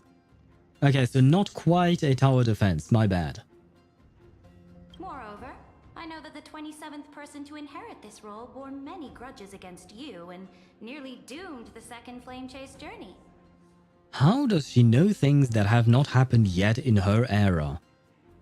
Because this is supposed to be the first Flame Chase journey. Dottore is number 2? Oh god, okay. No, he's not number 6, 7. My bad. I didn't think he was that high, but I knew he was high, but not that high. Okay, so, wait, but that means we lost number 1, right? We lost Capitano. So we lost the only one who could have defeated Dottore. No. The enemy of my enemy is my friend. So, out of courtesy, I present to you this corpse as a gift. As quite the generous gift, yeah, I guess. Careful. Let's wait and see what happens. She's probably trying to scare us. For the sake of order, I am known by many titles. Flamebearer who ends wars, Tyrant of Dawncloud, Empress of the Holy City, and Imperator of the Flame Chase. But in light of your unique identities, I'll allow you to address me by my real name. Cerydra? Cerydra. Okay. On behalf of my people and this land, greetings, Deliverer. Okay, so they were indeed waiting for us. How and why are you waiting for us? This is Evernight's doing? How would she do that? Because Evernight probably doesn't have any kind of knowledge about what's going on here, I think.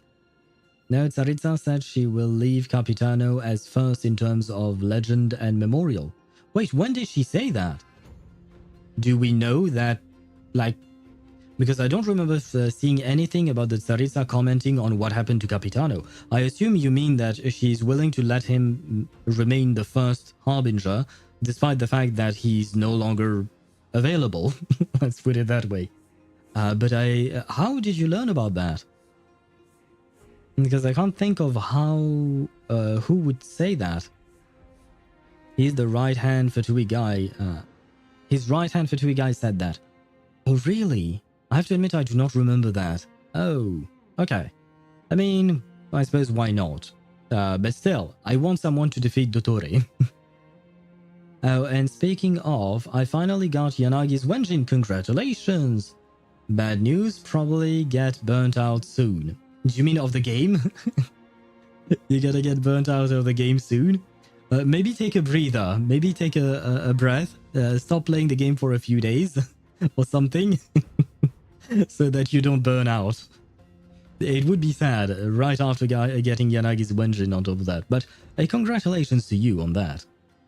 Or it was the 2 Fatui agents that talk about it in Mondstadt. Okay. I have to admit, I haven't talked to those two in a long time. So, yeah, I probably missed that dialogue line. If I may, how do you know his identity? As the little hostage prophesied, the Deliverer shall come from the future beyond the sky. What do you mean hostage? How dare you treat a Tribi like a hostage? You okay, Tribby? Gray hair, golden eyes, skilled in wielding a mace. A mace? They would arrive in Yanisopolis on this day. There's no mistake. What mace? I use a bat, a hat, a plume, and a lance. What mace are you talking about? The prophecy mentions beyond the sky Tribby foresaw our arrival. This completely diverges from history. Yes, indeed. Your orders, Imperator. Now she has bubbles inside her. It's kind of strange looking, not gonna lie. And wait, are her boobs made of water as well? It seems like the blue continues there. This is kind of strange, being able to see inside her and her chest cavity, because these are her ribs, right? Huh. I wonder if it would be like a nice pillow or something. Never mind, because there is this. Oh, but I guess she can remove this part, probably. Huh. But you know, kind of like a water bed or something like that. I suppose. Oh well. Hear me out? Never mind. What do you mean, Chip? Tell us.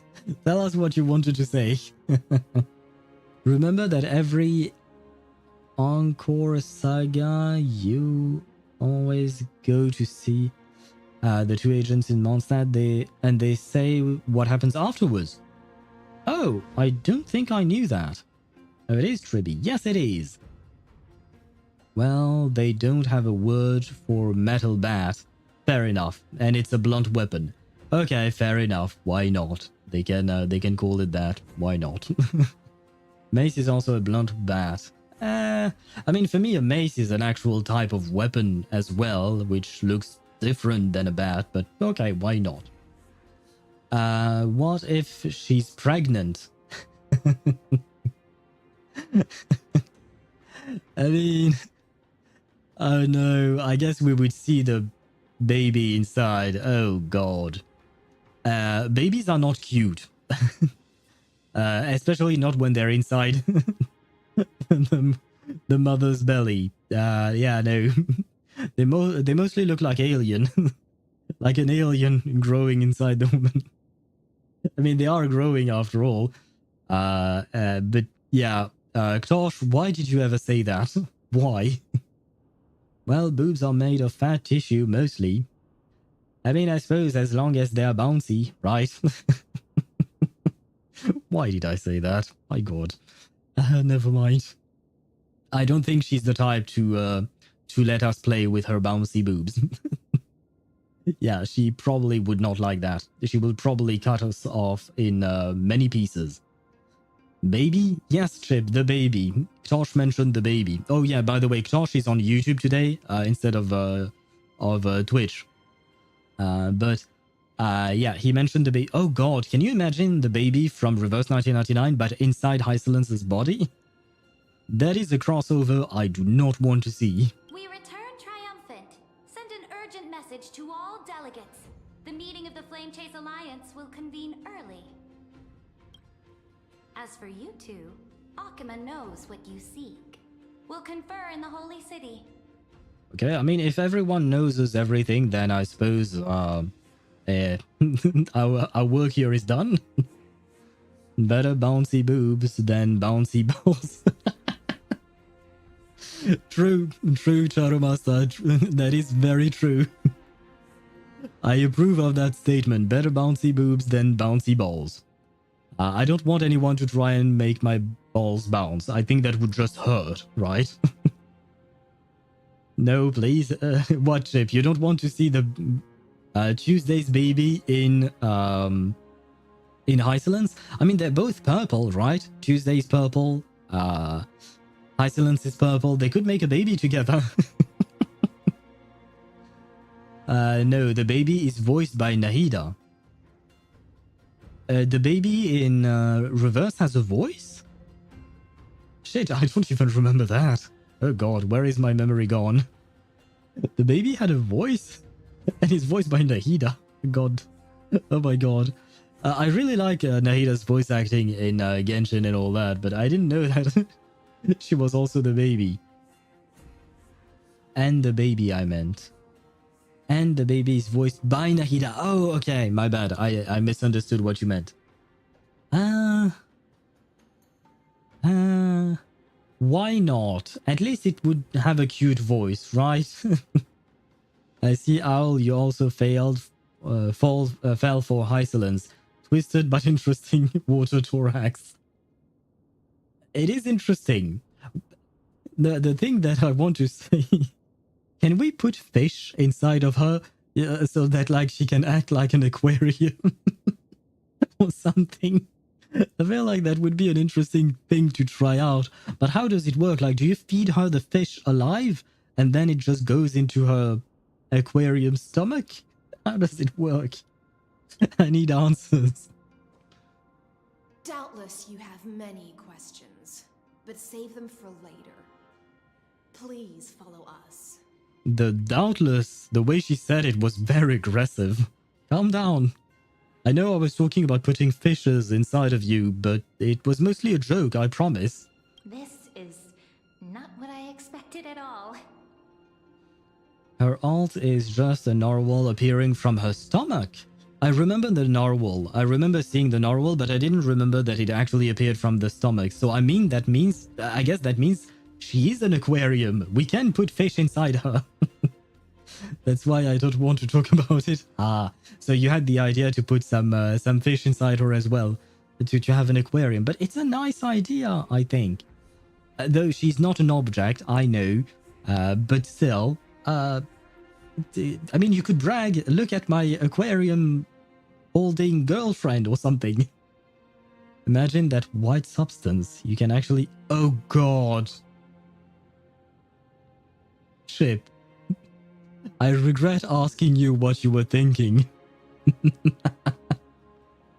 I regret asking you what you were thinking, but I asked, so I will share the blame. But yeah, I did not want to think about that, but I suppose you were right. Good grief. All-devouring narwhal's mommy. Yes, I suppose this is the all-devouring narwhal's mummy. I'm getting a bonk hammer, is... Yep. Shit, you know what? I have to add a bonk to the channel redeem points or something. Let me note that down. That way next time around I can bonk you for that. Because you definitely deserve a bonk for that. You know what? I will just write bonk chip on my notes. There you go. I don't know how exactly I'll be able to implement that, but we'll see. We'll find a way. And Charo Master, do you want to send Chip to the what do you call that? To the to prison? He kind of deserved it after what he said. We do the aquarium chick. Wait, what do you do to the aquarium chick?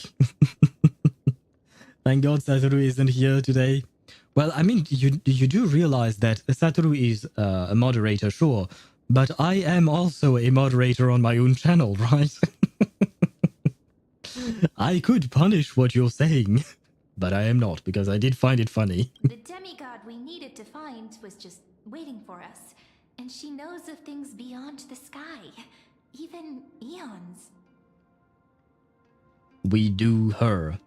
Well, I mean, if we do her, that's how the white substance that Chip mentioned arrived where it arrived, right? So it all makes sense, I suppose. Yep, that's what the Oratrice was for. Well, Chip, you heard Shadow Master, you're going to prison. But it didn't play anything, unfortunately. Oh, wait, you didn't hear the sound of it?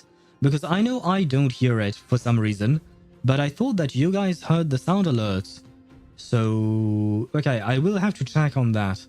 I'll have to track multiple things in that case. Because if you guys didn't hear it, that means there is a problem with sound alert itself. But the fact that I don't hear it might be due to the fact that I changed my headset. And because of that, maybe something got messed up in the way I receive the sound thingies. It doesn't really make sense, to be honest, but I just don't know at the moment. I explored nice arts about Hysilens' water body to see if the artist can recreate it accurately. Her Majesty. Huh. And was it nice? Like totally nothing. Ah. According to the judgment of the Oratrice Wait, Mécanique Chip redeemed it again. Cardinal. We now turn to the Oratrice Mécanique d'Analyse Cardinal.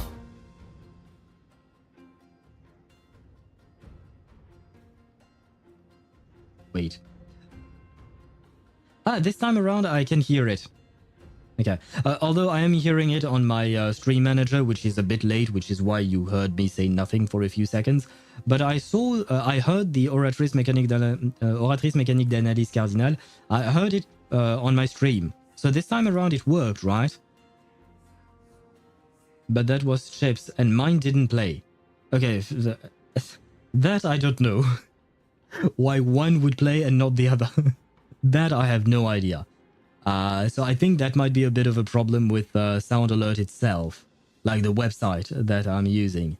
But I can't do shit about that.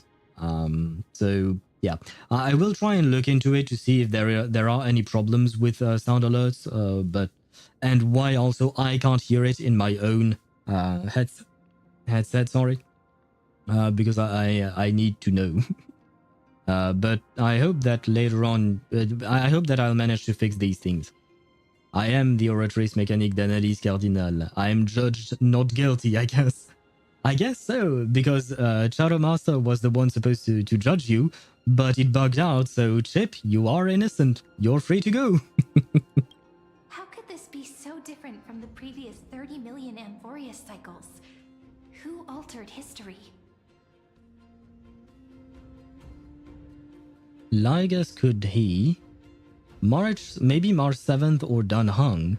Maybe we messed up the timeline. I mean, given the information that we have right now, I don't think we would think of March 7th or Dun Hung. Because Dun Hung is on his way back to the Express, and March 7th we have no idea. Maybe we mess up the timeline. Thus far we've done nothing, so I don't think that would be the case. So maybe Ligus did something. I want to blame Ligus for everything. Unpleasant thought, but plausible. I'm filing a complaint. My points for use for nothing. Can I refund you? I don't think I can. Follow, invite, whisper, no. Can I? Does that work? Shadow Master, if I click here. No. Block, report, no. I don't want to block or report you. It's not a mod action or a mod comment. You should be able to. How do I do that? No, that is just me using it. Wait. Online. How much did it cost though? Because I don't remember the cost for each of these things. Twitch, refund, channel points. Can you refund? Go to your channel point redemption queue on your Twitch dashboard. It will list the requests made by the user. Go to their specific request and select reject. When you reject a request, they will get... Okay, wait, I can apparently reject your... Well, no, I can't, because I can't click on it. Wait, no, here, maybe. No, I can report it, but I don't want to. I don't know what how to get the rejecting thingy. Do I right-click? No, right-clicking does shit. No, because where they said the only thing I could do... Mod actions, maybe? This user has not had any mod actions. Yeah, I know. He's done nothing wrong. I'm just testing out buttons. Mod... Warn... Timeout... Ban. No, that's not what I'm looking for. I don't know. I don't know how to do it. Can I refund? Yes. In the activity feed. Yeah, I am already in the activity feed. Wait, if I look at replay activity, no. Hide activity, no. Refresh, zoom out. No. So everything I'm finding online does not work. So that's a bit of a problem. Hold F for a new command. What do you mean? That makes no sense. If it's me sending to the Panopticon, I will be happy. Oh, God. Something worse than you. Okay. Now I understand. And the emotional damage, I understand. I understand you're sad about your channel points. But wait, refund points. Wait, let's go to the official Twitch help. Especially because some ads are running on Twitch, so we might as well use this time to understand what, how it works. Custom rewards, no.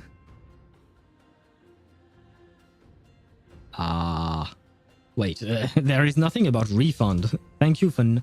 Okay, mods can do things like mark rewards as complete, reject rewards, refund points, and yeah, but how do you do that? To work from the rewards queue, to open the queue, oh, go to click on the channel points reward balloon in chat. Okay, I think this is it. Type /requests, but I can't type if I'm... What? How does that work? Rip. Yes. Wait, if I do this, requests... Oh yeah, wait. Can I do that? Oh, it opens a new page. Oh. Oh, okay. So that is a page that I have never seen before. Wait, but these are things that from 7 months ago. Oh god, wait. Oh, do I have to go all the way? Can I select the last one, please? Oh god, these are all the requests from 7 months ago. God, no. Is there a way to look at the rewards but faster? Oh my god. I've never seen this window before in my life. Ah, there you go. I think I am at the last rewards. Okay, yes, there you go. And where was it? Wait, 4 days ago. Hydrate, emotional damage from... Wait, not all of them are... Wait, Oratrice. Joke, 2 months ago. No, that's not... Nothing is working. I'm a mod on my friend's channel, so I know about that page. Okay, I did not. I've been streaming for a year and I did not know about that page, man. How? Ah, come on. Do I need to click again? Because, strangely enough, I do not see your redemption. I see Chip's redemption 2 minutes ago for the rip. I see a hydrate from 4 days ago. And then it goes back 11 days, 14 days, etc. This is where I could indeed, what do you call that, reject your reward and refund it. But I don't see your redemption, my god. Why is this so complicated? Like, seriously. Sound alert, respond your inactivity feed. Ah, wait, I could maybe do that.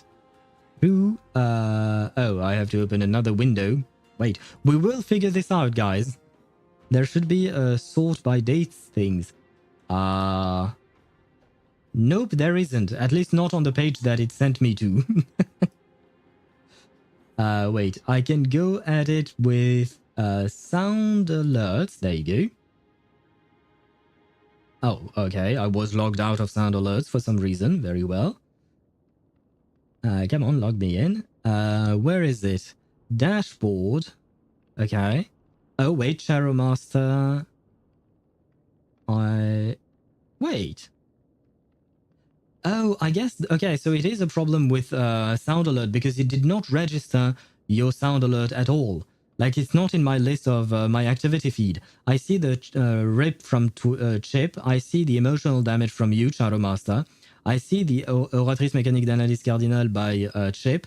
But the previous one, before Chip, it was you, Shadow Master, but it was the Kuru Kuru. So I don't actually see it. Can I do something about it? And it's no longer refundable. So I guess I waited too long as well. But I was looking at the old one. Ah, man. So something is broken on Twitch, unfortunately. I think so, yeah. Because I don't see that that redemption from you. I mean, I see it on my stream manager, but I don't see it on Sound Alert. Even though it's supposed to be a sound... Like, I genuinely don't understand what's going on. Not gonna lie. Well, we shall continue with the story. I would like to end the stream at some point, guys. Just saying.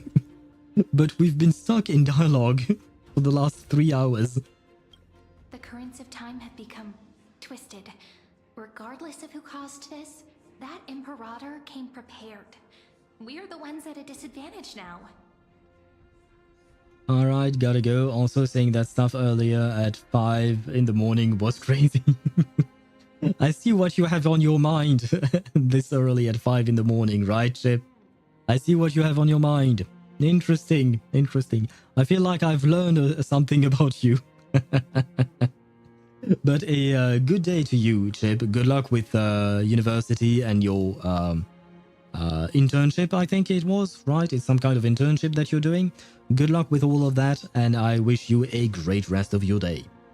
You see it on chat, but it's not on Sound Alert. It happens sometimes. Yeah, I mean, I know that Twitch is broken sometimes. There are things that I've noticed that I'm like, wait, where is my thing? Where is that thing? And it's supposed to be there, but for some reason Twitch doesn't show it. For instance, like I can snooze ads, generally speaking, on Twitch, meaning that I can delay them by 5 minutes, and I'm supposed to have 3 snoozes per stream. But sometimes I have 0. I have no idea why. And sometimes I can use more than 3.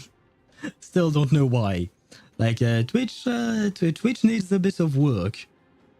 Yeah, and now I have 6 reports to fill with. Good grief. Good luck to you.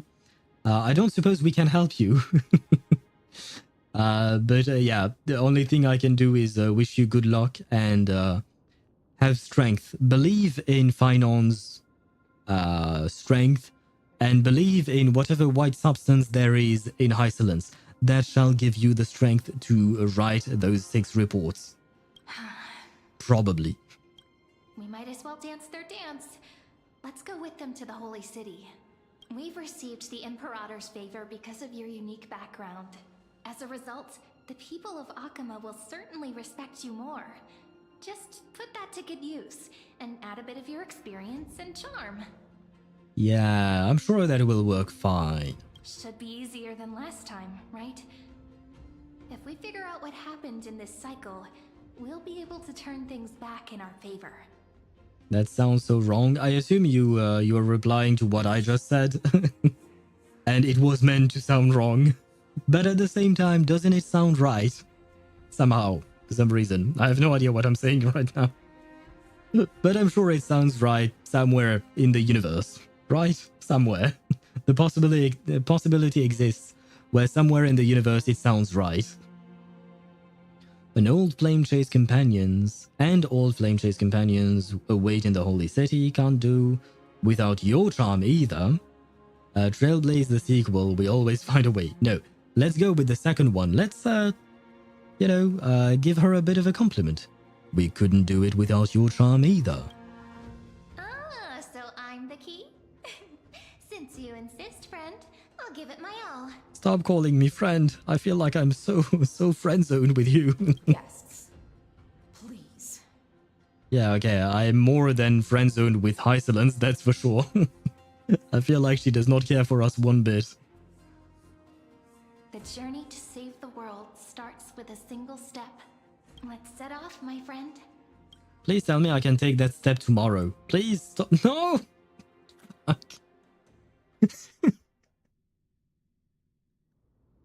Please don't put me in another dialogue. Please. Fucking hell. Oh my god. I don't want to stream up until midnight or 1 AM like I did last week. Please. Please, game. Leave me alone. Oh my god.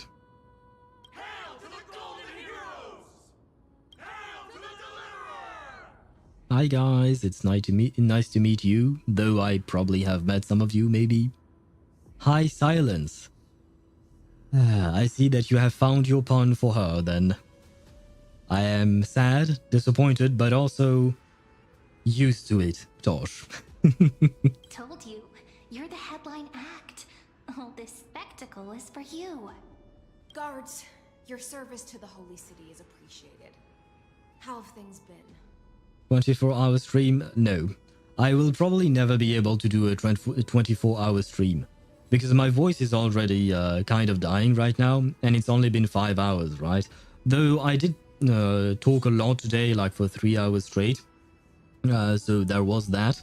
But still, after 8 hours of talking in a day, I'm done. My voice is tired. So I couldn't do a 24-hour stream, probably ever. Just Alt F4? Nah, I don't like doing that, especially because I don't know if it would actually put us back into the dialogue. I assume it would, but I don't want to risk not being able to listen to the dialogue. There is a big streamer on Twitch that's also a game dev. When Twitch added pre-rolls, ads when you enter stream, he calculated that he's getting around 4,200 for them per month. So he's using half of that money to give subs for his community so they don't have to have ads, and he still gets his money. Twitch hack, but for big streamers only, unfortunately. Yeah, I mentioned it before. I think you weren't there yet, but I mentioned that basically I earn something like... wait, you know what? Let me check. Earnings... I think it's here. I earn like something like 20 cents per stream, but with ads. Let's see, what was that? Oh wait, I earned 50. Wait, 50, 76, 32, depending on the day, 68. And I'm not talking about dollars, I'm talking about cents. So yeah, that works for him, not for me. I don't think I have as many viewers as he does. So yeah, ads are not exactly worth it for me. Castrum Kremenos once again struck the border. Dux Brumalis led her troops to repel the enemy. The agitators against the Flame Chase are still active in the city. They smashed the shops around Memorial Market. But the garrison already arrested the culprits, and now they await interrogation. They are merely a disorderly mob and do not warrant any attention. Even though Terravox personally mended the fractured earth, it still didn't silence these fools. Guests from beyond the sky, worry not about these trivial matters. Dux Gladiorum will take you somewhere to settle down for now. Not gonna lie, short queen, right now I'm more worried about my stomach because I'm hungry and I'm tired. But you won't leave me alone. How do you live, Owl? Allow me to introduce myself. My name is Hysilens, and I am the Dux Gladiorum who swears fealty to the Imperator, as well as the Knights Commander of the Archiman Alliance. Not sure what that question is supposed to mean. I mean, I breathe, I eat, I sleep. Later on, the Imperator will invite you to attend the meeting of delegates to discuss the Flame Chase journey. Your arrival has convinced us that the future promised by the prophecy is certain. Under the Imperator's command, Amphoreus shall break its chains and reach the world beyond the sky. Huh. So I guess that means that we don't really need to convince her she's going to help us, right? With all due respect, what exactly do you know about us and what's beyond the sky? As a humble subject, I cannot freely express my own views to you. Please forgive me. Okay. He doesn't. Exactly, Tosh. I do not live. I am non-existent somehow. Good that you moved on from Hysilens'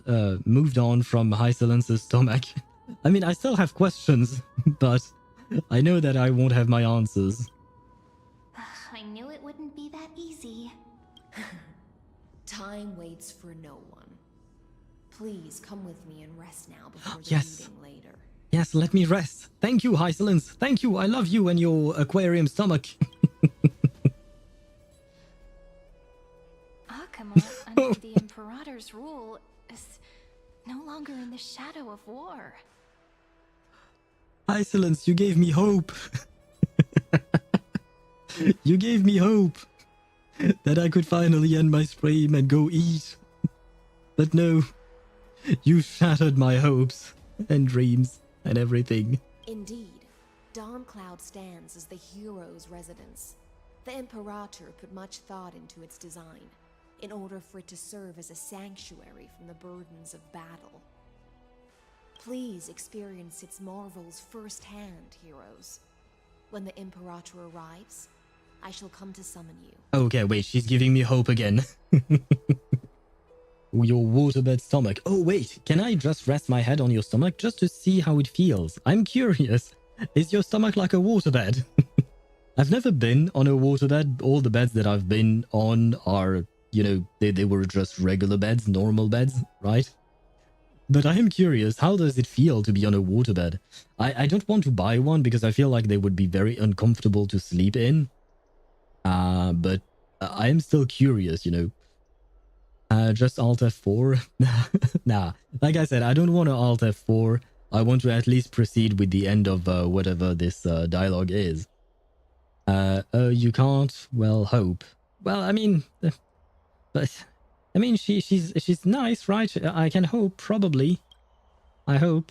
Please? Hysilens? Yes? Please? No? No? Fuck. Hysilens. No wonder she's the Knight's commander. And now it's Cyrene stealing my hopes and dreams. Very well. Her lips are sealed tighter than armor. Alright. We finally have some freedom to ourselves. Yes? Since there's still some time before the Alliance meeting, let's explore a bit. Look over there. No, I refuse to look over there. Leave me alone. At first when she said, let's explore for a bit, I was like, hey, you know what? Maybe that means that we are free to move around, which means we are out of a dialogue and I can do whatever I want. But no, after that she said, look over there. So I'm very much afraid that she will just launch another dialogue. Please, please game, grant me freedom. Ah. My wife is here, my queen, Aglaya. No. I can't start talking. No. I really want to talk to Aglaya, but if I start talking to her, I'll never get to the end of anything. Not the ladies I'm familiar with? What do you mean? It is Aglaya and Tribi. Okay, it is not our Aglaya and Tribi, but still. Not the ones you're familiar with. Okay, yeah, no, yeah, fine. But the hearts of heroes stay the same in every cycle, never changing. She's a warrior, so it could be too hard for a waterbed. Waterbeds tend to be kind of wobbly. Yeah, I know that. From what I've seen of waterbeds. But I guess she should have rock-hard abs, right? Because, what do you call that? Because she's a warrior, like you mentioned. So, well. I guess I'm not resting on her waterbed stomach or something. Owl, prisoner of the fire. Good night, Owl. Don't move. Don't move. I am not moving. Please. Thank you, game, for granting me freedom. I am pressing escape. Oh, you know what? Yes. Pause and save. There you go. Perfect. Oh my god. I need to go to the restroom as well. Days are like breezes, carrying the scent of wheat field. My brother, I love you, but now is not the time to yap. Please. I want to end the stream. I need to go eat. I need to sleep as well. I'd like to sleep not too late, which is kind of a problem for me. Okay, we are finally free. So I am going to end the stream. Thank you very much for watching, guys. Swavy, I don't know if you're still here, but thank you for the resubscription earlier. It was very kind of you. I really do appreciate it. Don't move. Now move. Yeah. Now I'm ready to move. Now we're good. Now we're good, Daedra. I am free. I will go on and dream about Hysilens' waterbed stomach or something. And I shall see you guys tomorrow at 6 PM Central European Summer Time for more, not reverse, my bad, for more Honkai Star Rail, more waterbed and aquarium stomachs. and short queens, of course, because let's not forget about Cerydra. On that note, thank you so much for watching, and I shall see you tomorrow. Hoot hoot to you, my good man. A hoot hoot to you as well, Charo Master. And I shall see you all tomorrow. Good night or good day, depending on where you are exactly. I suppose it depends, but a good something to you all. Bye-bye.